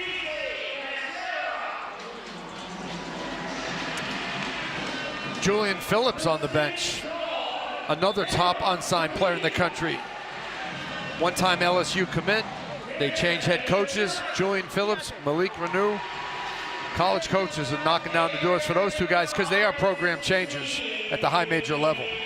He's a gifted scorer, Julian Phillips. He has the size, too, 6'9", 210, such a versatile game. When you talk about upside, next level upside, NBA upside, so many guys in this game have that. Khalil Ware, Derek Lively, Julian Phillips, Nick Smith. Go up and down the roster and you see so much upside to these guys that we're going to see them in the NBA draft, and they'll be NBA players someday after their development. So as you can see on our graphic at the bottom of your screen, the target score is 117. That's 23 more than Team Air's 94. So whoever can hit 117 first in this untimed quarter will win it. Filipowski couldn't handle it. Love it. Playground style. A little playground style. Usually at the playground, it's the first to 7 or 11. Now we get the first to 117. What else could he ask? What else could he ask for in an all-star game? Perfect. Little defense. Yeah, maybe we might get some of that here as we're essentially in our final quarter and have a 3-point game. You'll see some defense as the game gets closer to 117. Guys will start to really dig in. But I've been impressed with the guys on the ball. I think off the ball, we're going to see some major league blocks as this game goes on. Awachukwu came up with one there, and then we got a tie-up and a jump ball. I mean, we have some world-class athletes. Chris Livingston, Vincent Iwuchukwu, 7-footer. Dylan Mitchell, a freak of an athlete. So guys can block shots and they have great vertical bounce. I mentioned still physically maturing. Chris Livingston is a guy who may already be physically matured. He's a great finisher. I think that's what he brings Kentucky. That defensive versatility and is a point forward type of passer. And Dariq Whitehead, when you talk about upside, you got to put him in the conversation. Look at that, 6'6". That's where he's really blossomed as a player. Handling, facilitating, and he gets on the glass in real games. He'll rebound, 6-8 rebounds a game. He scores points, not a great three-point shooter, but good enough. But he leads, and he gives you different categories of production, and that's what's really attractive to the NBA scouts. And the versatile skill sets are fun to watch. Awachukwu at the line right now. His ability to run the floor. We're saying that a lot about the 7-footers now. They run the floor, they're leaking out. He's a guy who can step back and not be afraid to knock down a three either. Some of these guys, these 7-footers, they run as well as the guards. Yeah. And they take long strides. They got great speed. Casey Wallace. Oh, speaking of guards, how many fakes did you see there in one little sequence drive to the rim? Played for Richardson High School in Texas. Top 20 high school team in the country. This guy leads them. The hesitation. They call that a hezzy pull. You thought he was going to shoot it the first time. You thought he was going to shoot it the second time. Then he gets in, he glides, and he finishes. Knows how to fit in with other great players. Understands what his strength is. It's not to shoot threes, though he's capable. Driver, mid-range game, and he'll be fantastic as a finisher at Kentucky. And fantastic defensively. We've seen that in his all-star game from him. In my mind, he is the best on-ball defender in the class with Jalen Hood-Schifino. That's high praise. Fun matchup here between Dior Johnson and Keontae George. And Johnson won that battle. Speaking of defense, flicks it ahead. Dior Johnson is just gifted in so many ways in the game. People know him as the scorer. He's got a high basketball IQ. He's going to play at Oregon for Dana Altman. Him and Khalil Weir. 7-footer and a 6'3" guard. Nice combination. Yep, future Ducks on the floor on opposing teams today, but will be on the same team in the future. How quick was Cam Whitmore on that baseline drive? He took it behind the line to the rack, 2 efficient dribbles. I thought he was going to punch it, but he laid it in. And when he gets up, if he's not dunking, he's got unbelievable body control, Cam Whitmore. Whitmore's headed to Villanova. They have a football team? I believe so. Yeah, they do. Yeah, FCS level, right? Yeah. See if Jay Wright will let him play. He could lead that conference in sacks. I could see that. Put him on the end. Watch him go. Here he is from distance. That'll get better. That's interesting to get your thoughts on what the next step in the games of some of these guys are. And for him, when he's able to step back and knock down a three, in addition to how quick he is, pretty scary for the defender. The jump shot will set up that drive game, and he is a straight line driver. But he can stop on a dime, has body control of finish. It's not just a dunker and a finisher. I'm excited to see him on the blocks as well. And Just the coaching of Jay Wright, too. As the outlets here to Dior Johnson, who tried to go right up against Kason Wallace. And Johnson hit the deck pretty hard. Hope he's okay here. See, Jason, that's what I'm talking about. These guys have brought the intensity to the Jordan Brand Classic. You got a breakaway All-Star game? No, not on my watch. Kason Wallace went up with 2. Game's on the line. First team to 117 wins it. That's next level intensity. And I hope that Dior Johnson's okay. He's fine. He got up and just knocked that down. How about that toughness by Dior? You're starting to see it, as you mentioned. The closer we get to 117, the tighter this one might get defensively. And when Dior Johnson gets to the Pac-12, he's going to get hit like that going to the rack. Clean block, hit him with the body. Now you got to go to the line and make the free throws. Here's Nick Smith. He's not afraid to drive either. Filipowski's 3 may have been partially deflected there. Whitehead running the floor. Tried to sneak it through there to Whitmore. Then team flight in the white uniforms, team air in the black.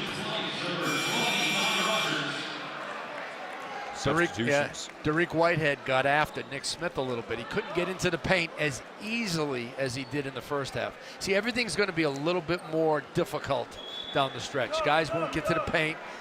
They're not going to let guys lay it up or dunk. They're going to contest shots.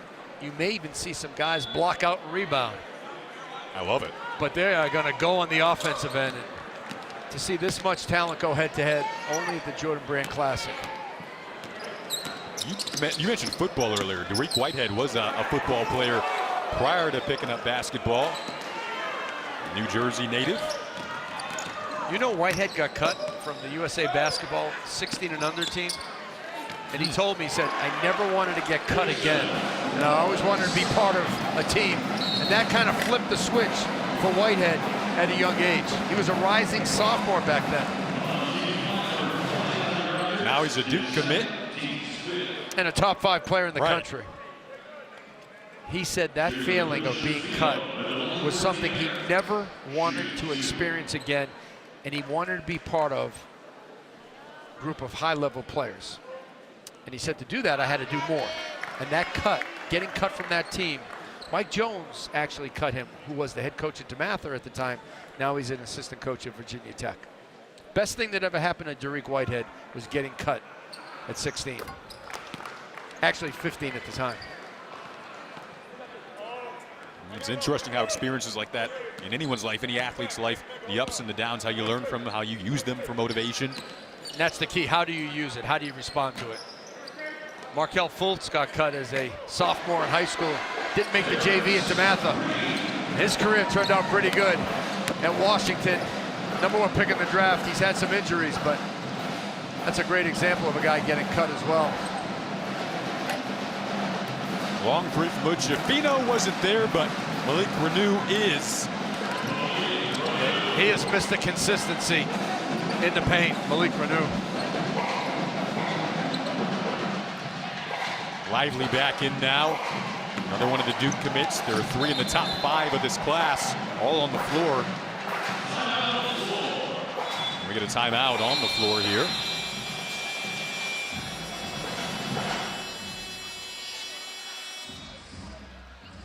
It's our media timeout, the last one that we'll have.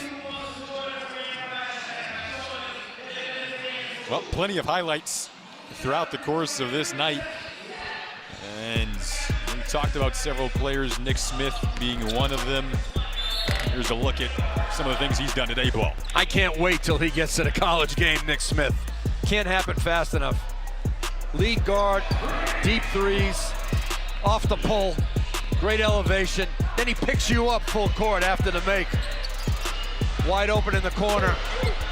Too good of a three-point shooter to leave him alone. And this guy can operate ball screens as well as any guard in the country.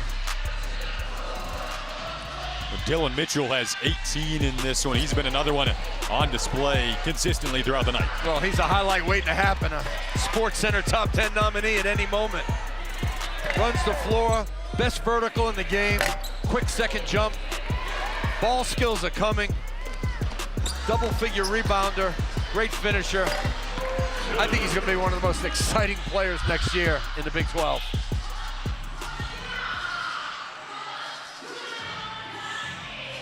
Dariq Whitehead dancing into the final stages of this one. Should be a ton of fun down the final stretch here. It's been a blast to bring it to you, our awesome production crew. And thanks to everyone who has put in a lot of hours, everyone on site, everyone back in our production building. And Paul Biancardi, Jason Ross Jr. with you here at the 2022 Jordan Brand Classic, the 21st edition of this awesome event. We talked with Bradley Beal earlier, who's in attendance. So many cool people that have put a lot of work into making this event what it is. And we got some cool kids on the floor as well. Paul, will that be you after tonight's game? I could take some lessons from him, and I would advise you to do the same thing. I think I would take that advice.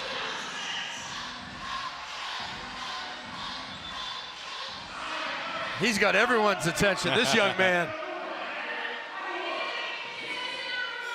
He was smooth now. He was smooth. He had a little bit of, I'm going to go back a little bit, at a young age.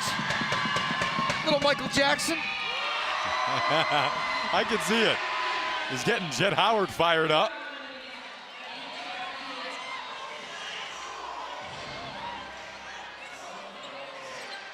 You talk about guys having fun.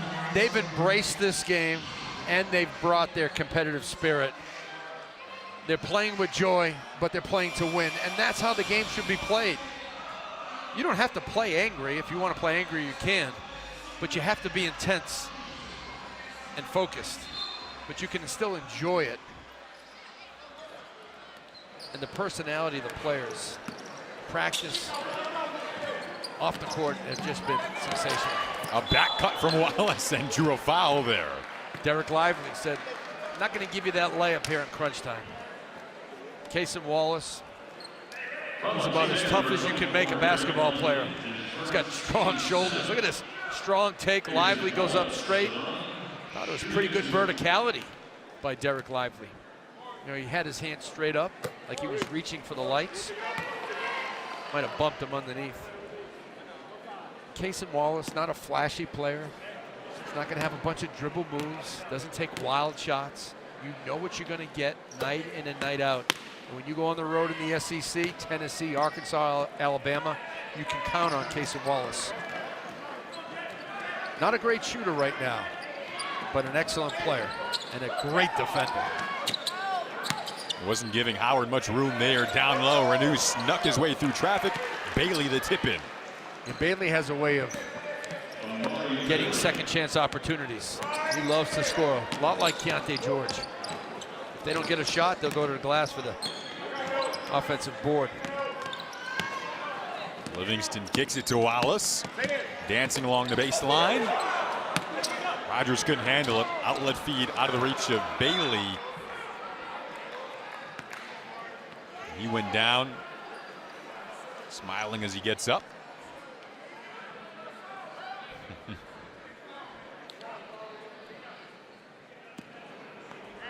Mari Bailey is going to play with Dem Bona, Dylan Andrews next year from Mick Cronin at UCLA. Yeah, Bona, another one that's out today. Yep. Oh, he may be the most energetic big in the class. And Chris Livingston gets his feet set. He's a much different three-point shooter than when he tries to do it off the move or off the dribble. Ooh, a nice little switcheroo at the rim there from Mari Bailey. He's a part of that UCLA class. We mentioned Bona, and Bona, a neat story. Again, as we mentioned, not playing today. Player who was born in Nigeria, youngest of 5 children, as Nick Smith drains the three, and then moved to Turkey as a teenager and played pro ball there for a bit. So he's got some experience playing against men before coming over to play in the States for high school. That's another neat story in this class, as Jet Howard answers at the other end. Tell you what, Jet Howard's going to bring a nice jump shot with size. He's at least 6'7", When he gets into the paint, we saw him rise up over defenders. How about him hounded? Cason Wallace. Love the defense by Jet Howard. Getting down and staying down. And he hauls in the board. Again, Howard headed to Michigan. When these guys all get committed to defense, their game is just going to elevate. How about Amari Bailey? Off the ball screen, no hedge, straight drive. He reads the game so well because he plays with his head up, his eyes are wide open. There's 3 more. Well, he's now put Team Air 1 point away from the target score. So Team Flight in the white uniforms needs a run here, and they take a timeout because of it. What do they say at the playground? It's game point. Right, it's game point. This is where the lights are brightest. It's been such a fun night. Team Air a bucket away from wrapping it up.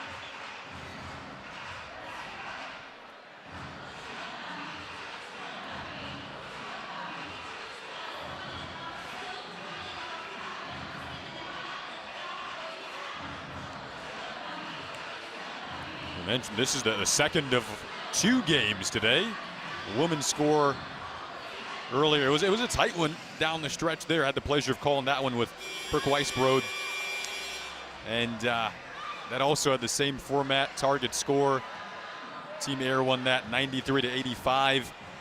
A lot of those players have stuck around and are sitting courtside. Flau'jae Johnson, who's headed to LSU, is sticking around for all the action today. She's right behind the scorers table. Just so much talent on display. It's really fun to see. We're getting the pleasure of sitting courtside watching some of the brightest young players in the country. Pleasure to have you with us tonight on the Jordan YouTube channel. Brooke Weisbrod, big-time baller. Big-time talent. Yeah, Coastal Carolina. She must have enjoyed all the buckets tonight. Oh, she was loving it. I like the approach right here by Chris Livingston. Let me get to the rack. Let me get fouled.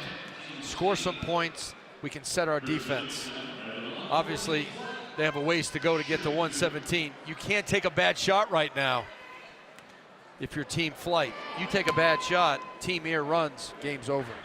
So it brings in shot selection now, down the stretch. When it's game point, you gotta be on point.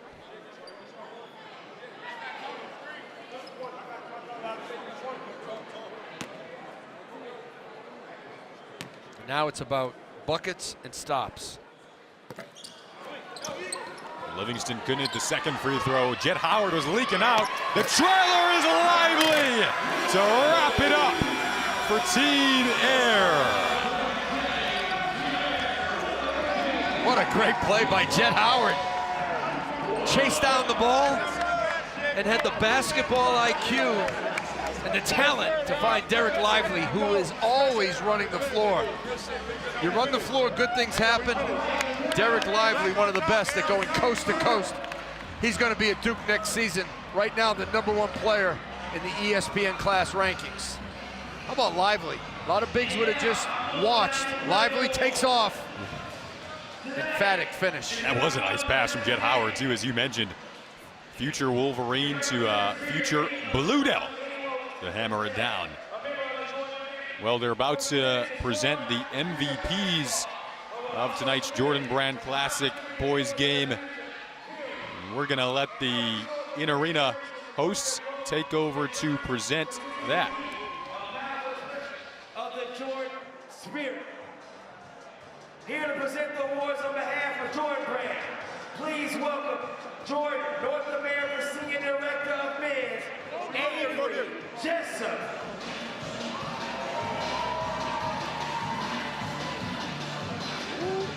We behind him? What we doing? We standing behind him? What we doing? And tonight's most valuable player for Team Air, number 23, Dylan Mitchell.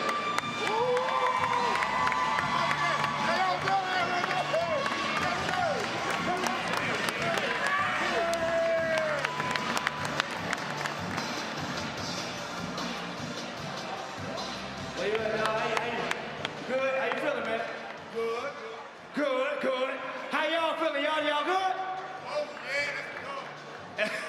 They say that's dope. One more time for Dylan Mitchell and Team Air. They put in that work. All right, that's it. Hold on. Now I got to bring Nick. They got an MVP. Oh, they already behind y'all. And from Team Flight, number 3, Nick Smith. Nick, where you at, Nick? Nick.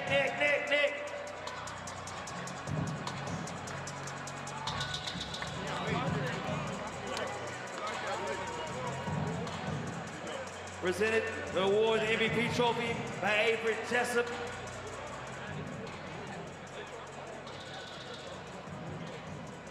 Let's hear it one more time, y'all. Dylan and Nick. Just Dylan and Nick. Meet me right here in the middle. Rest of the guys step back real quick. I'm gonna get a picture of the 2 MVPs. They're gonna be with Avery. Dylan.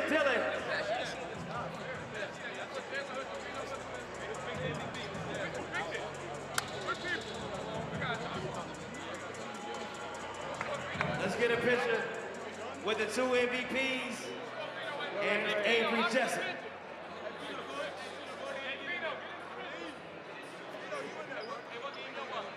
What a night, what a week.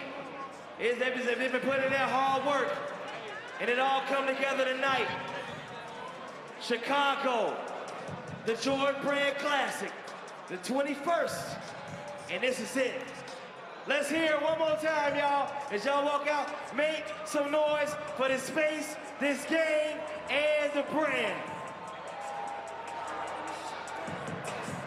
Once again, thank you all. Fans that's coming out tonight supporting the Jordan Brand family. Thank you for making tonight possible. We will see you back again next year. Well, you saw there Dylan Mitchell, one of the MVPs, along with Nick Smith, and Dylan Mitchell is set to sit down at the table with us now. Committed to Texas. Had an outstanding game. His athleticism was on display all afternoon. Is that it? There we go.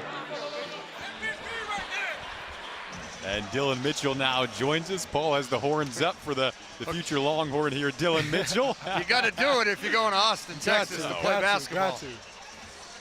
Well, Dylan, this event is so special. So much athleticism, so much future talent on display. What did you enjoy most about being on the court with these talented players today? I'd say just having fun. You know, that's the main thing. It's the biggest goal when you come out here with these events, just to have fun. You got so many great players around you. It's not about it's really just having fun. That's the main thing. So my whole mindset out there was just to do what I do, help my team win, and have the most fun out there.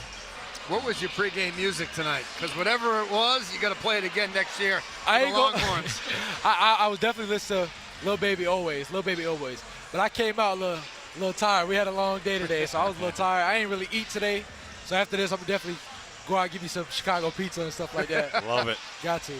All right. What did you learn from this weekend? I would say the main thing, even from McDonald's, Hoop Summit, all that stuff, is to really, like I said, just continue to have fun. Go out there. You're going to play the best when you go out there and just have fun doing what you do. So my whole mindset is go out there, do what I do, have fun doing it, and it's just going to get the best out of me when I go out there and do that. What does it mean to you to be a Jordan Brand Classic participant forever now? It means a lot. It means a lot. The legacy around this camp, to be a part of it, to be an MVP a part of it now, it means a lot, and it's going to hold on to me forever. Dylan, thanks so much. Really appreciate your time and excited to watch you down the road here. Appreciate that. Appreciate it. The horns are up. And he's got the hair to go with it. Yes. Appreciate it. Well, thanks to Dylan for joining us. Nick Smith will join us next here. Wrapping up what's been a fun night at Chicago Hope Academy. The Jordan Brand Classic lived up to its return. Many fun years ahead in this awesome event.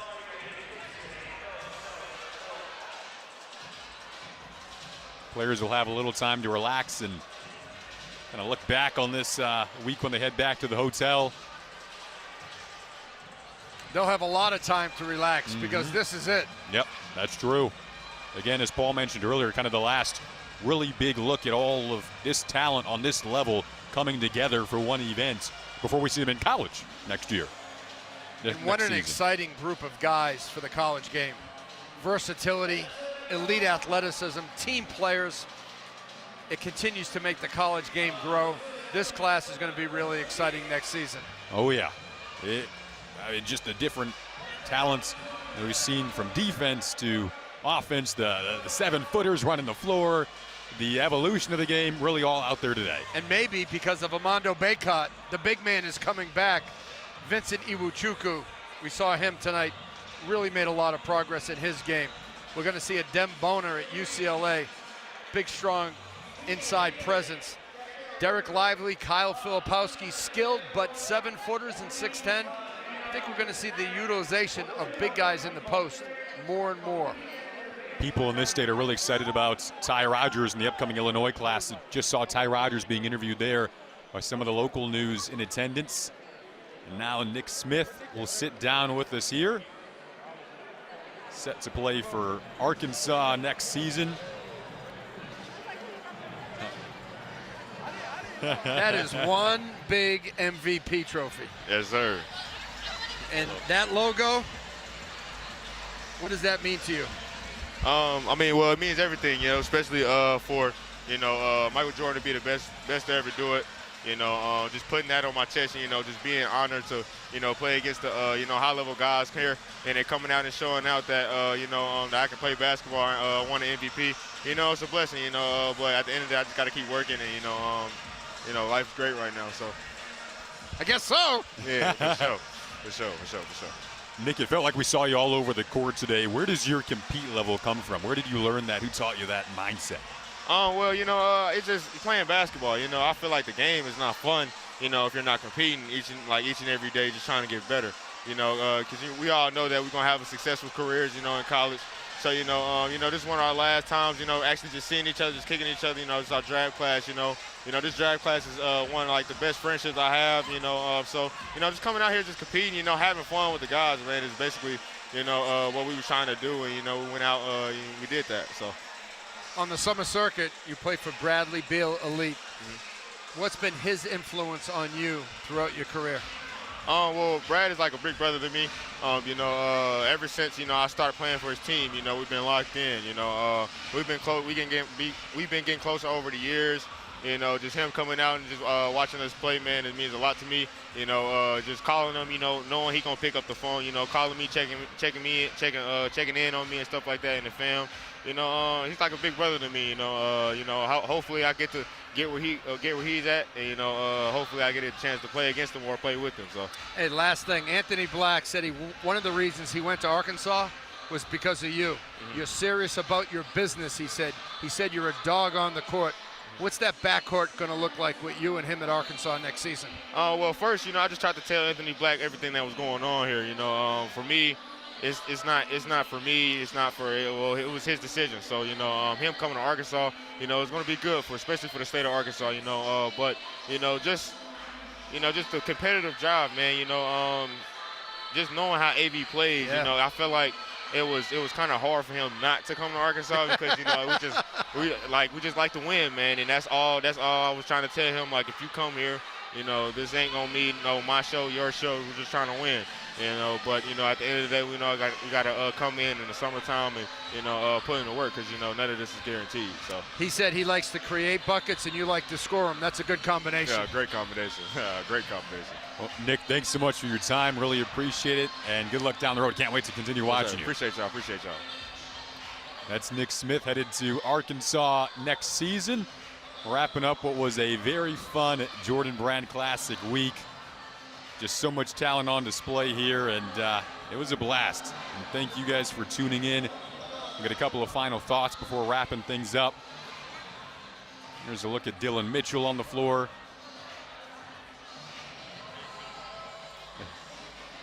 Got to get that in, right? Go ahead, one more time. I'll tell you what an opportunity for the best players in the country to go head-to-head on the big stage in the city where Michael Jordan created his legacy. And for us as broadcasters, for players like Nick Smith and Dylan Mitchell and everyone else, this has been a special time. This only happens once in your lifetime, and the guys approached it in the right way. Intense, fun, joyful, and they got serious when the game got on the line. That's true. Kind of represents the personalities of this class and the awesome talent of this class. It was a pleasure to bring you the 2022 Jordan Brand Classic. The girls' game was awesome, the boys' game was awesome, and this event is back in business. For Paul Biancardi, our excellent production crew, producer Damon Lewis, I'm Jason Ross Jr. saying so long, have a wonderful weekend.